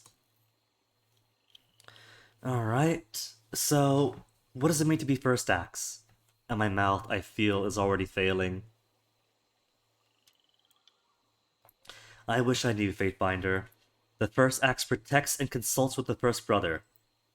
I am supposed to be Raitamon's advisor, confidant and guard. Lately, his behavior has become erratic. He's acting paranoid, manic, and distrustful. My duty as first axe is to protect the first brother, but I am sworn to protect the Brotherhood, and if that means removal of Raitamon, so be it. He has too many supporters in Lethian's Crossing right now to speak out against him. What do you think happened to him? Honestly, I couldn't speak to the cause. The stress of leadership, the battle with Kairos' forces, his night in the old walls. She shrugs. When he decided to remove the Brotherhood for the Crossing, it certainly set him off. Doesn't matter. His behavior is in danger of the Brotherhood, and he must be stopped before we are destroyed. I fear people will be hurt by far more than simple tolls. Well, how would you run the Brotherhood? I wouldn't waste time and resources on petty vendettas. That much I can tell you. I like battle and I like rings. And with the Brotherhood, we used to get both regularly. Now all we have is fear, suspicion, and blood. I want the disciplined regiment back, and I intend to have it. While I may agree we're treated unfairly. Okay, Raitamon's methods for getting restitution are despicable. You're simply a coward? Nah, she's got her head in the right place. True. Acting like a child when you don't get what you want is not the behavior of a leader. Favor with the Brotherhood! A mere 25%! Except in this case, the child is in control of an army capable of laying waste to his home. Okay. Why are you forcing travelers to pay a toll? Raitamon will say it's because what's due, and part of me is inclined to agree with him. But if you're pressed, I would say his pride is hurt that he's lashing out. He can be such a child sometimes. Just watch yourself around him. He hasn't seemed completely in control of his faculties lately. It's frightening to see what he's becoming. Did you not swear an oath to your leader, Sellsword? I knew that your loyalty was available to the highest bidder, but I never guessed that it extended to treachery. Varric, you're one to talk, you are sworn to me, and you backtalk me so often? You are sworn to Graven Ash? And we have made you kill your brothers of the North. Raitamon's plans can doom our entire troop, and I intend to prevent that from happening. I am loyal, not blindly devoted to someone intent on marching me off the cliff's edge. I need soldiers. Have you thought about uniting with others against Kairos? The Chorus and the Disfavored have descended to civil war. I need soldiers to help enforce the Overlord's laws. Is your company for hire? How do I want to phrase this? Uniting against Kairos, or Chorus and Disfavored, or in civil war. Enforcing the Overlord's laws, though. What about uniting against Kairos? Well, I'm certainly open to the idea. A world without Kairos' oppressive rule is something I've dreamed of. Rhea-Timon will not be. Past events have set him against anyone who is a part of the Brotherhood, and recently, not even being a brother is sufficient to avoid his ire.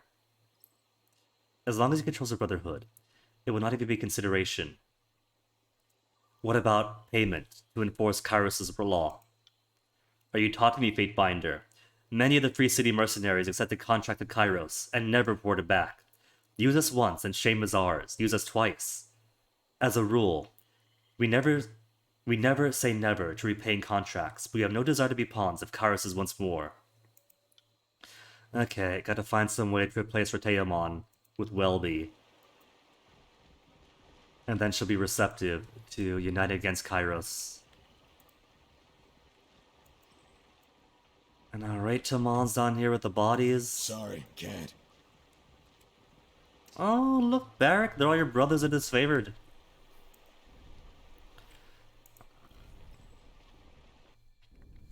Sit around, Fatebinder. What's so important about these bodies? They were some of Kairos' army who wandered too far from Lethian's crossing. I will sleep well when they are all dead in the ground, the only place you're worthy to be. But if they choose to break themselves up like this, it will only make matters easier for us when the Brotherhood can make our claim what's rightfully ours. Well, how do you plan to take Lethian's crossing? Why would you ask this? Is Welby planning to undermine my strategy? Alright, speak again soon. Will, have you got more gossip for me? No. I got permission to go across. I'll just go across. Where's my exit? Oh, there it is. It's behind our faces. Iron Hall Trail. Then rested away to Sunset Spire, Lothian's Crossing.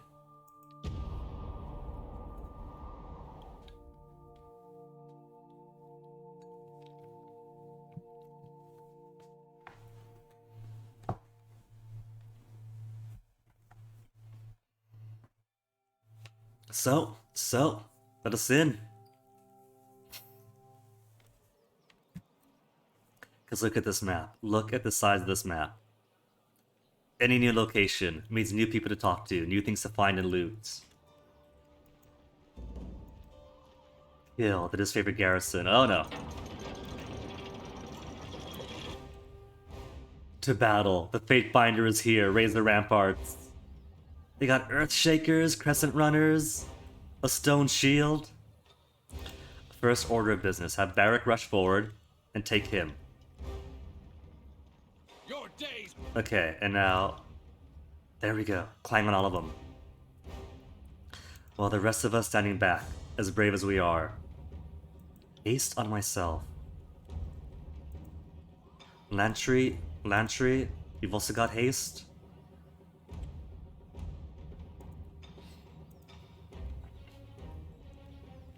And who to go for first? Oh, they got an Iron Walker, an Iron Shield, Crescent Runner, we got a Lancer, and a Mage guy. We'll go for the Runner first.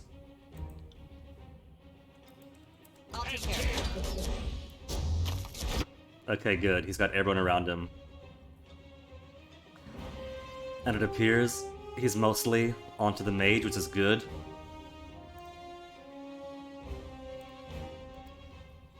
So he kills a Mage, and the rest of us. Target on the Runner to get the melee out.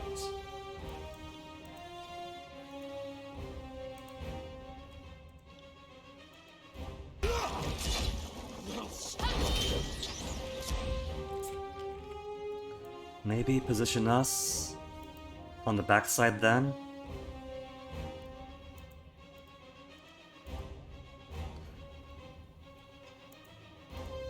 That way if we do cone attacks, we could hit multiple people. And easier. What's he doing, Lantry? Lantry, you are attacking her. There you go. Fool that he is. Quick heal on yourself.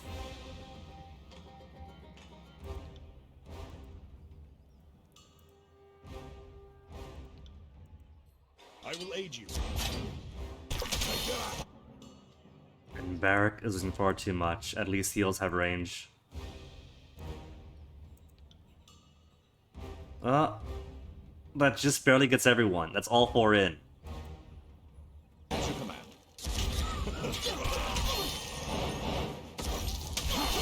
Cool. Alright. Rest are fine. Mage is gonna be out. And everyone's all to the same cone, as it should be.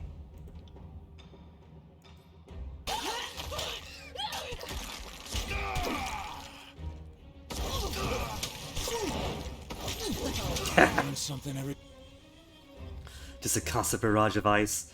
Lantry's almost dead again. What are you doing? Alright, heal Lantry. Who's attacking him? Oh, he is.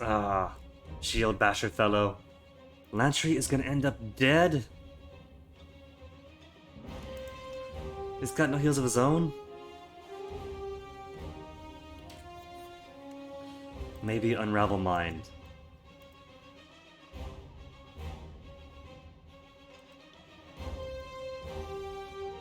Right. Alright, he's alive for now. Priority has become this fellow, but he's almost dead anyway.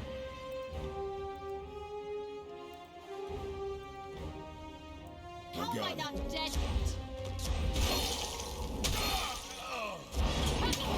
yet? Okay, good. Lantry's safe now. Why can't I hit any? Maybe I should actually upgrade people's armors. That might be cool, wouldn't it? Actually upgrading armors once in a while.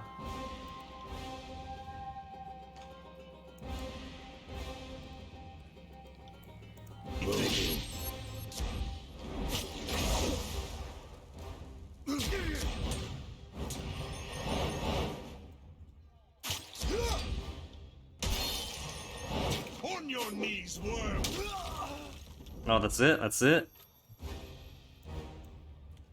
And no presents for me?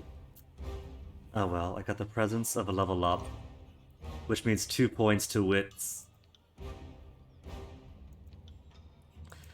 Lore of 89? Just 89? So close to 90?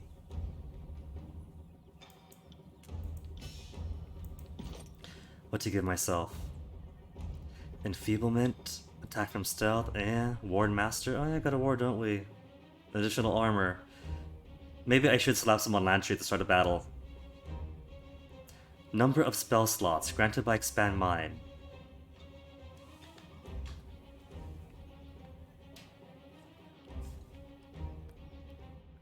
Damage all enemies in a cone. Steals health from the Bane. What's leadership got? Anything good in leadership? An additional weapon set. Low recovery penalty for swapping. Marking effect of the thrust ability. To gain bonus accuracy against them until enemy dies. 1 talent point required. Removes harmful effects from you and each ally every few seconds. Is it passive? No, it's got a cooldown. Defensive bonus to you and nearby enemy members when the thrust ability is used. Allied AoE, plus sent to will, magic, endurance, dodge, parry for 20 seconds. Pretty cool. Will of command, inspire allies, boost damage in my party. 15% damage only? Will is not very inspiring, or leadership I mean. Attack target from stealth, increase damage by your party members. Pointed arms. Additional weapon sets. Boost morale. Party members fighting near me gain bonus to each of their attributes. Well, that's pretty cool. +1 to everything. Additional spell slots for everybody. Once per combat, when I fall low on health, I do a battle cry that heals you and your party members. Swap positions with allies. Point to fallen ally, rejoin the fight. Everyone in the party regains a portion of their maximum health when any party member kills an enemy. Only 5%! It got me excited! Apply the lash. Exhort a companion to improve on the battlefield. Bonus finesse, quickness, resolve. Bonus increases based on fear. Health becomes critical, nearby allies, blah blah blah blah blah. Alright, I'll stick to magic then. Additional spell slots. So you are 8 range, radius 2.5, and the enhancement 8 meters is a radius. Arc 145. It doubles the cooldown, but it drains health from Bane, and does 10 to 11 frost damage. What else could we do?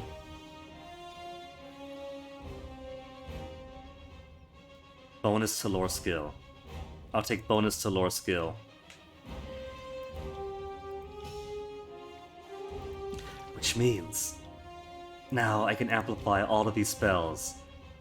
Now that I'm on lore 99. Rhyme Spike, with strength, with Rage Fire, Frostfire, and range? No. Quickened. What was the cooldown? Cooldown, 38 seconds to 32. And this is my spell, mine alone, and that nobody else could use. Icicle Storm with Frostfire or Magefire Affliction. And a quickness. Give intensity, that'd be 90. But it's 7 to 14 as opposed to 6 to 12. That's not very much. I mean, it's per each 7 projectile, but that's not much. Maybe quickness instead. Or range? What do I have on this one? Radius 6, arc. Could make a radius 7.2. Because the problem with this is it's so short ranged. And then quickness on top for 90 lore required. Bam! Frozen Grasp. I might as well.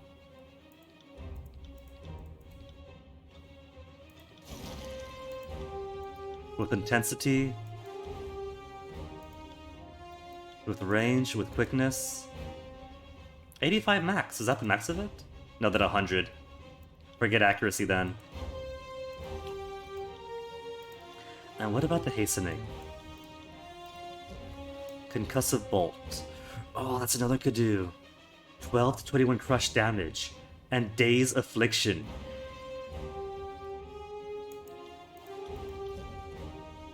What's the range on it? 8 meters. It's pretty good. Tidal Burst. Pushes them away, and Daze Affliction, but no damage. Haste. Give me the Concussive Bolt.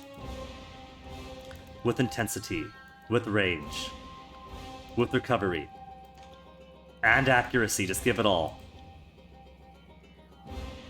Frozen Grasp is old news anyway. 40 to 21 Frostfire. Which is pretty cool. Or 40 to 25 Crush. With dazing for 12 seconds. What else could I do? Anything cool here? Crippling Coil. Root Affliction for 2 whole seconds. Okay. I'll keep it as such.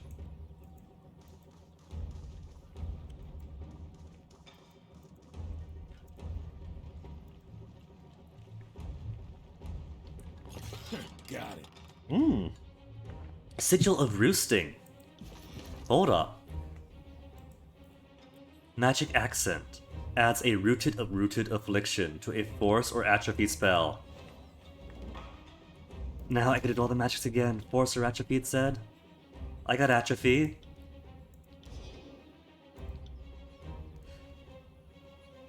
Rooted for 12 seconds.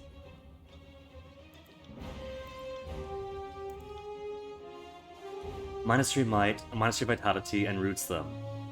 It's okay, but I want to do harm to them too. Crippling Coil. Rooted for 2 seconds. Or 12. Illusion. Force. Concussive Bolt. Dazed and rooted for 12 seconds. Now we're talking. Plus strength. Plus range. Plus a quickness. 95. I can still do it.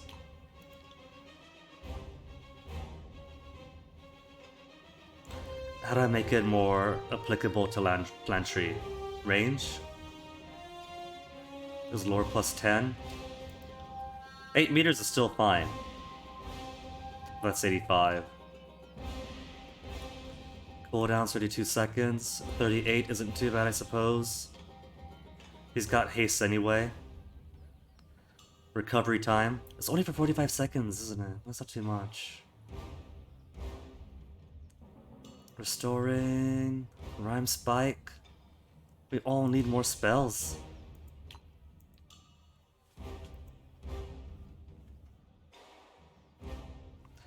And their lures are all way too small. Sorry, can't.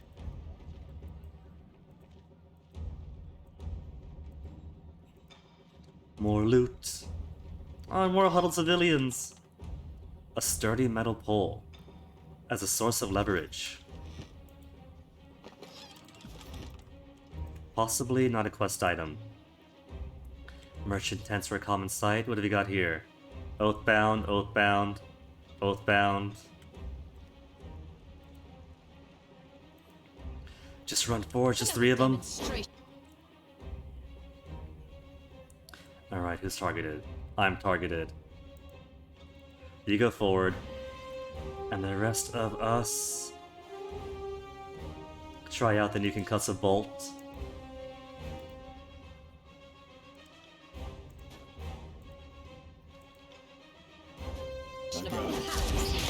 Gets forward and then target them both. Target them both. Paralyzed in silence! They paralyzed and silenced me? Why is he running? Attack these guys! You aggroed them? This man, oh my goodness.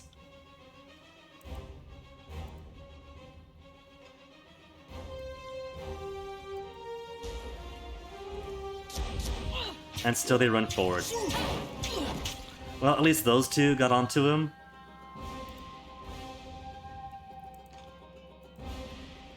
Attack the one forward. And until I get my stuffs back. Oh, I could just get 2. Just barely reach. Not a problem. Pay attention, kids. They pruned our poor guy.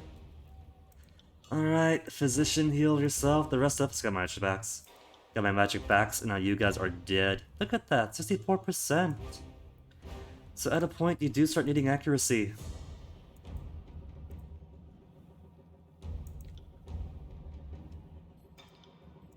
Might learn something.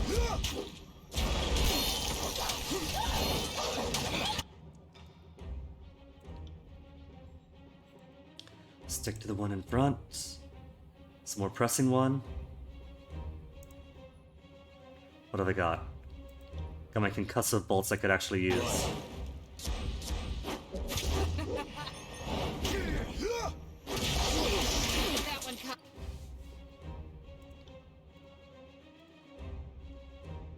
Waiting for the good stuff.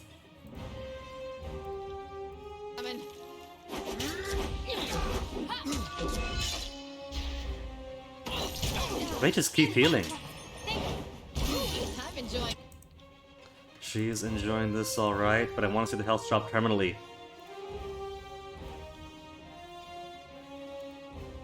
Oh, I'm injured. There's a little too much.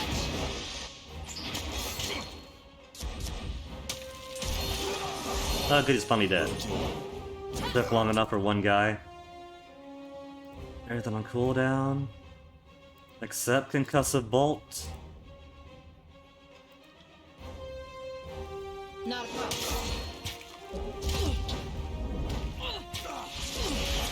Watch and learn. Oh, he switched targets. He keeps switching targets. What's up with that? Could it be he's actually got some semblance of tactical sense? By your command.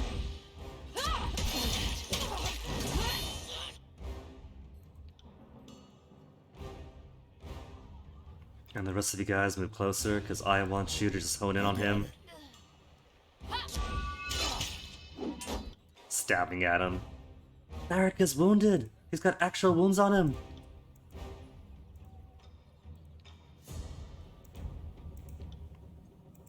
Not a problem.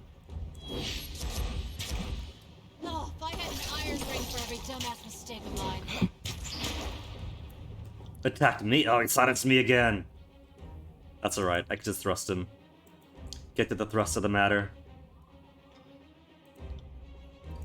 I'd have it no other way.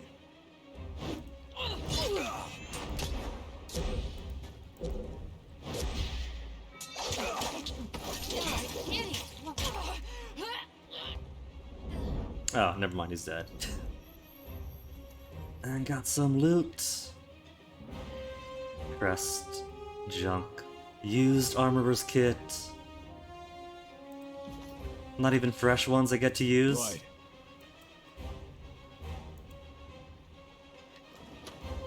What do we have here? Harkian Bronze. Must be important he has a name. Oh, but he's too cowardly to talk to you right now. I have to liberate his city first. Found something.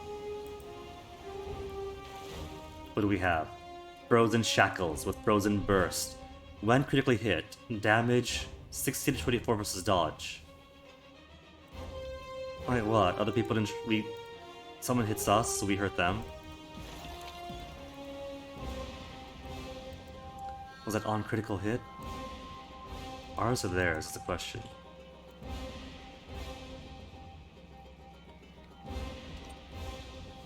Merchant's Bridge. Force with a metal pole. Oh, we could do that. Gain leverage and force the winch to move. Or just load with my own athletics. Hey, I got my own muscles. Who needs a winch? And momentum. Or is arm swole as her brain swole? Okay, let me see. We are now in the central part of the village. Big area down here, small area up there. Let's go up first then.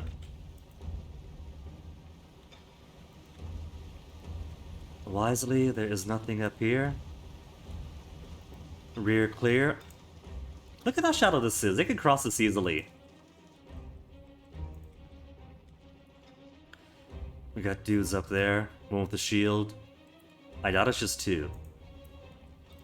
Another battle. Okay, Barrack. He can grab all three at once. Oh, but 66%, 74. Okay, he's got to be cautious about it. So what do we have? We got two mage types. Earthshaker. Vintara. You have a name. Okay, boss. We'll take the ranged guy out first, then the Earthshaker, then her. Concussive Bolt, daze and root him. And this time we'll stagger our concussive bolts.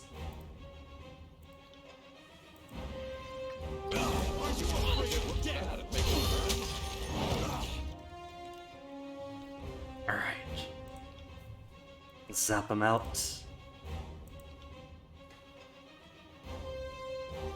I want to attack them, but we gotta concentrate, otherwise they'll heal.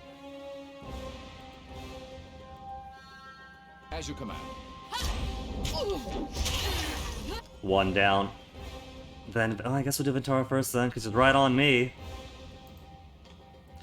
Unless he wants to do, what is it, Iron Storm? No, where's the one? Once per rest. Traps enemies and twists spires of rocks. Petrifies. Iron Tolling. That's what I want. Iron Tolling onto her then? To ensure she gets off of me?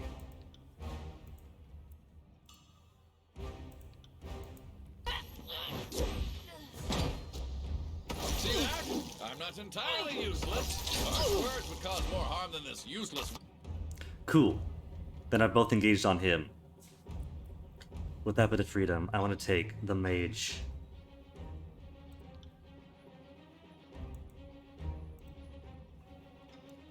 Everyone else is fine on the heels. Befuddle them. Ice these fools.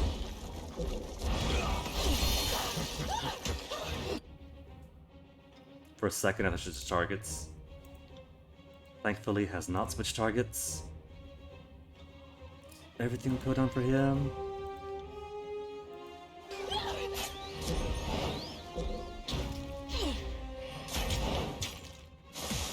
This is useless.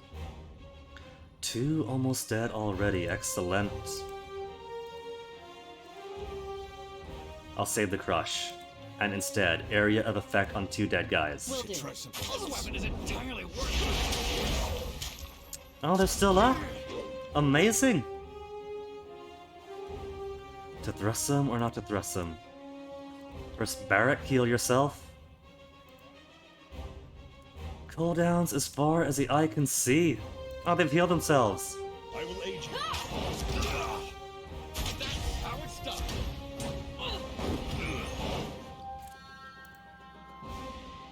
What have I got? Got the Rhyme Spike. Also got the Rhyme Spike. Just pile it onto him. Right. Finally. Oh no. Barrack. Barrack, get a bit low there. Heal our buddy.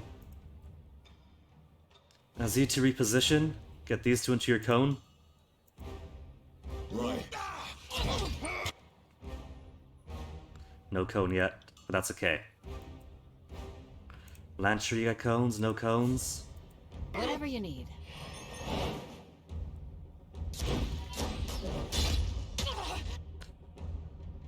Now, should be no problem at all. Just keep Lancer alive, because she's stuck on him.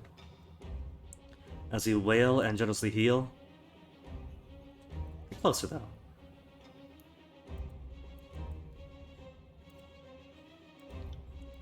I'm on. See that?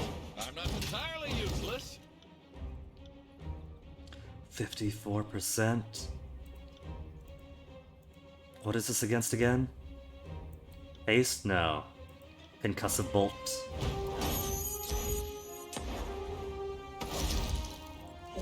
Dazed. This is useless. I should try something else. That's one.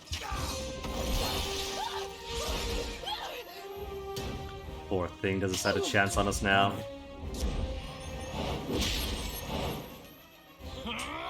This is useless. I should try something else.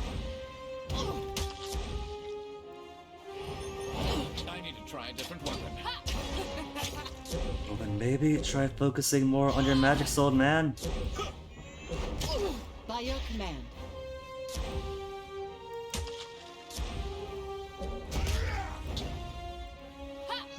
This weapon is entirely worthless. Just putting so much on her, she's taking it all. Can't use this on her? Oh, that's haste. Wrong one. Twice as hard next time. Let's have it then. Still all the cooldowns of the world. Holy shit! Focus! Consider it. Finally. Killed the disfavored garrison. That was it? That was the entire disfavored garrison? Thought there'd be more around here. The last of the enemy soldiers dies. Life returns to normal in Athens Crossing. See, they don't need the disfavored or the Bronze Brotherhood. They need us.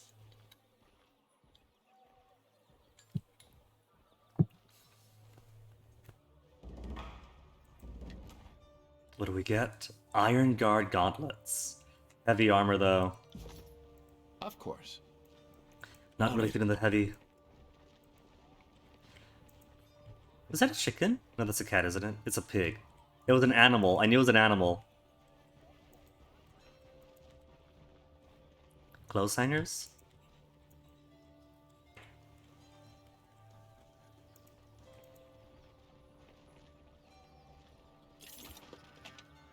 A staff of boreal frost. That's better than my own. I'll take. Broken hilt. Cairn's leaf.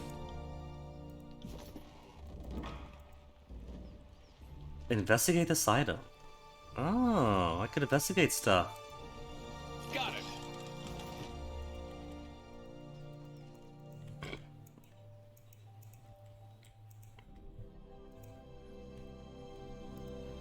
Alright, now let's go talk to everybody and invade their homes. I see a few buildings. Have doors I can go into. Merchant Helena? Favor of Three Letheans Crossing. Fine day, my friend. Could you tell me about this seal I found in Vendrian's well?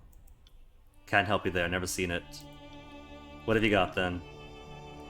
She's got the purples too? Heavy leather is light armor? 0.2 seconds recovery. It's probably not a big deal.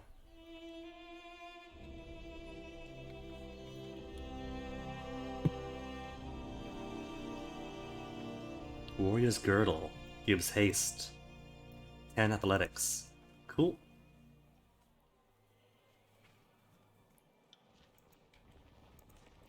Just see what she has first. Merchant Belissa. Good day to you. Do you know the seal? Can't say she recognizes it, but don't get to affairs outside of Theon's Crossing unless they have to. Harchian Bronze Might. Dire Remedies. I've already got Core Frost. I don't have Core Lightning though.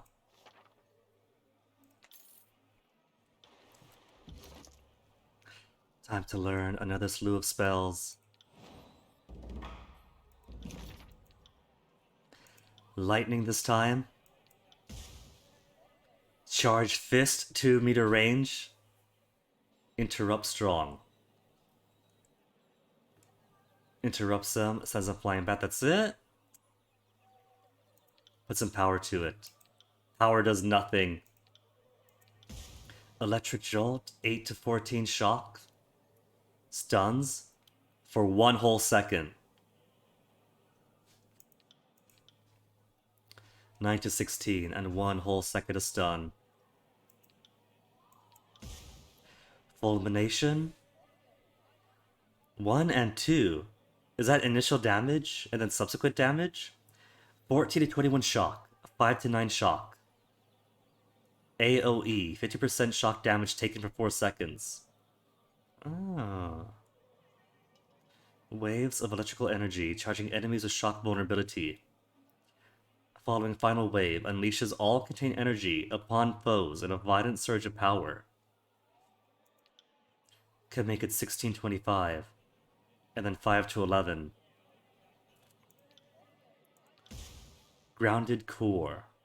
Allied target. On melee hit. Damage 8 to 12 shock. Not all too impressed yet. I gotta find more accents and things. More expressions. Barrack, what am I giving you? You have enough will now to not be a liability. But if I give more will, it's more lore. It's more parry and more dodge. Which he does seem to desperately need.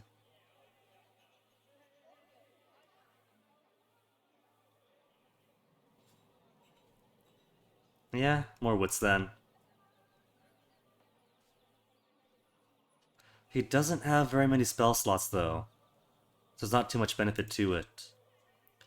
One-handed plus athletics.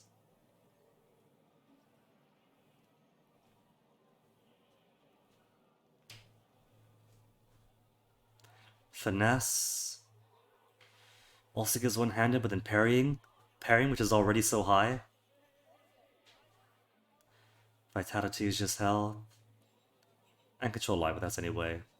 Resolve, two-handed, lore. Oh, that's right. Resolve for lore too. So if I want to improve my lore, I don't have to put all to wits like I did last time. Spending 2 points to go from 19 to 20. Gonna start putting more into resolve now. Affliction duration, endurance, will, and magic defense. And magic defense. So yeah, I might want that. That gives my lore control atrophy, force, and frost. But this is barrack time. We gotta consider barrack's needs. Armor deflection. Endurance defense. Quickness gives dodge. Ability and spell cooldown.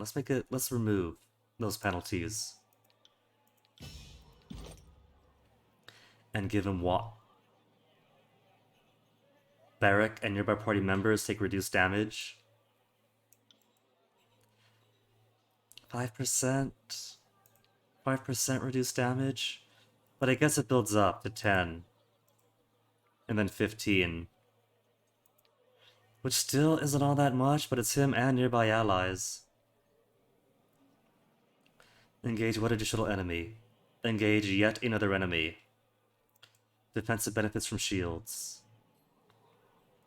Okay, engage more people. We'll be around to heal you. Bonus to armor is +2.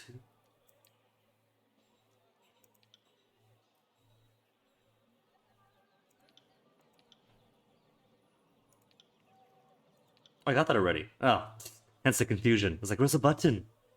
I've already got what additional enemy. So, 40% shields. 5% less damage for anyone nearby. +2 armor. +2 all that much? Or should I go for 40% shield effectiveness instead? Maybe shields. Maybe? Or be open to the possibility that someday might not do shields? And give him two-handed, or war maces, or something? And just get more armor in general?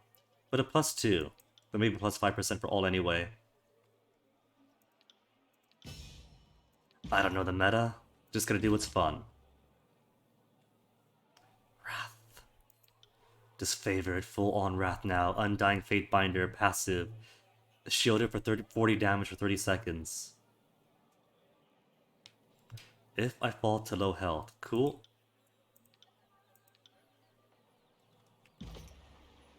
Does Tunon have anything? Wrong button again. No. Almost a 5 though. But there's no benefit for favor with Tunon or any other Archon.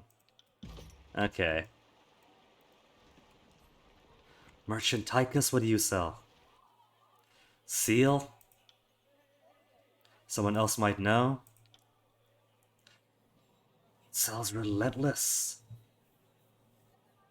Oathbound daggers, hunting bows, and camping supplies that I haven't used, but everyone's got. I got it.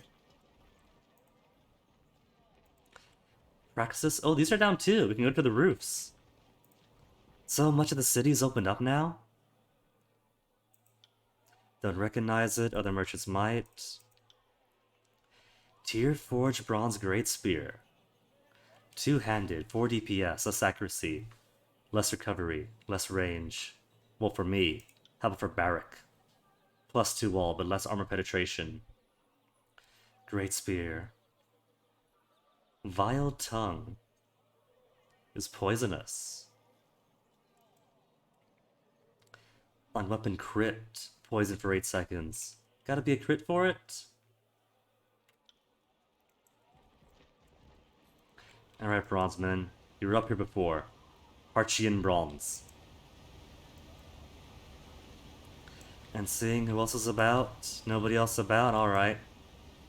Then we'll totally scour the insides and out of the west side. And then do the same for the right. Greetings and salutations. And welcome to Lethian's Crossing, home of the best merchants in the entirety of the tiers. That'd be me. Harchian bronze at your service, what could I do? Anything about the seal found in Vendrian's well? Let's take a look, shall we? Spots the insignia. Quickly deposits it back in my hand, wipes his palm clean. Where did you get it? From a merchant caravan that was ransacked. Suspected as much. So far off the normal trading routes, but why there? Why then? Why now? Well, how about first? Tell me about the merchants. Of course. The sigil belongs to Hand Over Quill Merchant Company. Okay. Tell me about the Hand Over Quill Merchant Company. They were once a powerful trade organization that, well, let's just say, you didn't want to get between them and a contract. What with Tunon's new laws in the Bastard City, the Quill slunk in the shadows of Karos' authority, try to keep a low profile. If you're involved in either dealing, stay far away. Shipment of iron and weapons went missing, and this was found. It was found with the seal in a house in Ekakal Crossing. That's right, we don't know exactly who was providing the old man with it. Just someone gave it to him, told him to hold it. Then the Oathbreakers would collect it. Suspicious, I agree. But war always has its little problems. It doesn't add up. Now, if we could return to the subject of my wares. Weapons were meant for the disfavored, and the Vendrian Guard suddenly had iron weapons. The Vendrian Guard? Well, this changes things. Well, how it does. What does Hand Over Quill have to do with the Vendrian Guard? First things first. This will come at a price. If something unfortunate took place and my connection were traced back to me, the consequences would be costly. Oh, Harchian bronze. I'm shocked. Shocked to find an honest merchant like yourself engaging in illicit trade. Complexion, this is some color. Illicit? What do you mean? That bottle. Essence of Mazenberry is a deadly poison. Oh, I'm lying. Oh, I should have threatened her for shaking me down instead. Of course there's a bottle. And after you tell the authorities that I must have stashed or destroyed it, then it's your word against mine, am I correct? Most perceptive. Occupational hazard. Should be used to this by now. You be the word of this to anyone. I'll denounce you for the liar that you are, but I received instructions from Fifth Eye to use Hand Over Quail to deliver iron weapons to Vendrian's Well Citadel. I don't question my orders. I just follow through. I don't know anything else, and that's the truth. We got evidence. We got evidence that Fifth Eye of the Scarlet Chorus was providing iron, Kairos' iron, to the Vendrian Guard. Addendum added. Mercy. Devastation and rejuvenation. Accelerates recovery on kill. Dagger, Staff of Enigma. How's it compared to me? It's okay. Grounding Garbs. Ring counters seal. Gives wisdom. 10% will defense.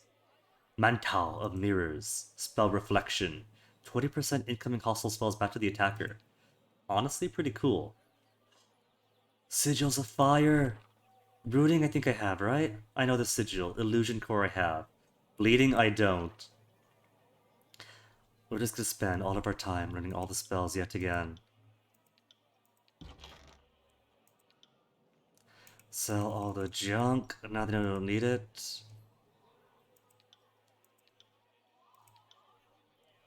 Armors will have to sort through. Once it comes time to like figuring out who wants or needs what. What's this? Oh, quest items. Okay. Make a profit of 47 bronze. I don't have to cost 47 bronze. Oh well, that's okay. I got my 1 iron still. I'm still rich. So let me see. Spell creation time. Right. Gotta actually I'll learn these things. Forget Ebb, this is my stuff. Accent to add a bleeding affliction to a spell. And fire core. Fire? Fire can get sigil of bleeding. Or rooting. Or frostfire.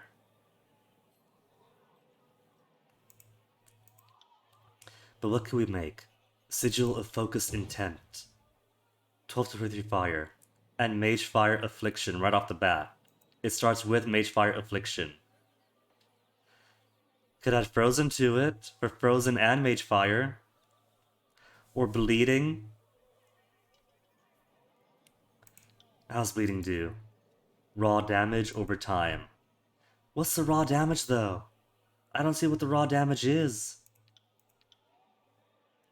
We could make it 14 to 26.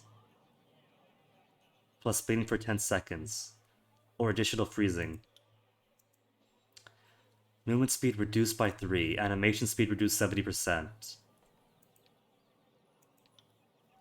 I mean, guess it could be cool. 8 seconds of 70% slower animations, which means they can't do anything. 75. Maybe it is time I start putting on more accuracy, because we're getting some misses in. Fireball. 18 to 27 fire. Versus dodge. An area of effect 9 to 14 fire. I think I might keep this. And then bleeding to anyone in the AoE too. Or frozen. I'm thinking bleeding. I think keep the bleeding. Fireball that makes everyone in the radius just spout blood everywhere. Increase the intensity. Where's the cooldown? Increase the cooldown. That's a range. 8 meters is plenty. Increase the cooldown by 6 whole seconds. It's only 6 seconds. The cost is already so high. Accuracy to 90. And I'll get to use it. 14 to 21. 36 to 56. 6 to 12 Icicle Storm? Icicle Storm's gone obsolete. Even with the Mage Fire Affliction for 8 seconds. Okay, Icicle Storm is out. Even if it's in a cone and attacks everyone in the cone. Well, this is AoE. This can attack anyone in the AoE. 75 means our Landry could use it.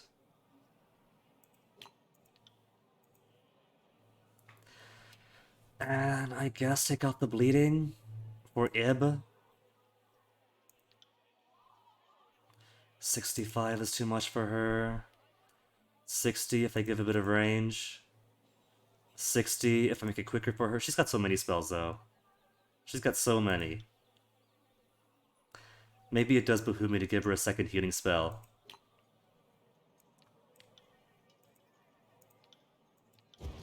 Flash Fire, 15 to 23. With Mage Fire for 6. In a cone. Radius of 4. 15 to 23 to replace the Icicle Spike, maybe? Plus bleeding. 85, already so expensive. Let me see. 16, 18 to 26. The 21 to 32. Nah. Gonna put my heart to the Fireball then. Glowing Barrier. 30% fire damage converts to health for 45 seconds or plus 4 armor to fire. I think I'm satisfied with this. Unless we could find a way to improve Rhyme Spike or replace it. Or Barrack. Could I get him on a Fireball? 1827. 2132. It's got AoE, he can do a bit of bleed onto it. 2132 compared to 2132. A little bit more is nice, but to make it bleed on everyone attacking him. Okay, I think that'll do then. And let's see what my new loyal subjects are hiding in their houses.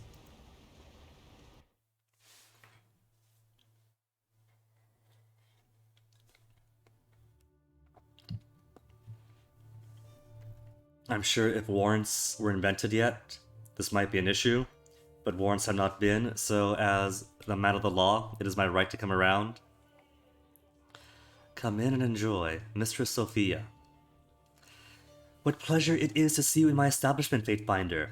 It is always an honor to entertain someone of your standing at Lethian's mistress. If you have need of entertainment or company for a short time, then we look forward to fulfilling your needs. Could I hire them to tell me all the lore they have? Tell me about your establishment. Lethian's mistress started as a safe place for people to come to drink in secret, but eventually evolved into a gathering place where the drinking and eyes twinkle. It evolved to a gathering place where drinking and fornication were both common activities. Everyone needs a way to relax, and I provided for them. What brought you to Lethian's Crossing?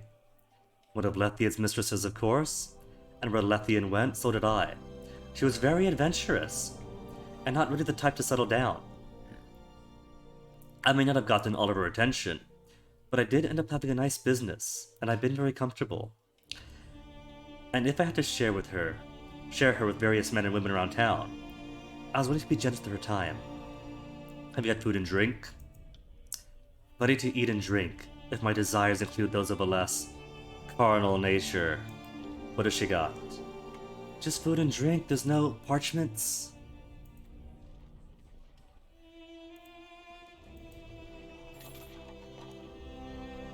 Nobleman's bracers.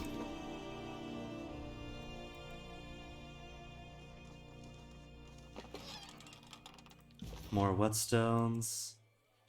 Interrogate everyone else. Gallum. Good evening. Welcome to Lethian's mistress. Name was Gallum. It would do me no end of pleasure to serve you today. What could you offer that others can't?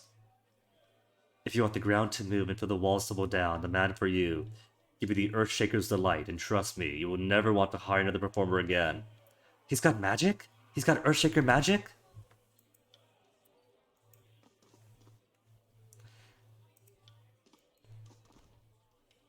Something tells me they probably don't have the deep lore.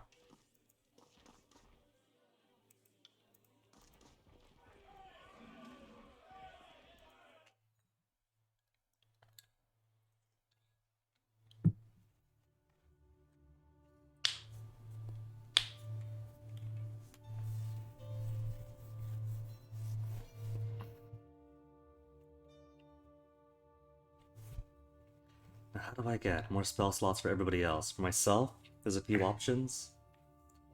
But I'm pretty sure a few of these folks had spell slots for everyone in the party, if when in party.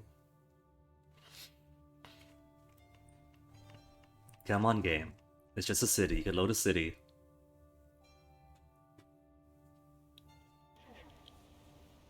Good game. Good boy.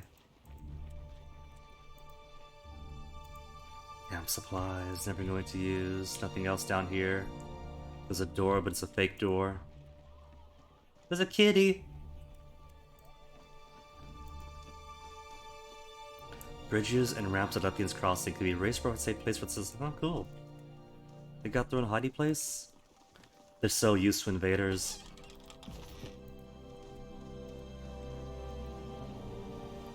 Time is it? Only almost 3? Good.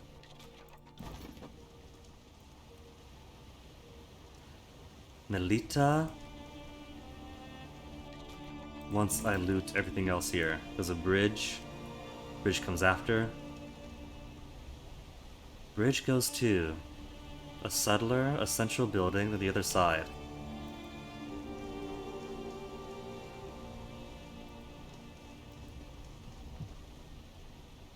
Aww.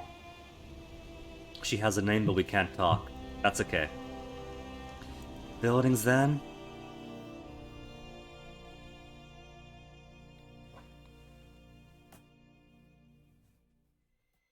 think 3 hours has been plenty for orbital plundering, so...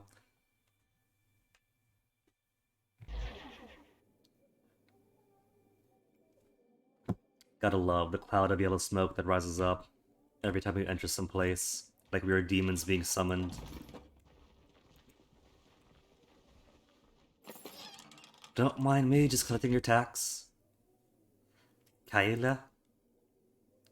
Not interested in whatever you're selling. Talk to my brother. Greetings, Fatebinder. That's it, okay. Can't do that. They got nothing for me yet, maybe story-based. More loading then!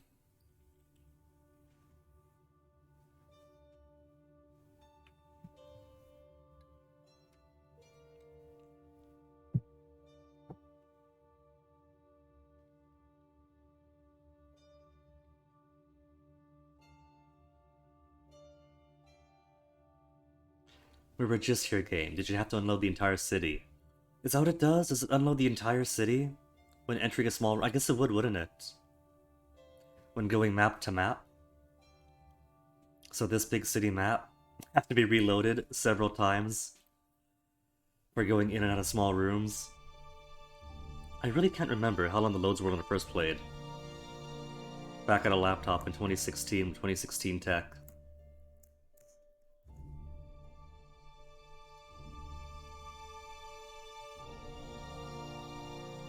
Just gonna sit and awkwardly sit.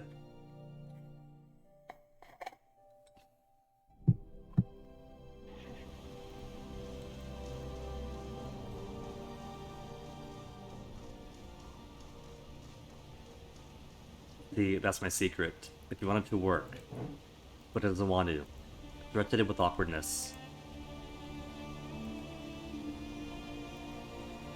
During clear mornings, the western waterfall reflects the rising sun in a beautiful display of color. Neat. And the east? Eastern waterfall. Cascades not alone, some settlers believe that the waterfall split from a single source, somewhere above the old walls. See that? They've been living here how many generations? And they don't know where the water comes from. Have they considered opening the map? There's a full world map. Maybe this map bit is more figurative if they believe it comes from a single source, but they have been up here. World map implies maybe a lake.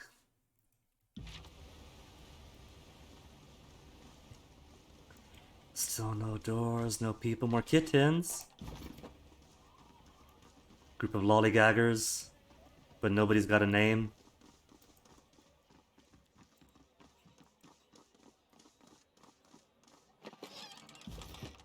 He was hiding that dagger, but it's ours now. Can't get in trouble if I confiscate it.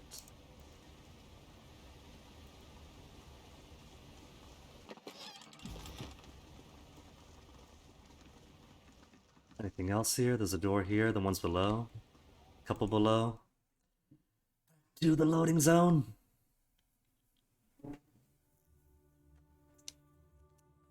Loading zone is plenty of time to read. Where was I?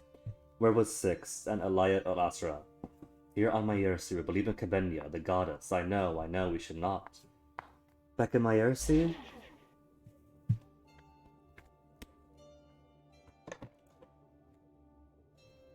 Hello, suspicious patched up hole of the wall? Damages ago, but never properly repaired. A scroll. But not any more spell accent scrolls. And no one to speak to. While I'm here, let me at least switch out.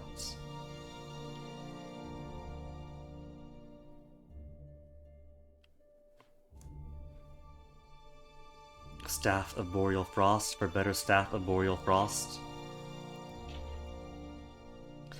And helmets, Capper Precision, Nightwalker Quaff, 0.2-second recovery for more deflection, more accuracy, and all damage increase at night. What do you give? Nothing special. But it's light armor. It doesn't give me feathers though. Give me the feathers back. What about Lantry?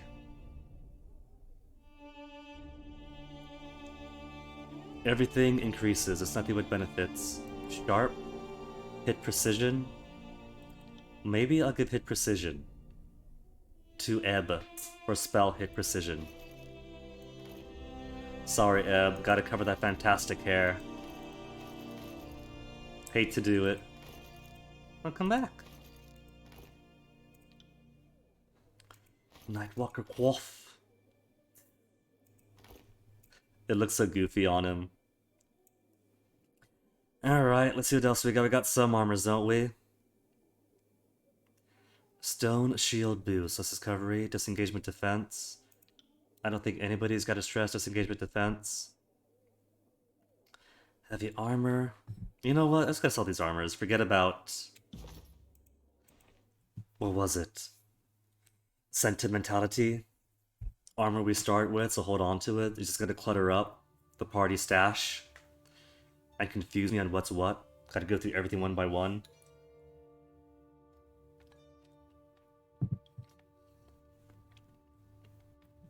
Like with The Witcher.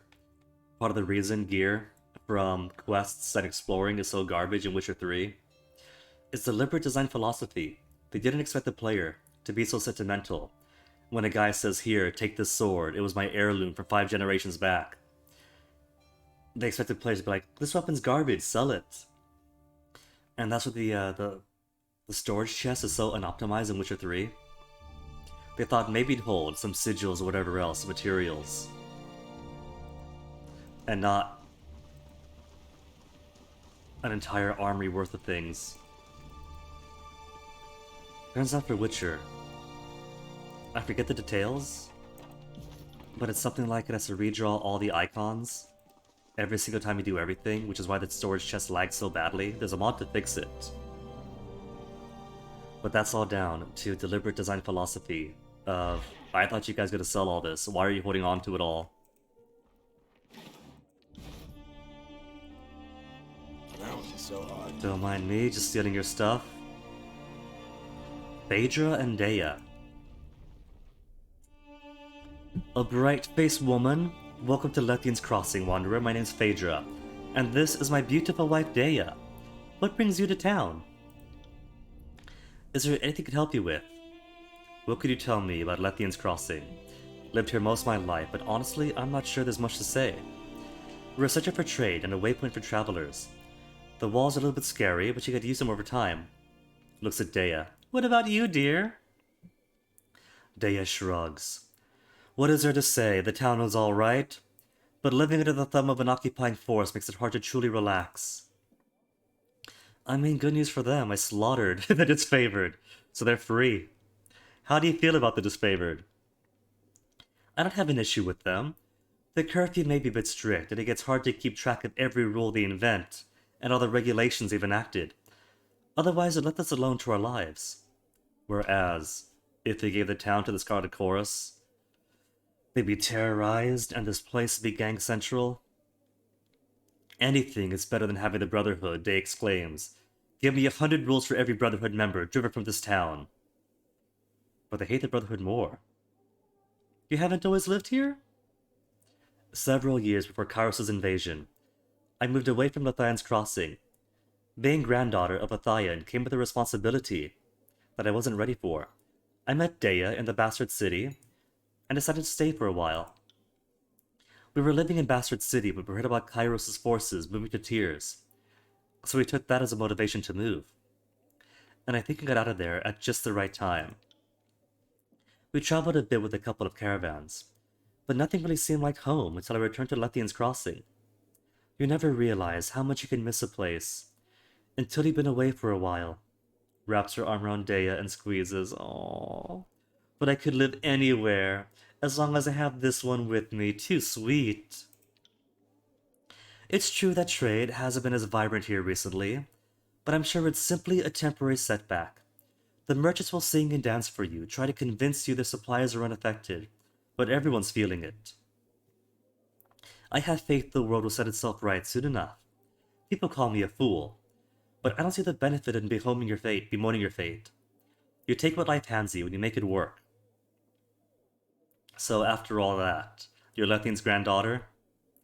One of many I suspect. But I'm the only one anyone knows about, and before you ask, no, Eldian is not my father. Maybe you haven't heard, but my grandmother wasn't exactly the settling down type. Thank you for your time, anytime traveler. Daya? Has nothing specific.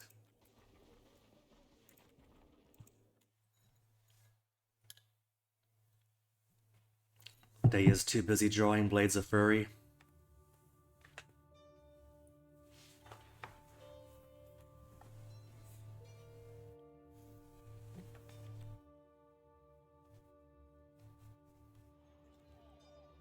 Where's the map? All the way up here. Thank you, map. Boitas haven't spoken to.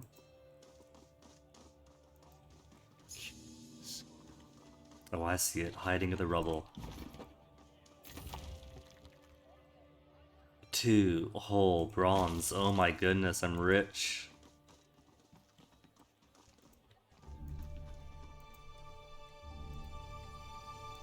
So just came from here.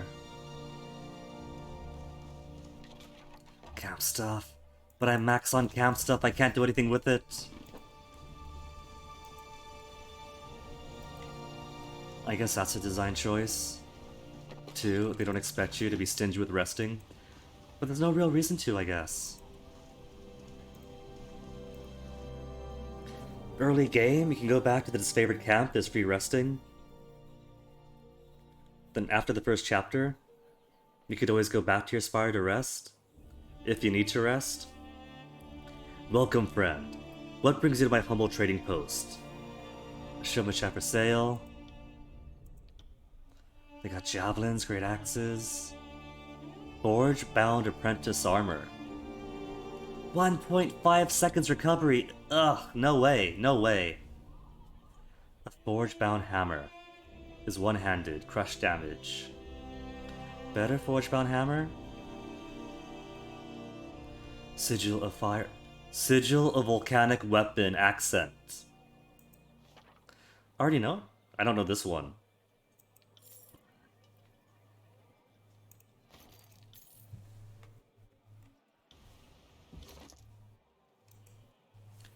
Magical accent which causes material force spell to grant a burning strike that damages a target in a line. Material force spell. Material? Force? Vigor? Material force? Your force, right? And I could use volcanic weapon?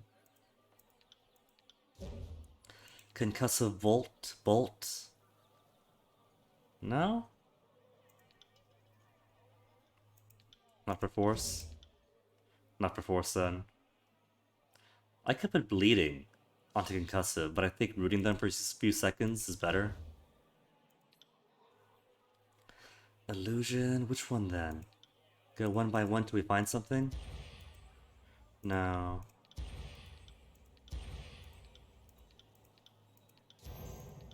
Nothing to add onto our heals. No. Oh, Illusion's got something. Oh, just bleeding. Illusions and bleeding at the same time. They won't be able to tell for sure if their eyes are really bleeding or not, but they will be. Bleeding or rooting.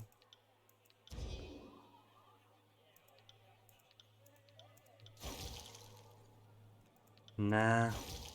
Just mage fire and bleeding. Lightning haven't done much of. Bleeding lightning. Distant impact. Fulmination. Grounding core.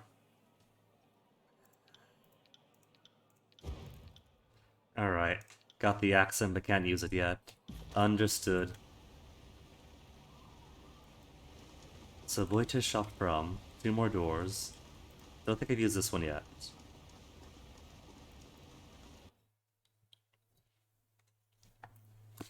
Where was I? Family on Ajax and Elbereth? Oh, that was quick. Game with so much reading. Does not want me to read. Oh, right. That's where the Forge guys are. Now how to recruit you guys all. Zedenya, Master of the Forge. You got your own sigil. The Forge Bound. Have neither respect nor disrespect for me. Her lithe body moving fluidly as she walks. Fatebinder, may the fires of her forge never cool, she salutes you. I hope our paths would cross. Allow me this opportunity to thank you for your aid in the crossing those years back. Dispatching the chorus to cull what they could off the scourges was a blisteringly good idea. Well, she's thanked me, but where's her respect? What could the servant of the flame do for you? Why have you come to Lethian's Crossing? What an odd question, Fatebinder. When you showed up with the forge, I thought you'd been sent to check up on me, as my mission came directly from Tunon. Didn't you already know? I was tasked with creating an artifact to protect the Forge Bound from the Bane. We have been delayed too often, and lost too many of our own, so it was decreed that something must be done. I created the Mage Bane Helm to keep the Bane at bay. Once the helm is in place, its magic will keep the Bane locked away inside the old walls.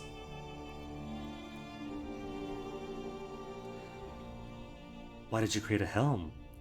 Why do the Forgebound stay here, if the Bane are such a threat? Why were you asked to create this item? Couldn't any Forgebound here do it? All Forgebounds are masters of the craft, but each also has their special talent. The Mage Bane required someone whose skills were well above those that have been practicing as long as I have. Tunon wanted a masterpiece, so he asked a master.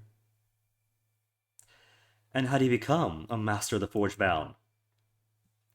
I was trained at a young age to be a warrior, but never felt any connection to that life, except when I was instructed to repair my equipment. The fire spoke to me. It sang when I soaked it, and told me where to swing my hammer to achieve the proper shape. I knew for the first moment it would be my life. I apprenticed with the Forgebound, and focused exclusively on my craft. Soon my skills were superior to everyone else's. I took risks with magic no one dared to touch, and created some of the most powerful artifacts to ever come from the Forgebound. Kairos recognized my skills, and granted me the title of Master of the Forge. This is why Tunon asked me personally to create an artifact to protect Lethian's Crossing. But why stay here? Why did the Forgebound stay here, if the Bane are such a threat? This forge, in the shadow of the old walls, is an area rich with iron. We have ample supply of raw material, and the influence of ancient magics. It's an acceptable risk, and with the helm in place, the Bane will no longer be an issue. But why a helmet then? Why specifically a helmet? The Forgebounds are crafters of weapons and armor, Fatebinder, not statues and baubles. I make what I know. It is also portable, and can be moved easily or used in battle should its protection be needed elsewhere in the future. For the time being, though, it will remain here, protecting the Forgebound. We have a job to do and cannot do it properly, if we are constantly being assaulted by outside forces. By order of Tunon, the Adjudicator, I'm here to bring order to the tears. Reaffirm your loyalty to the court, and to Kairos, by bowing to me. This is impressive. I could use a talus of the Forgebound to supply an army to overthrow Kairos. Would you consider joining? I aim to bring order to the tears. Reaffirm your loyalty to the court. Technically to Kairos, but technically to me. Is this some sort of test? The Forgebound were, and always will be loyal to Tunon, our god of justice. If we must renew our vows of fealty, the court has every right to make that demand, but such formalities will need to wait until I'm done with my original task, protecting the settlement. Alright, protect the settlement first, then have her swear her loyalty. Technically to Tunon by way of me. I have to place this relic in the old walls to help seal off any threats. By the old walls. A site has been ready on 3rd tier. I'm headed there now. We could talk more when it's through. Better yet, join me. Once the Mage Bane is in place, the seal on the old wall should be set. I can give you my complete attention. Easy enough. Just walk outside, put it in place, and then swear fealty? Eldian? An outsider never arrives alone. At least, that's what my mother always said. Seems she knew what she was talking about. I'm Eldian. Welcome to Lethian's Crossing. If it isn't Tunon's Fatebinder, welcome back to the Crossing. Haven't seen you around here since you put the disfavored in charge of everything.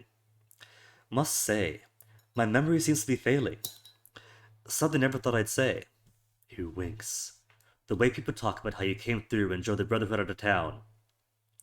You should be 10 feet tall and shoot lightning from your eyes.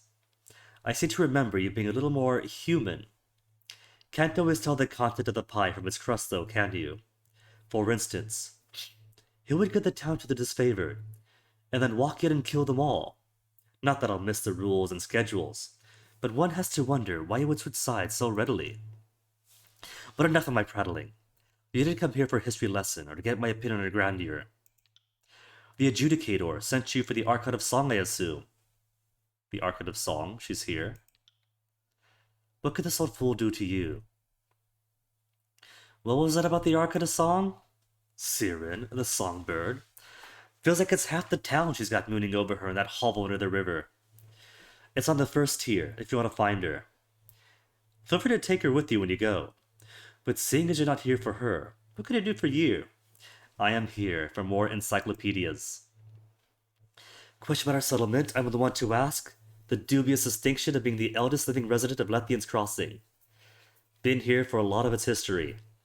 Eyes, hips, hair, and hearing might be failing, but the mind still remembers everything that happened here. Oh, what time is it? 3:20? But there's Siren to talk to. There's the Forge Binders to get to my cause. Goes without saying that I guess tomorrow's gonna start with a lot of the action. Tell me about the Crossing's history. There's even more. Who was Lithian? Biggest pain in the ass he ever knew. His own mother, a mediocre merchant but great leader. What did grandmother say? Give a blind man time and a pot of rocks to hit the target. Master of the trade stewards of Kairos.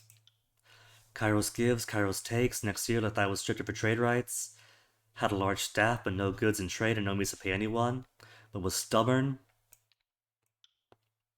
Concentrate on making an existing local settlement into the center of commerce for the tiers by the claws of a beast, and did just that. Cool. Lethian, your mom? She was? How do you build the old walls bridges? Lethian was a master of that, tying out with one hand on a string. Got the idea for the bridges for seeing galleys pull out of the water into the dock. Hardest part, the initial climbing team to break the old walls. Why'd you settle here? Necessity. Cool. Siege of Ardent and Bastard City ended up helping us. All the folks headed to points east. Crossroads Settlement. Stake to claim. What's Kairos' interest? Iron, plain and simple. Cool. Was a merchant trying to peddle the iron rocks as magical because it came from the areas near the old walls? Maybe, could be. One of the people he sold to was his favorite courier. Showed the rocks to a forge-bound master, recognizes potential. And why does the Brotherhood want Lethian's Crossing? A land, a breeding stock. They've been here longer, they consider it home. In the end, doesn't matter. Right to on ever let go. Tell me about the Spire. I wonder why Lithian thought it was a good idea to settle here. They have Bane problems with this forged sword set up, forge-bound. Use the Crossing as one of the main forges. The Bane issue is even worse now. Bane are drawn to magical energy. Scarlet Chorus did what they could. Task Scarlet Chorus will cut the incursion of the volatile creatures. How do you seal the door? Obtain the keystone that can be used to open or seal the door. One of Kairos' soldiers found it while trying to seal the door to keep Bane from escaping. It's only a temporary measure. Holds the Bane back for now. Won't last for much longer. Hence, Tunon instructed Zenia for the artifact. Will you let me into the old walls? A risk is not willing to take. Once the doors are unsealed, a good chance Bane will flood the Lethian's Crossing. Anything else to ask? Oh, thoughts of the Brotherhood. Here since the crossing was founded, Lathan himself hired them. Did such a good job. Kept them as peacekeepers. At least until I ousted them. Wouldn't have done the same, truth be told. Taking pay from two employers is always going to end badly. And lately Rateomon is traveling a path no one can see. Disfavored, strict curfew, frequent search, no forgiveness for misdying and grain quotas. But they keep vigil. They treat the locals with respect and politeness, surprising. For the faction that's Northern blood or garbage. Most of them call me Elder and bow. Aww. Disfavored are committed to honor and dignity in all dealings. Barrack, you know that is a bold-faced lie.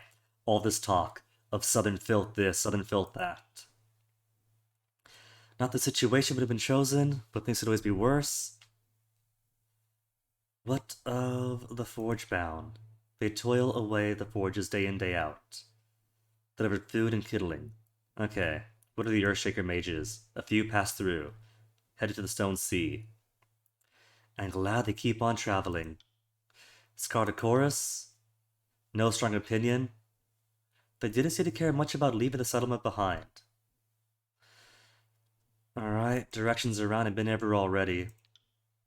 River is Portiscore, flows in the middle of the settlement. Waterfalls are sunrise and moonrise. West is sunrise. Cross the river. District near the waterfalls, west side, blah blah blah blah blah. Other questions? Done. No more encyclopedia out of him. I could also simply not ask all the questions, but where's the fun in that?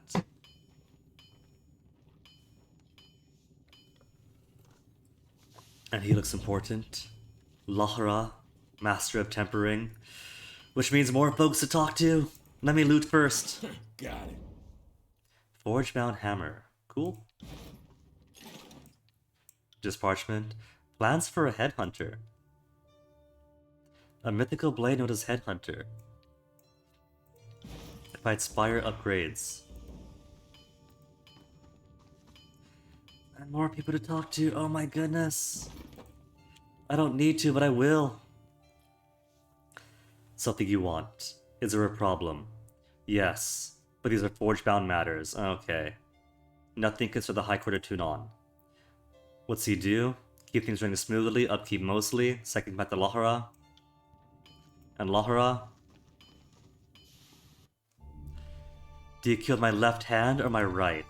I use magics, I use both. Well, I'd like to know. Is that how you say hello, left or right?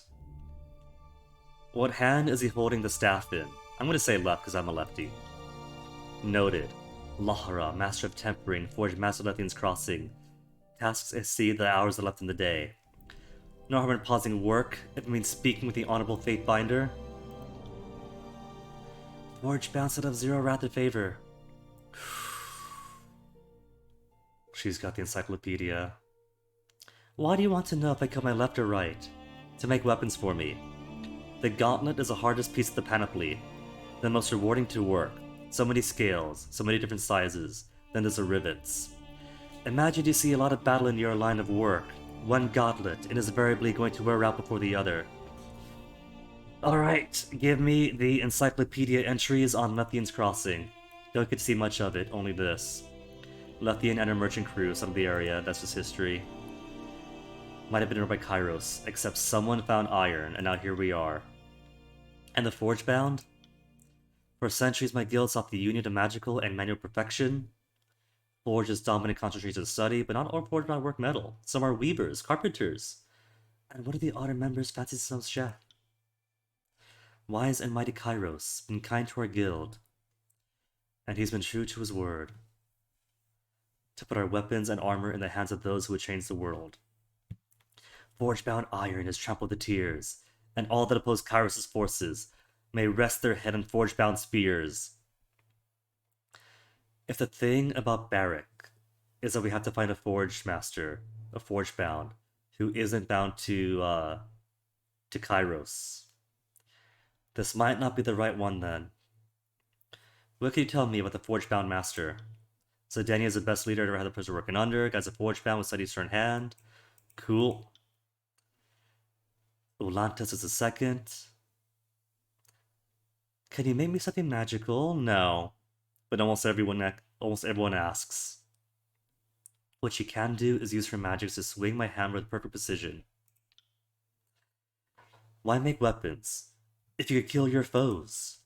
Why walk if you could pay porters to carry you? Yes, indeed, why?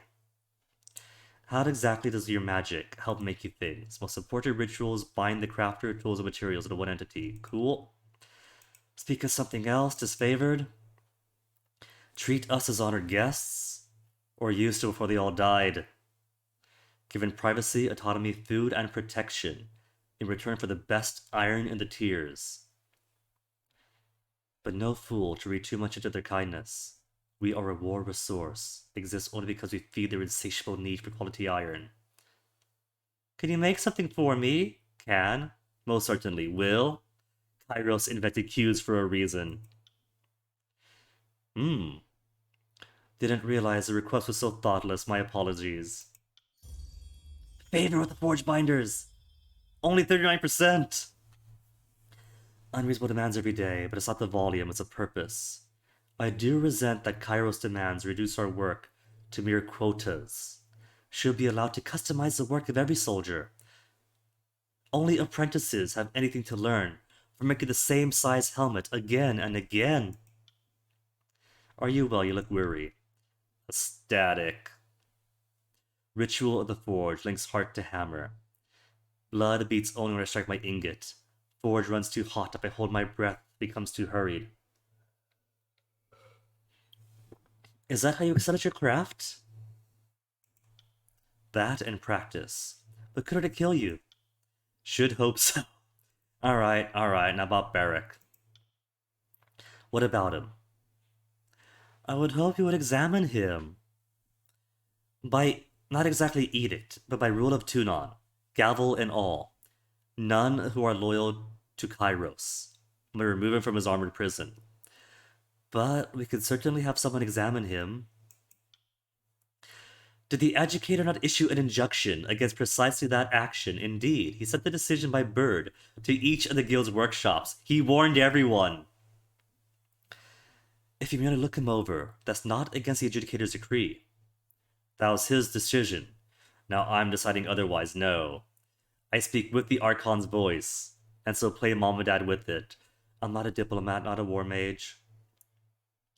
Guild apprentice, much could be forgiven if done in the service of the overlord's eternal glory. Number 1 is truth, though. We are merely asking for examination, not for removal. But maybe, guild to guild, she understands that if it's for the glory of the overlord, that it could be permitted after the fact. You refer to the magician's folly. That law protects mages from prosecution against harm inflicted in active combat, no? Not flagrant disregard of an Archon's decree. Perhaps he could twist it to protect us, but that'll be no small feat when arguing before the adjudicator himself. Allow me to state this in no uncertain terms, Fatebinder. The Forge-bound swore are religious to tune on the adjudicator, Archon of Justice. We do not easily forget that oath, nor do we rush to circumvent it. Our fastidiousness is not limited to our craft. Loyalty to an oath like this, Fatebinder. Loyalty to an oath looks like this, Fatebinder, in case you have forgotten. I don't suppose you know any skilled smiths who lack your ironclad sense of loyalty? Behind the obscurity of his helm, he's grinding his teeth. You ask me to be an accomplice in your crime. Secluded Forge is now unlocked. They don't hate me for this, at least.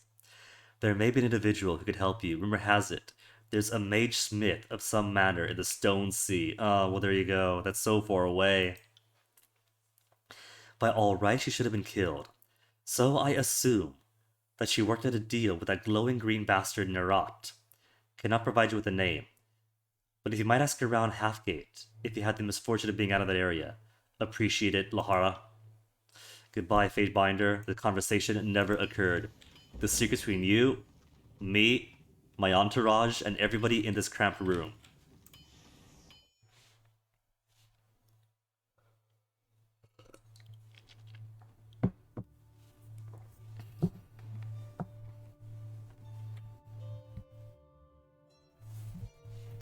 Feel like I should have just asked for the examination. Because the ruling was specifically against. Specifically against. Sorry, can't. Removal of the armor. Gotta come back here. And that we have not done. They're gonna be here, they'll be waiting. We'll check this door out first, then go back up and around. And that'll just leave the buildings on the east side on the ground floor that we haven't looked at yet. See that? What I find? Raven Shawl of Rogues. Plus 10 subterfuge. Who amongst us has the most subterfuge? I got 65, 51, 53, 37. So it's all me, the only one who could benefit from it. With me in the party, does not really need a point giving to anybody else. Back of the wall of the home was long since crumbled away, revealing old walls behind it. They're sleeping and eating right a wall away from the Bane.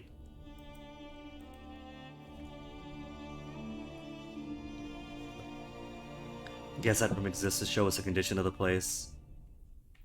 Some nice loot if you got the subterfuge to notice it. But otherwise more dilapidation. Or to emphasize how much those houses you can see there are built right along the wall. Someday door, someday door.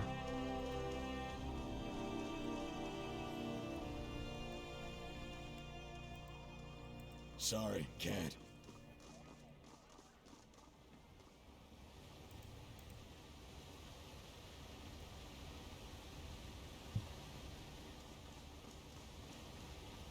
Is there a speed option? I don't see a speed option. Alright, we're here. Present. That's it. Done. Easy. Now swear allegiance to me. Good, good. Now the people of Lethian's Crossing have one less thing they must worry about, Fatebinder. Will they go inside and see what effects the helm is having on the Bane? Now he wants you to go in. Leave it sitting out of the open. Gonna ask the Fatebinder to check on something. I'm sure I could be convinced if I was properly compensated. Ask me to break the law after all. Lore 47. Kairos' law states, no one is allowed to enter the old walls. But if no one goes inside, we will never know if the helmet is working. I will do this for you. Well, let me first ask. You're just gonna leave it out in the open? Give me some credit, Fatebinder. I haven't cast a protection magic on it yet, but before I do, someone needs to go inside the old walls and ensure everything's working properly. Alright. Per Kairos' law, we are breaking it, but we have to break it to see if it's working. Favor of Lethian's Crossing? 4 favor? And a good way to tier 5? Thank you, Fatebinder, helps invaluable. Lethian Crossing, Old Walls Keystone. The keystone to enter the old walls. Good luck. And I guess asking for her loyalty will come after we confirm that the Mage Helm works. What time is it now? 3:37. They said Siren is at the first level, so let's go down and see Siren.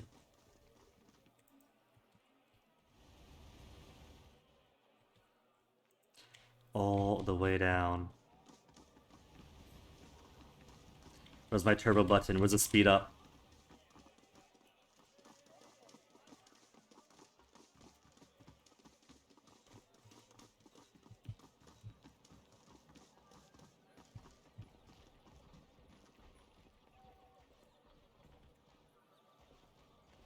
I don't know, spoke to already.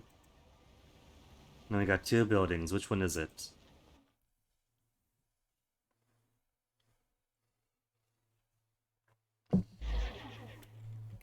There is nobody home.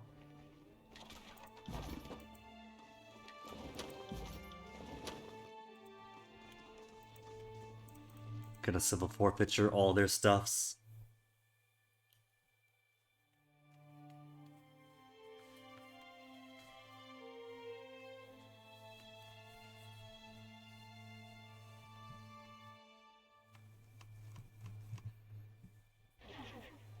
Is it just me, or are the lows getting a bit quicker?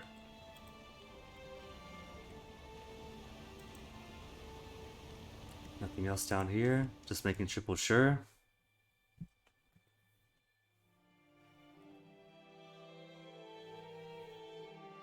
It was kind of funny that the load time for the whole city is the same as for a small room. So who have we got here? Oh, there's Siren, alright. And her cult captivated. Only one to speak to is Siren. Are they all her cult here? Tithe bucket, almost overflowing with items and rings. Dang! If we recruit her, could we keep it for ourselves?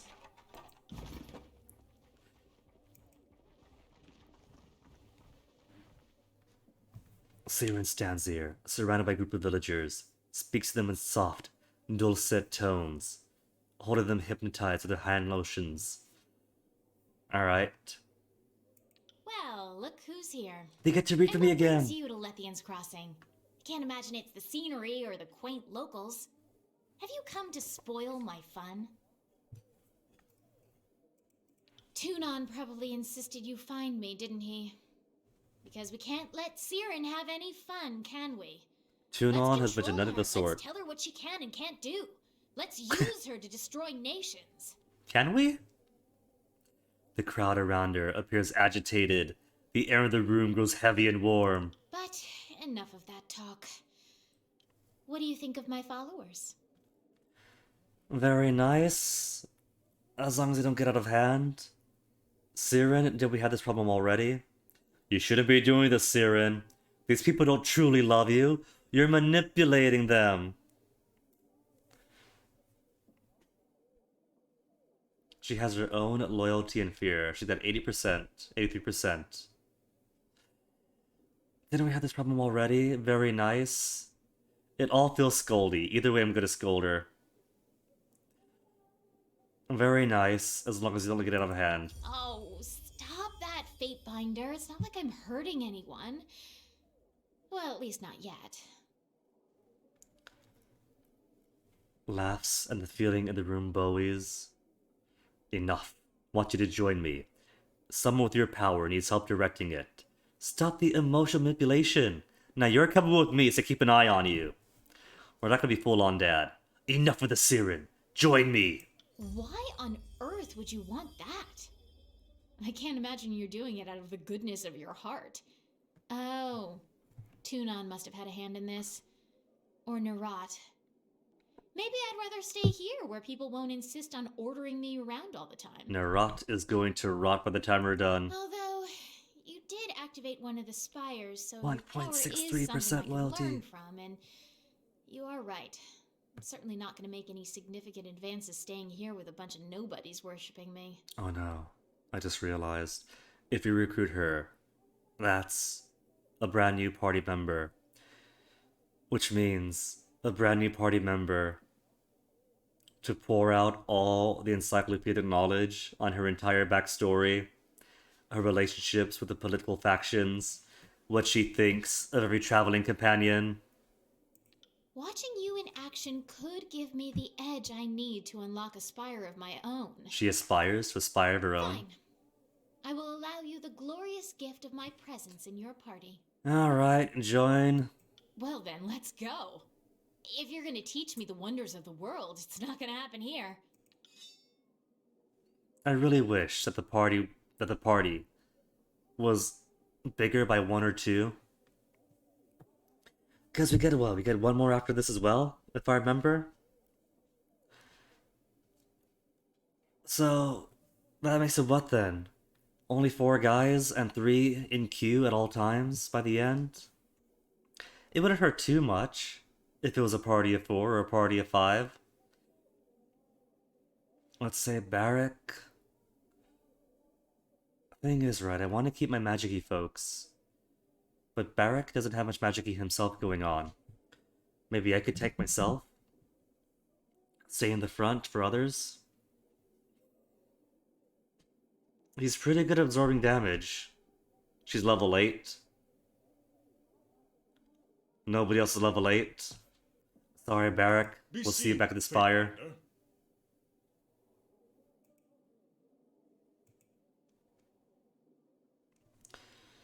Maybe? Yeah. And the enemy parties are never too big.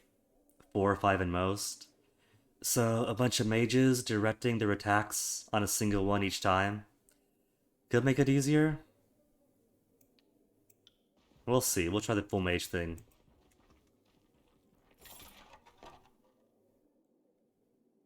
Oh.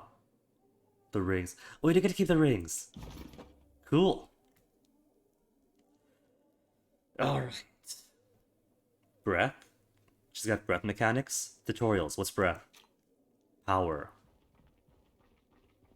I have a great deal of power now.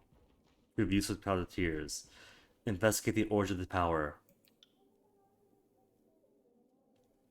Oh, the bar on the character sheet is power. Okay. What does it do then? I saw the bar, but I don't know what power does.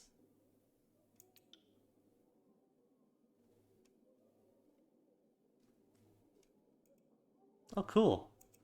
I could change my voice whenever I want. On it. Voice or my banner.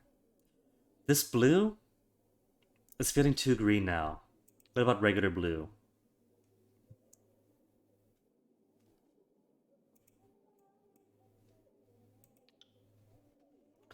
Alright, so I have power, but I know not what power do with. Spire, I got a spire now. To open my home base interface. New items, 2 new items! But otherwise, how do I upgrade this place? Different spires. There's recruits.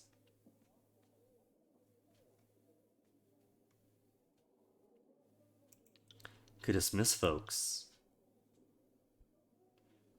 Oh, power of 400 correlates to this. Alright. Dismiss companions. Okay, alright, so... First, she's got level ups. 7 talent points and attributes. What do you use, combat-wise? You have. You also use a magical staff, alright. Entertainer. Performance, she's got performance. New mechanics that learn each time. Where's performance? I don't see performance. A support skill. Determines character's ability to perform powerful songs that infuse magic into the music. Higher skills increase chance of hits and crits, increasing power of the song stanza. How do I pull out the help? Because it gave the entire Siren tutorial thing. When you meet her for the first time as an NPC that you can barely interact with. Alright, performance is fed by wits. So even more reason to feed wits, because that's parry, that's dodge, that's lore, that's everything. How's her magics? She got so many slots. So many slots. But so little lore. Oh my goodness. Alright, everything is going into wits. 1 point left. Resolve for more lore. But she also has penalties to attack and ability strength, endurance defense, penalties to bonus health, will defense, despite being a more magey type. Give more will defense, maybe? Maybe more resolve? Which should boost lore. But isn't. That is. Oh, I see. It boosts lore at a smaller rate.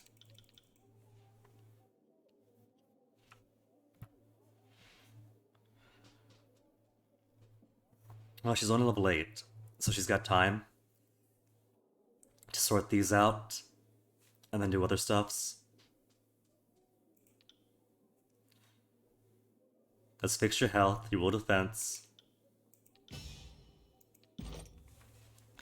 And what to put on you? You got songs. Sword of Strength, Sword of Justice. A Daughter of the Avenging Guard to boost morale in the rebellion. It's got stanzas. 4 seconds, linger for 2. Might. Blood brings dawn, a victory chant, forced to sing for the Scarlet Chorus. Friendly aura, 25 mood speed. Bringer of death, minus 10 dodge, minus 10 parry for 6 seconds. Cool. Bane of Night.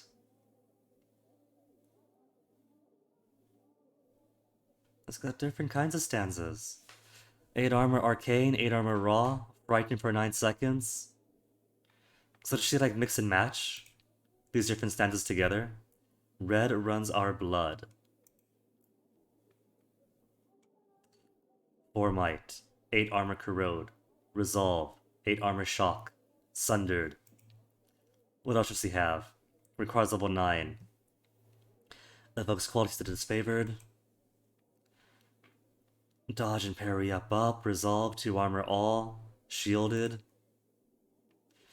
Okay, let me ignore song stuff. What else do we have? We got War. Aria of Force. A quick sonic blast to deal crush damage to enemies. Forcefully push them away. 26 to 35. Rapid tempo. Accelerates her vocal progression, increasing the speed of her songs, and causing her to move through each stanza more quickly. Song rate, 25%.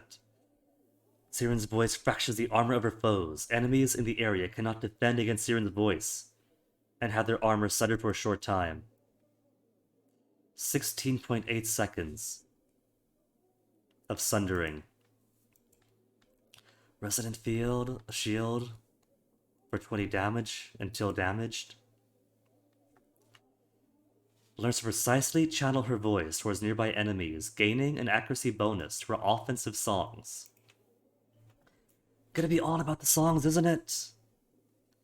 Increased damage prevented by Siren's resonant field. Caught in Siren's attack take arcane damage and are interrupted. Interruption is cool. Automatically gains breath at the start of combat. +1 starting breaths. +1 breaths, +2 breaths. Does it stack or replace? It doesn't say replace. I'm going to assume that's +3 total. Aria of Confusion. To resist, to confuse those who don't resist. Greatly increases damage.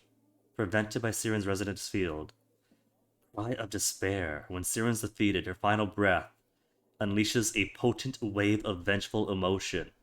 All enemies nearby become weakened, dazed, and frightened for 22 seconds. Vengeful Pitch.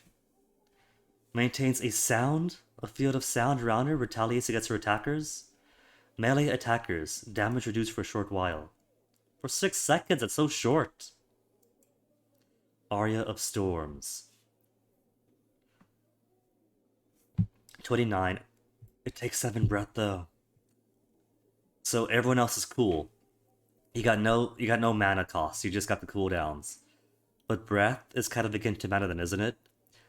It's just gotta build up breath and then spend breath. Do they all have breath? I hadn't noticed. Breath of 8. Breath 6. Songs. No breath on songs. At least songs with no breath. 2 songs sung at once.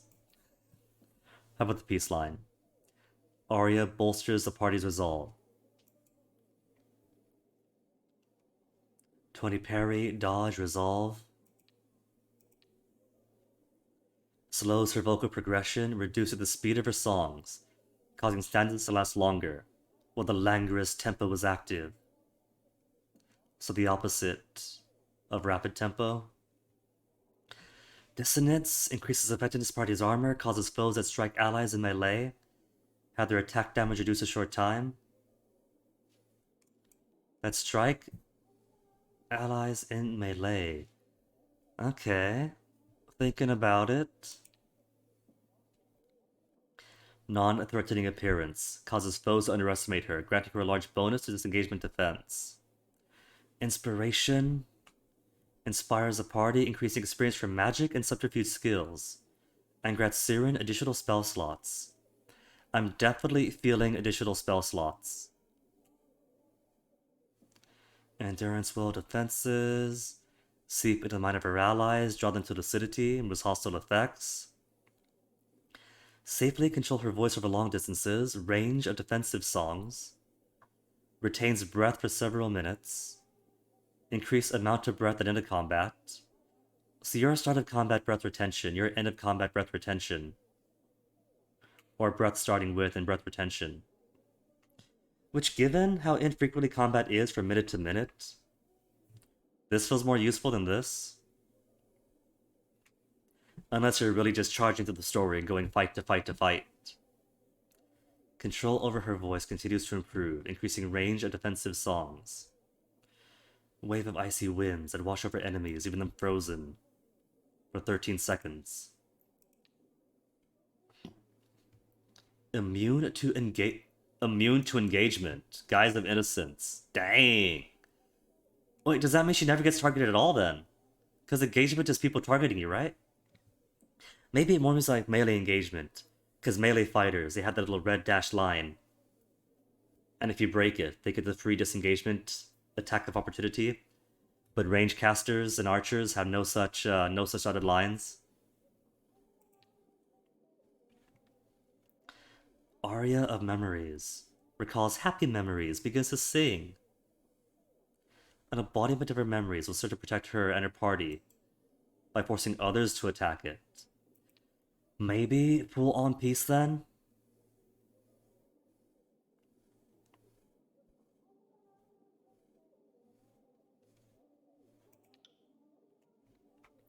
Languorous tempo to maintain the benefits of the songs. Effectiveness of armor.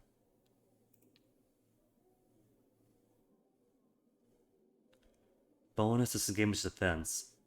Shouldn't be too important, because for disengagement, just don't engage. 3 title points. Additional spell slots. I'll take the spell slots. When combat begins, reflexively cries out. So at the start of combat, 50% magic defense, will, and endurance for 12 seconds. Automatic. I like it. Sings a note. Removes hostile effect. Should be okay. Increase range of songs. I'll take range.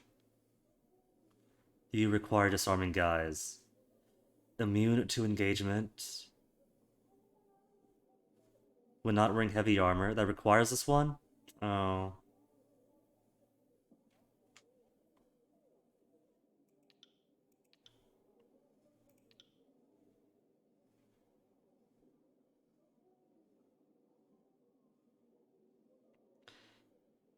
Defensive cry I was gonna take. Guise of Innocence needs a bit more. Wait. Does it require?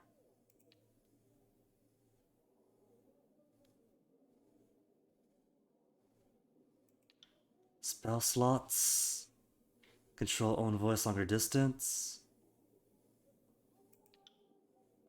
Okay, that unlocks this. But nothing else is blocked out. Requirements Aria of Respite. So this is required for that, but nothing else. Okay, immune to engagements. Or do I want Aria of Winter? Leaves them frozen. Range of defensive songs? Nah, it's alright. But if I need respite anyway. Reach the mind of allies that are completely unconscious and revive them.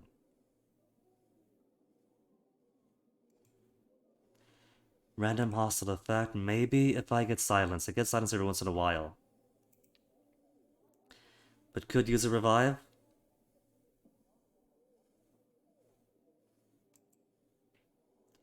Just defensive song radius.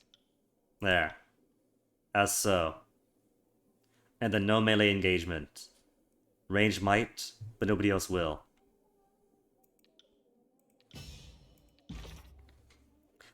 And now Tip Giver. She's only got 55 lore though.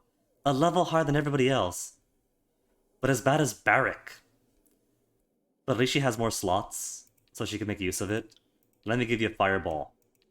What's a fireball you could use at 55 lore? A fireball that bleeds.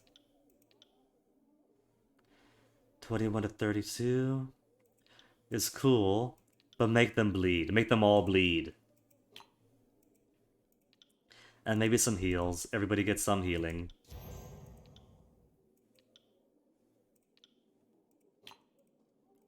Let's give her the old rhyme spike. Already at 30. Bleeding rhyme spike. 32 to 48 frost. That's already pretty incredible. Alright then. We'll just add bleed to it. And make it the max of your ability. What else did we have that was cool? Crush. We got some crush stuff. Concussive bolt. With intensity? Or with rooting?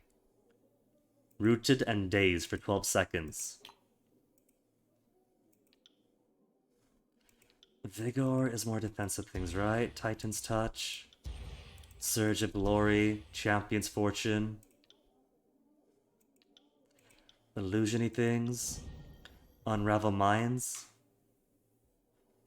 12 to 18 raw. Unravel their mind as they bleed. Make everybody bleed. That was too much. Lightning? We aren't making ample use of lightning. Eldritch Jolt? Electric Jolt, not Eldritch. 1523. And pushes. 1527. Fulmination! Plus 40, plus 30.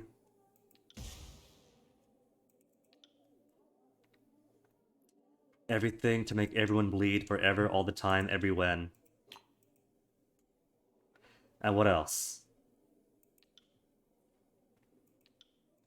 Could I squeeze out anything more fiery? Flash Fire. Mage Fire Affliction on top of that. In a cone. Do I want it in a cone? 65 she can't do. 60 she can't do. Why don't I give her the rare treat of a secondary heal?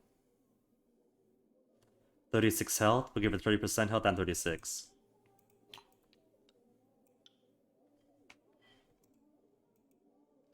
Cool. And assign all the things. She has all the things already. Oh, I can't have both? Just one or the other? Wait, hold on. It's drag right. There. Now we got both. Switch you about. There we go. I don't think I got anything else. Get all my spells. Alright. Everyone else is good. All the spells they can have, they have. Getting an eyeball on everything, making sure. Alright. On it. Alright. Okay, it's 4:02. It's 4:02, so I have myself an hour to get through all of her encyclopedic lore to pick through.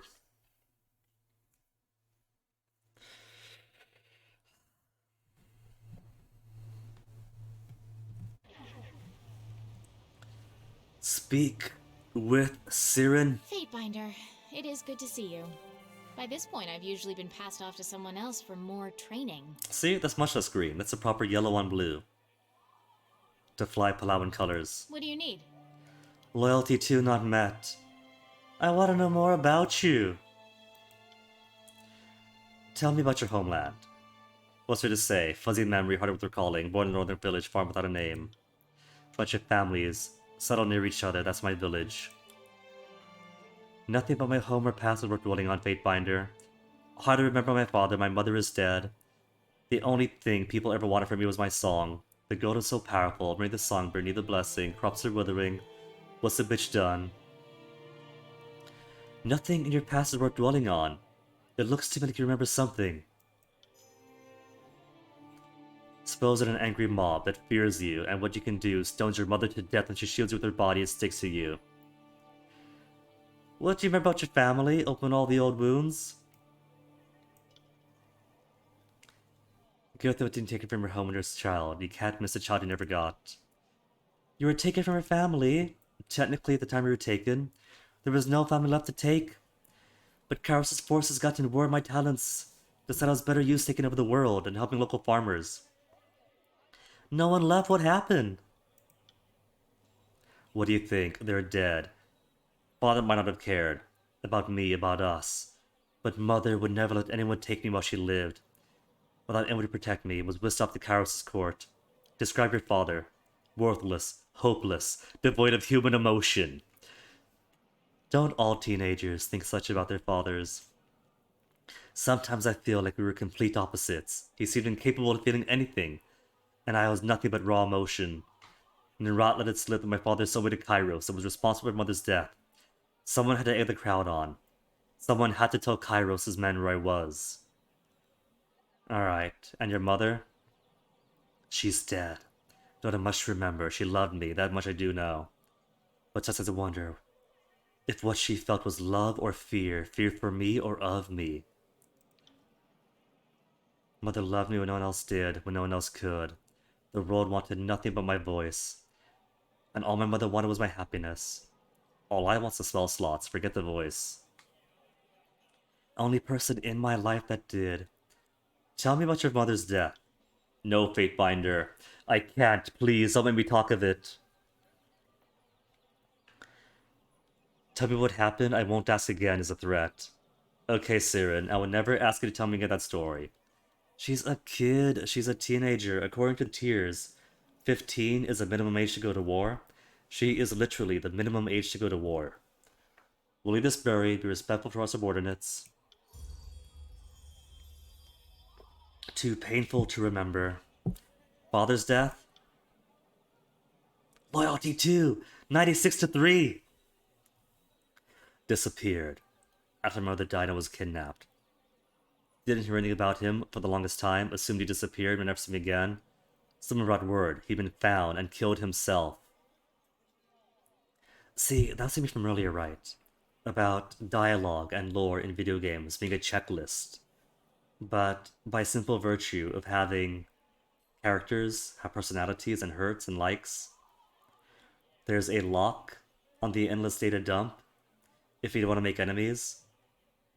It's still an endless data dump, just with a very slight nozzle on it. For someone who has a lot to say, that was incredibly succinct. Is there more? You're a relentless Fatefinder. Did you ever think there were some things I want to keep to myself, but yes, you're right, there's more to the story. When I got word he'd been found, I had him summoned to Kairos' court. I want to see the man who condemned me to the life I was leading. When I arrived, I went to see him privately. Wasn't sure what I should feel, anger, hatred. Didn't expect apathy. For the first time in my life, I felt nothing.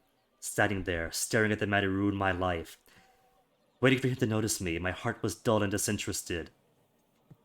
Then he looked up and smiled when he saw me. Could you believe that? Smiled and opened his arms to hug me. And I felt like someone reached into my chest and squeezed my heart, sending hate flowing through his veins. So sang to him about how tired he looked, how haggard he seemed, spoke of the weariness he must feel, the guilt that surely plagued him every day, asked how he withstood the weight of his betrayal, the burden must be too much to bear, and so he died. Watched the tears roll down his cheek as he pulled out the dagger from his belt, the sobs that tore from him as he held it before him, thinking about his wife and child, the look of ecstatic relief on his face as he dragged it across his neck. You made him kill himself, horrible. Or he got what he deserved. More loyalty. What's it at now? 3? Not 4? Oh well. Got the ability then. That's what I tell myself. and for the most part I believe it. Can't help but wonder what terrible things he did in 5 years after he vanished. What I might have prevented if he'd only been around to hear me the morning my mother died. And now I know what happened to my father. He killed himself, and that's it. Any siblings? Any more scars to open? No. Was close to boy in the village for a time, but his mother stopped letting me play with him when I realized her powers. The closest thing to a living sibling. Living sibling, Cyrene? Brother died very young, never knew him. Hardly counts as a sibling. Life in the middle of nowhere is difficult for a single child to survive, let alone more. Testament to the parents. Loyalty won. Looks at you for a time, lips thin. Eyes grow red, tears form her lids. Nod slowly breaks the silence. My mother talking about getting me a little brother. It wasn't long after I started singing and my powers started growing. She told me that soon it would be too hard for her to travel with me. Siren, sweetie, she said, you'll have to go with your daddy. It wouldn't be good for the baby if I keep traveling like that. Maybe after your brother is out there with us, we could all travel together. Looks out to the horizon. Dad, we know she hates, we won't dwell on it, go on. Everyone wanted the songbird to sing for them, and they paid us so much money. So we went. But I didn't want to go without my mother. She was the only real comfort I had. When I was with her, I felt safe, nothing could hurt me. There was a trip coming up, and I knew she wouldn't be going. I couldn't bear the thought of all those days and the care of my father. So I sang to my baby brother. I told him we were all waiting for him. I told him we needed to be a family so we could travel together. I told him he should come out now. I don't know if I meant for it to happen, but I sang the words. No one could resist my voice. My mother's screams cut the song short, and the blood, it was everywhere. I was dragged from the room, but don't remember who took me. I only remember staring at my foot the rest of the afternoon, the pattern soaked into my shoe, the splatter across the tops of my toes. Couldn't bring myself to clean it off, just looked at it. I hate to ask, but how long has Mom been pregnant? Not long enough for my brother to survive. Maybe he could have, I don't know. When I told her to come out, I didn't mean I want him out alive. I don't think he would have survived. Even if it was time. Oh no, Siren. You had little childhood jealousies. People came and went all day. There was a lot of crying. No one looked at me the same after that. Mother told me things like this happen all the time, but even at 5, I knew what I'd done. And part of me was happy. Wanted my mother back, and I got her. She still loved me. She died protecting me, but I terrified her. Every time I opened my mouth, I could see her flinch. And after my brothers died, she was never around when I sang. She couldn't bear to watch me. It's harsh. Well, with that bombshell out of the way, how long have you been practicing magic? Always. No man without power. It's been a driving force. Who I am because of it. Every defining moment of her life because of her voice and the power behind it. What about her time with the voices in her rot? What do I want to know? How'd you meet him? Met him when I was unceremoniously dumped in the doorstep by Kairos. And all I felt towards the moment I saw it was sheer hatred. When one person tires of me, they just hand me off to another. I seemed to be quite a handful, and no one was truly prepared to deal with me, I suppose. I was in his possession for 3 years, stuck doing what it wanted, until he came along. Started messing with Kairos' plans. Why did Kairos give it to Narat? Made the mistake of trying my songs on Kairos, and forgiveness isn't exactly in the Overlord's vocabulary. What? But the law's forgiving? It's a very just and forgiving and equitable law. Interestingly enough, I think it almost worked. Can you imagine how differently things would have turned out? With a bit more practice. I was brought out at one of the many lavish gatherings sort of the palace. Kairos loved showing me off, you know, impressing the gathered elite. So I performed, I sang, I danced, I convinced people to join in. Then, in the middle of it all, I had the brilliant idea to work one more performance into the show, something that would be the ultimate end to the evening. I added a counterpoint to my song and directed it at Kairos. In it, I mentioned that it might be in everyone's best interest if Kairos ended up impaled on a sword. I honestly didn't think it would work, but why not try, right? It went as far as Kairos unsheathing one of the Railguard swords, but everything stopped. I don't know why, it was probably me. I got too excited and lost my control. Whatever the reason, Kairos was suddenly out of control and let out a terrible shout. So Kairos exists! Kairos isn't just a force of will. It's a person with a body and a susceptible human mind. You weren't afraid of getting caught? Of course I was. But I'd seen how the world works, especially Kairos' world. People don't live long, and what they're disposed of is violent and sudden. I figured when I was dead anyway. I was dead anyway. So why not try to get rid of the world, a horrible threat? Really? Trying to save the world? And 3 years in Nerat's employ would have been 11 or 12? Incredible. Fine. I'll try to save my own skin happy. I was 12, so forgive me the self-preservation wasn't the front of my mind. Oh look, a young lady who thinks of nothing but herself. Alright, go on, go on, go on. Everyone stared, frozen by the yell echoing back at us. Kairos quickly recovered, and gave the appearance of cheering us on. But I was convinced I was about to die. And everybody in the room must have seen through the ruse. A sudden scream to cheers, sure Kairos. Interestingly, my execution never came. Finally realized I couldn't have been punished at the party because Kairos would have to admit I had exerted my own will onto the overlord, and without a good reason to call for my death. Couldn't have been executed afterwards. I was a songbird. I did nothing but spread Kairos' will and gather the armies. Would you execute your best and most loved recruiting tool? So Kairos worked with Nerat. They gave me this helmet to bring me back in line. Then I was handed over to Nerat, that monster.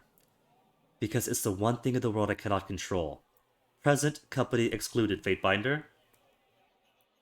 And why can't you control him? Because his many minds are not one. But inside its mind, time and time. And I've never been able to get a handle on what's going on in there. Every time I talk to it, I feel like it's a different person talking to me. And every one of them wants something different. And one in particular wants something it's never, ever going to get. What has Nerat had to do for him? If that isn't the question that goes on, that goes right to the heart of the storm. I think you should ask me what it hasn't had me do, or tried to make me do. What does Nerat want that he's never going to get? I'm going to leave that question unanswered. Let's talk about something else. More about the headdress.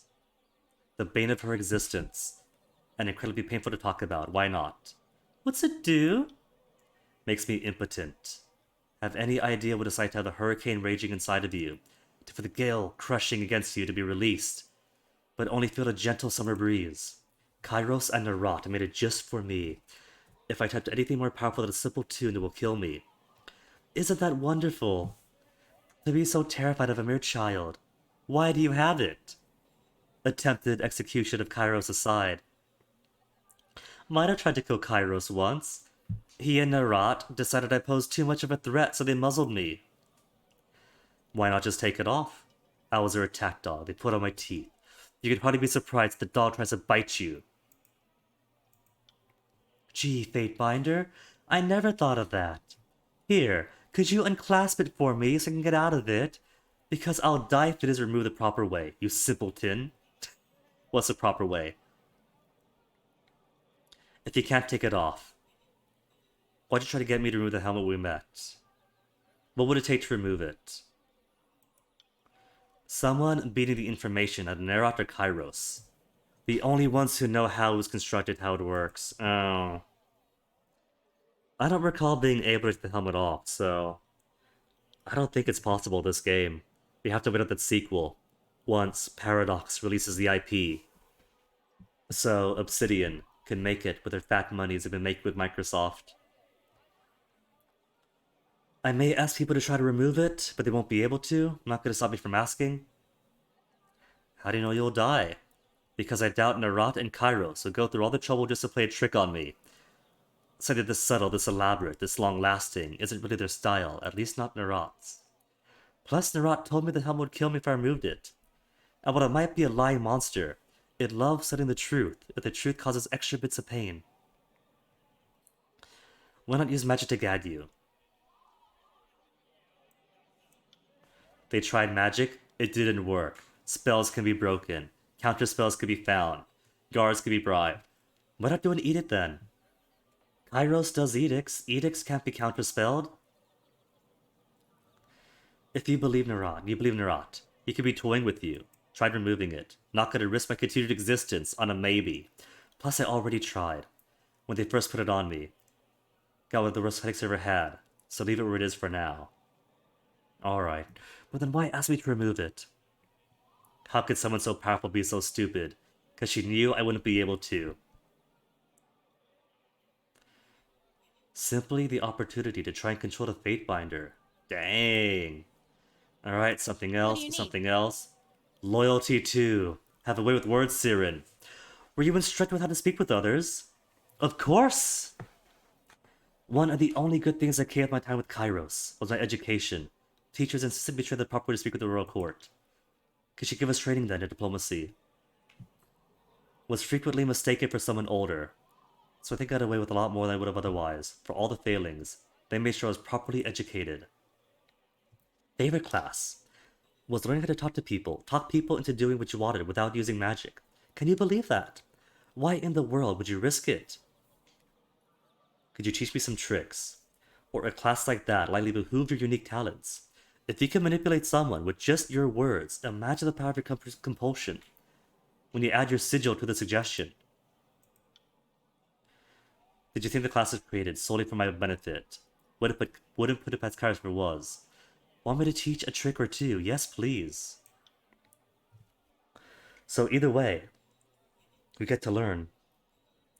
Words or sound indiscriminate to the human ear, a language not to be understood by any but the arcana song beyond the breadth of discernment, but inescapably compelling, binding, gut-wrenchingly painful, on a single lilt, then euphorically fulfilling a mere intone later, you blink, and the muzzy spine-tingling murmuring in your ears has fallen silent. Is that the lesson? The perfect image of a sigil, the invocation of her name. I get a new core? Is this a new core? 1, we have reputation ability now. With companion Siren. Guinea and Siren, once per arrest, briefly suppress the power Siren's headrest has over her. Rises into the air, unleashes a single note before the power of the crystal returns. Wow! Magic clears a random negative effect on nearby allies. Briefly protects them from similar effects. Friendlies cannot be targeted by melee for 6 seconds. And that's once per rest? Okay, but let me see. The new Siren magic. Sigil of Emotions.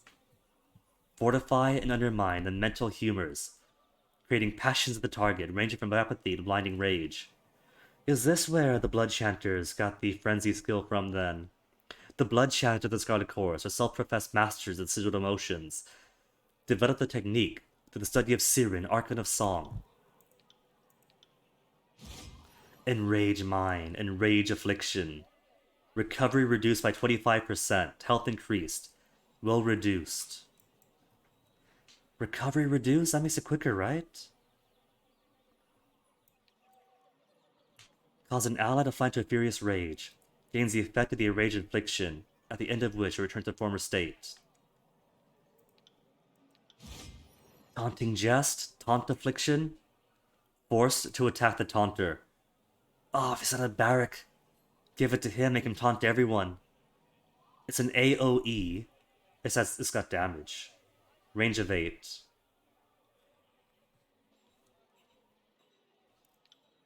We can make it a taunt that bleeds.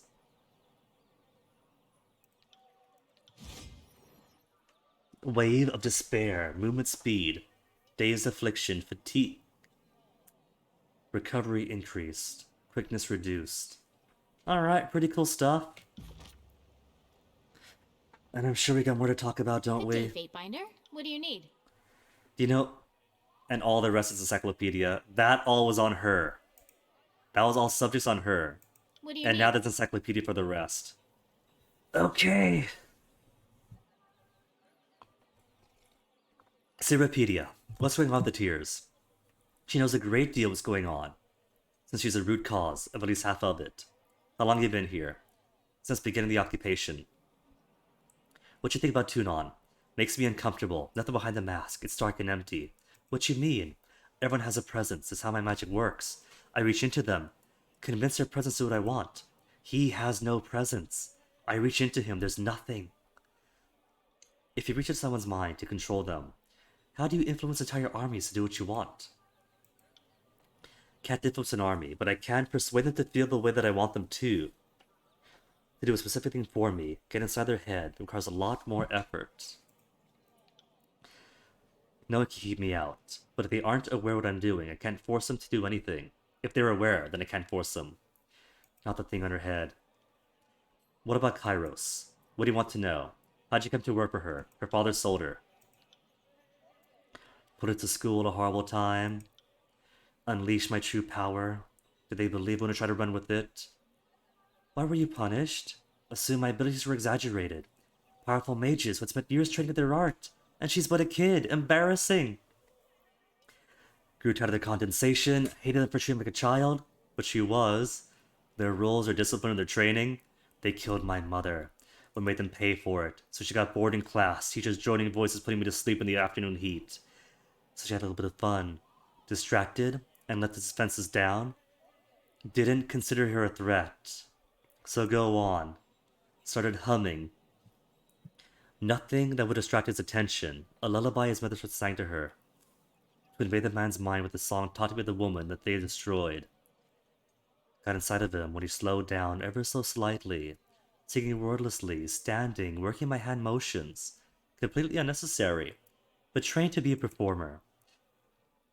Then worked in the words, the window. Look, what's at the window? He turned entranced, stared outside, mouth moving silently as he dreamed to answer my question. What's out there? I asked him through my song. What could that be? I was elated.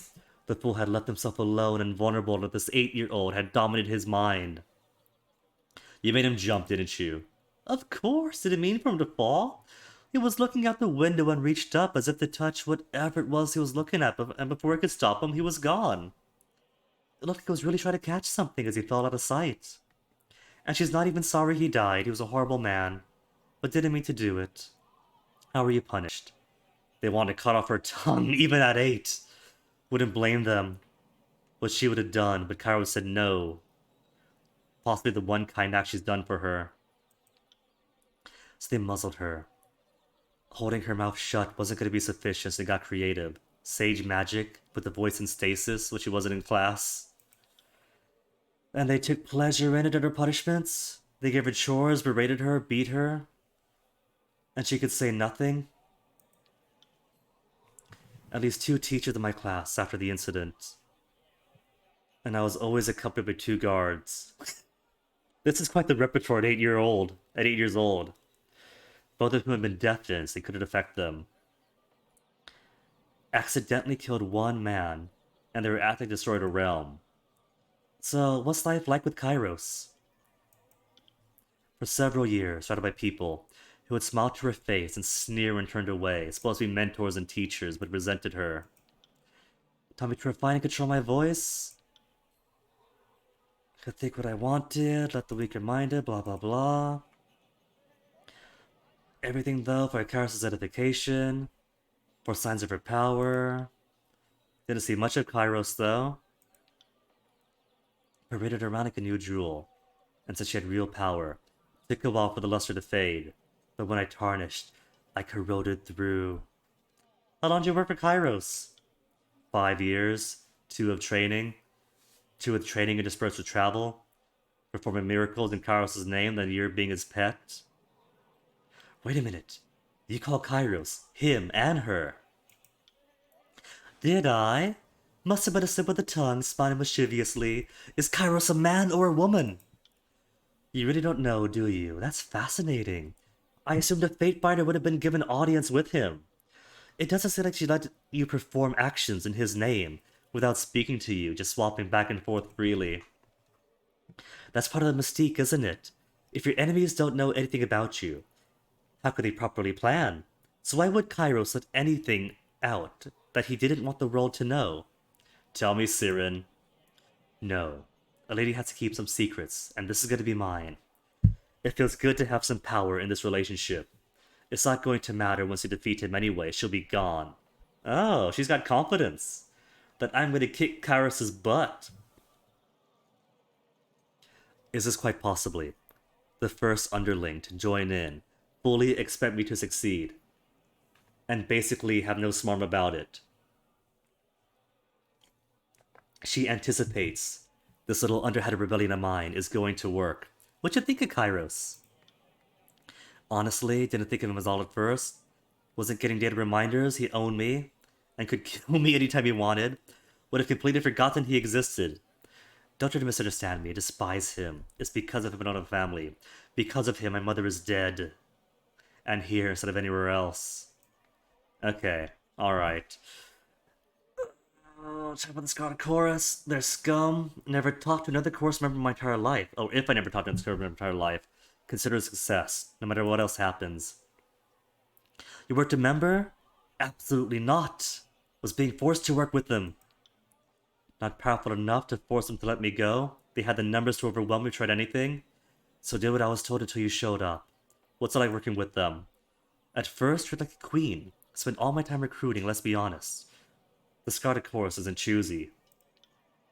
Towards the end, started fearing for her life. With a single other head, could it effectively control an entire army. Hobbling me was quite a detergent thing for Kairos to do. If anyone realized it couldn't hold them back, would have been trouble. Your stunt at Verdant's Well could have come at a time. Cool. What'd you think of them? I'd have thought my look of disgust kind of answered that question, Fatebinder.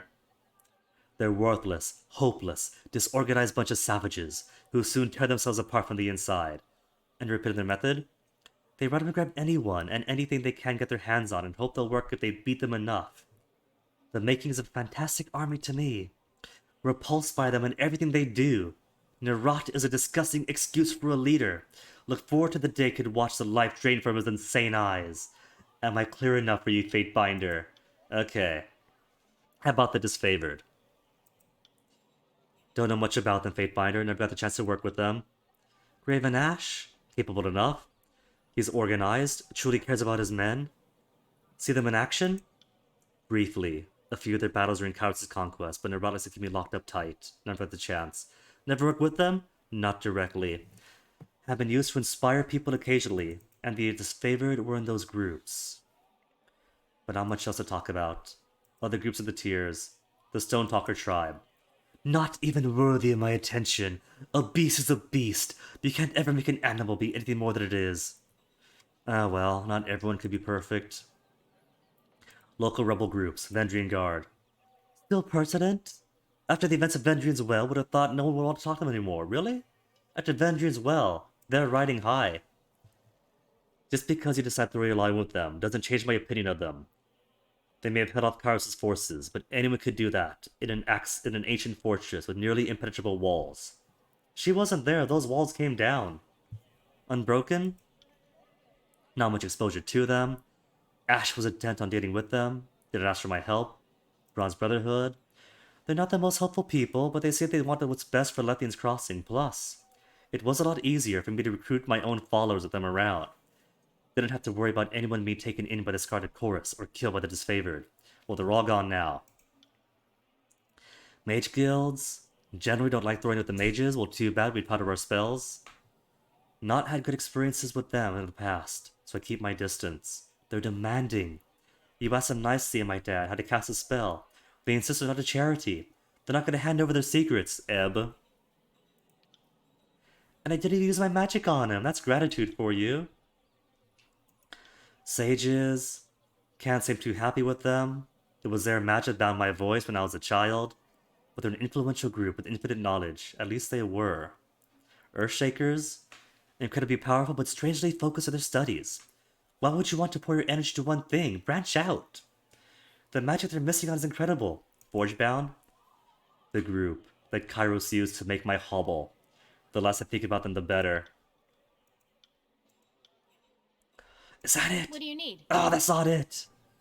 Traveling companions. I'll ask that when we get back to the Spire, so we can all talk together at once. State of the world. Kairos' two major leaders can't stop themselves or their armies from fighting like a bunch of children. Neither seem capable of dealing with the rebels that are taking them down, which is how it should be. What do you know about edicts? Gotta keep blowing my ears because all this talking with headphones on is putting all this pressure into the ears, nose, throat area. Anything I said be a wild guess. That's why I'm with you.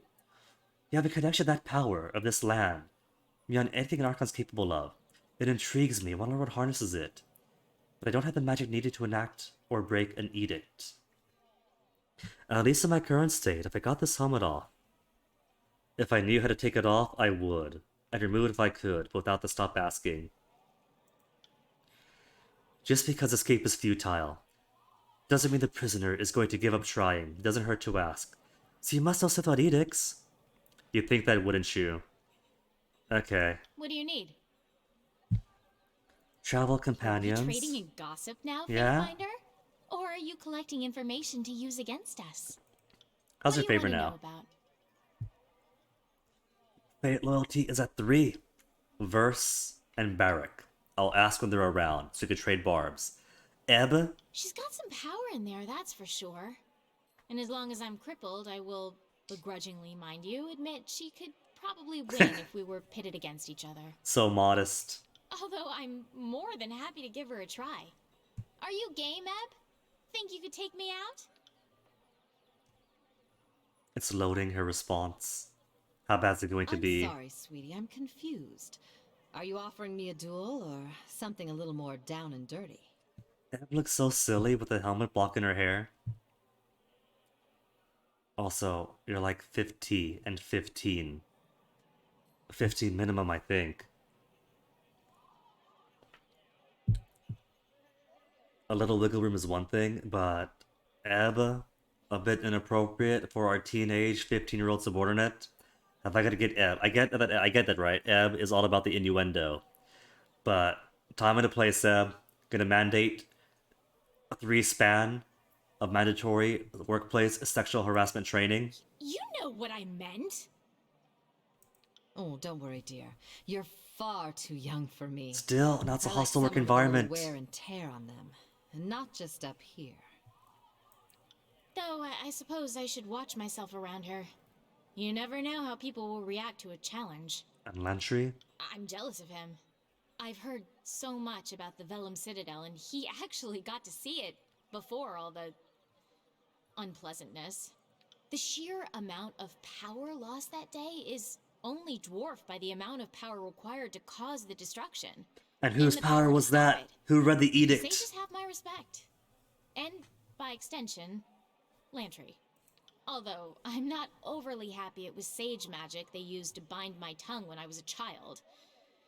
I can hardly hold him responsible for that. What's up with me now? Lantry's response? Got a little Blanche's portrait. Kind of you, my lady. It's heartening to hear that someone of your immense station considers a lowly sage like me to be worthy of your attention. Sycophant. The old spy master saying whatever to get in good Although graces. not all sages are necessarily worthy of praise. Some are a little overly fond of excesses, of one kind or Alright, another. okay. We got through all of her encyclopedia in only half an hour. What do you need? All her encyclopedia. Okay, with that out of the way, everyone's been spoken to. Every single building's gone into. All the loot that can be taken has been taken.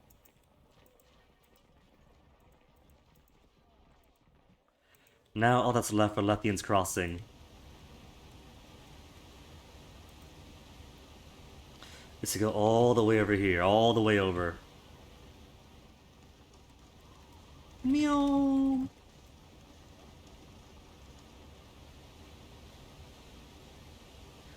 and test out the Mage Bane helmet. See if it works to keep the Bane out by accessing the old walls, which Tunon just said we're not supposed to.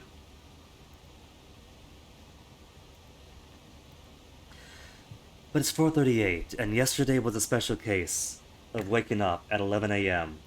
and still starting 2 hours late, and so going extra because I wanted to take Ascension Hall yesterday by end of day, and we did. So tomorrow we're going to start off by going into the old walls. Those forbidden old walls that no one, not even Fate Finders, are allowed to go into. It's gonna be all dungeony, very exciting. There'll be Bane. I'm kind of apprehensive because I'm running no tanks right now. There's no barrack to soak up damage for all of us. We're kind of all on our own. But the Bane are a special case. They're like pure magic. So only magic works on them effectively. Everything else is like whiffs. And I'm pretty sure their magics bypass armor entirely. So barrack is going to be as effective as anyone else in the group when it comes to tanking. But it might be useful to maintain just like one target instead of 4 potential targets. Either way.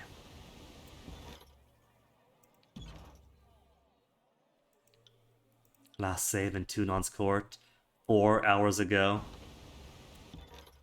Either way, that is going to be where I end the stream tonight. New areas always mean a lot of reading. Because always got to get into the lore of the place and figure what's going on. It's a back and forth the game does. Lots and lots of lore, then a good amount of action, then lots and lots of lore, then a good amount of action, and maybe, if you're lucky, a bit of intrigue along the way. And the politics is pretty fun. Like, the world building is pretty cool. And so when you get to actually play that evil overlord political cloud game, it's pretty exciting stuff. Can't wait to get to the end game, where you actually have to stand trial. Spoilers, but you do. Is it any surprise that my not-so-secret rebellion against Kairos is going to catch people's eye? But that's going to be way in the future. We've already just been Lethian's Crossings. Tomorrow Banes, so until then, folks, thanks for hanging. Gonna toss you on over to Corpse Eater, who was in chat early today, so we're gonna go say hello to him. For now, enjoy the rest of your night, take care of yourselves. Thanks for hanging again. And see you folks later.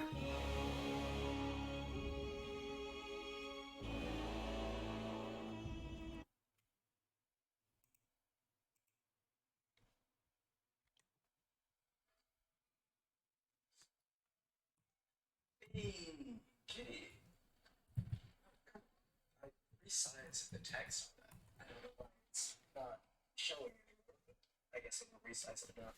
Let's try to point to it. Let me quickly give you a shout out.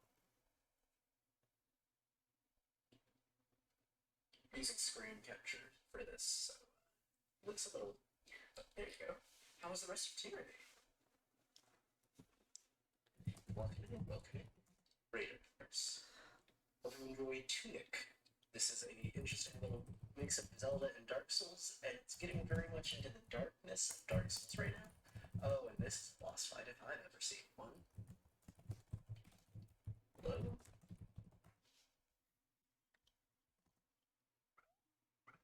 Okay. It's good. Got everyone's life stories out of the way until the next match. Hey, no. Oh shoot, is this a mix of all the bosses?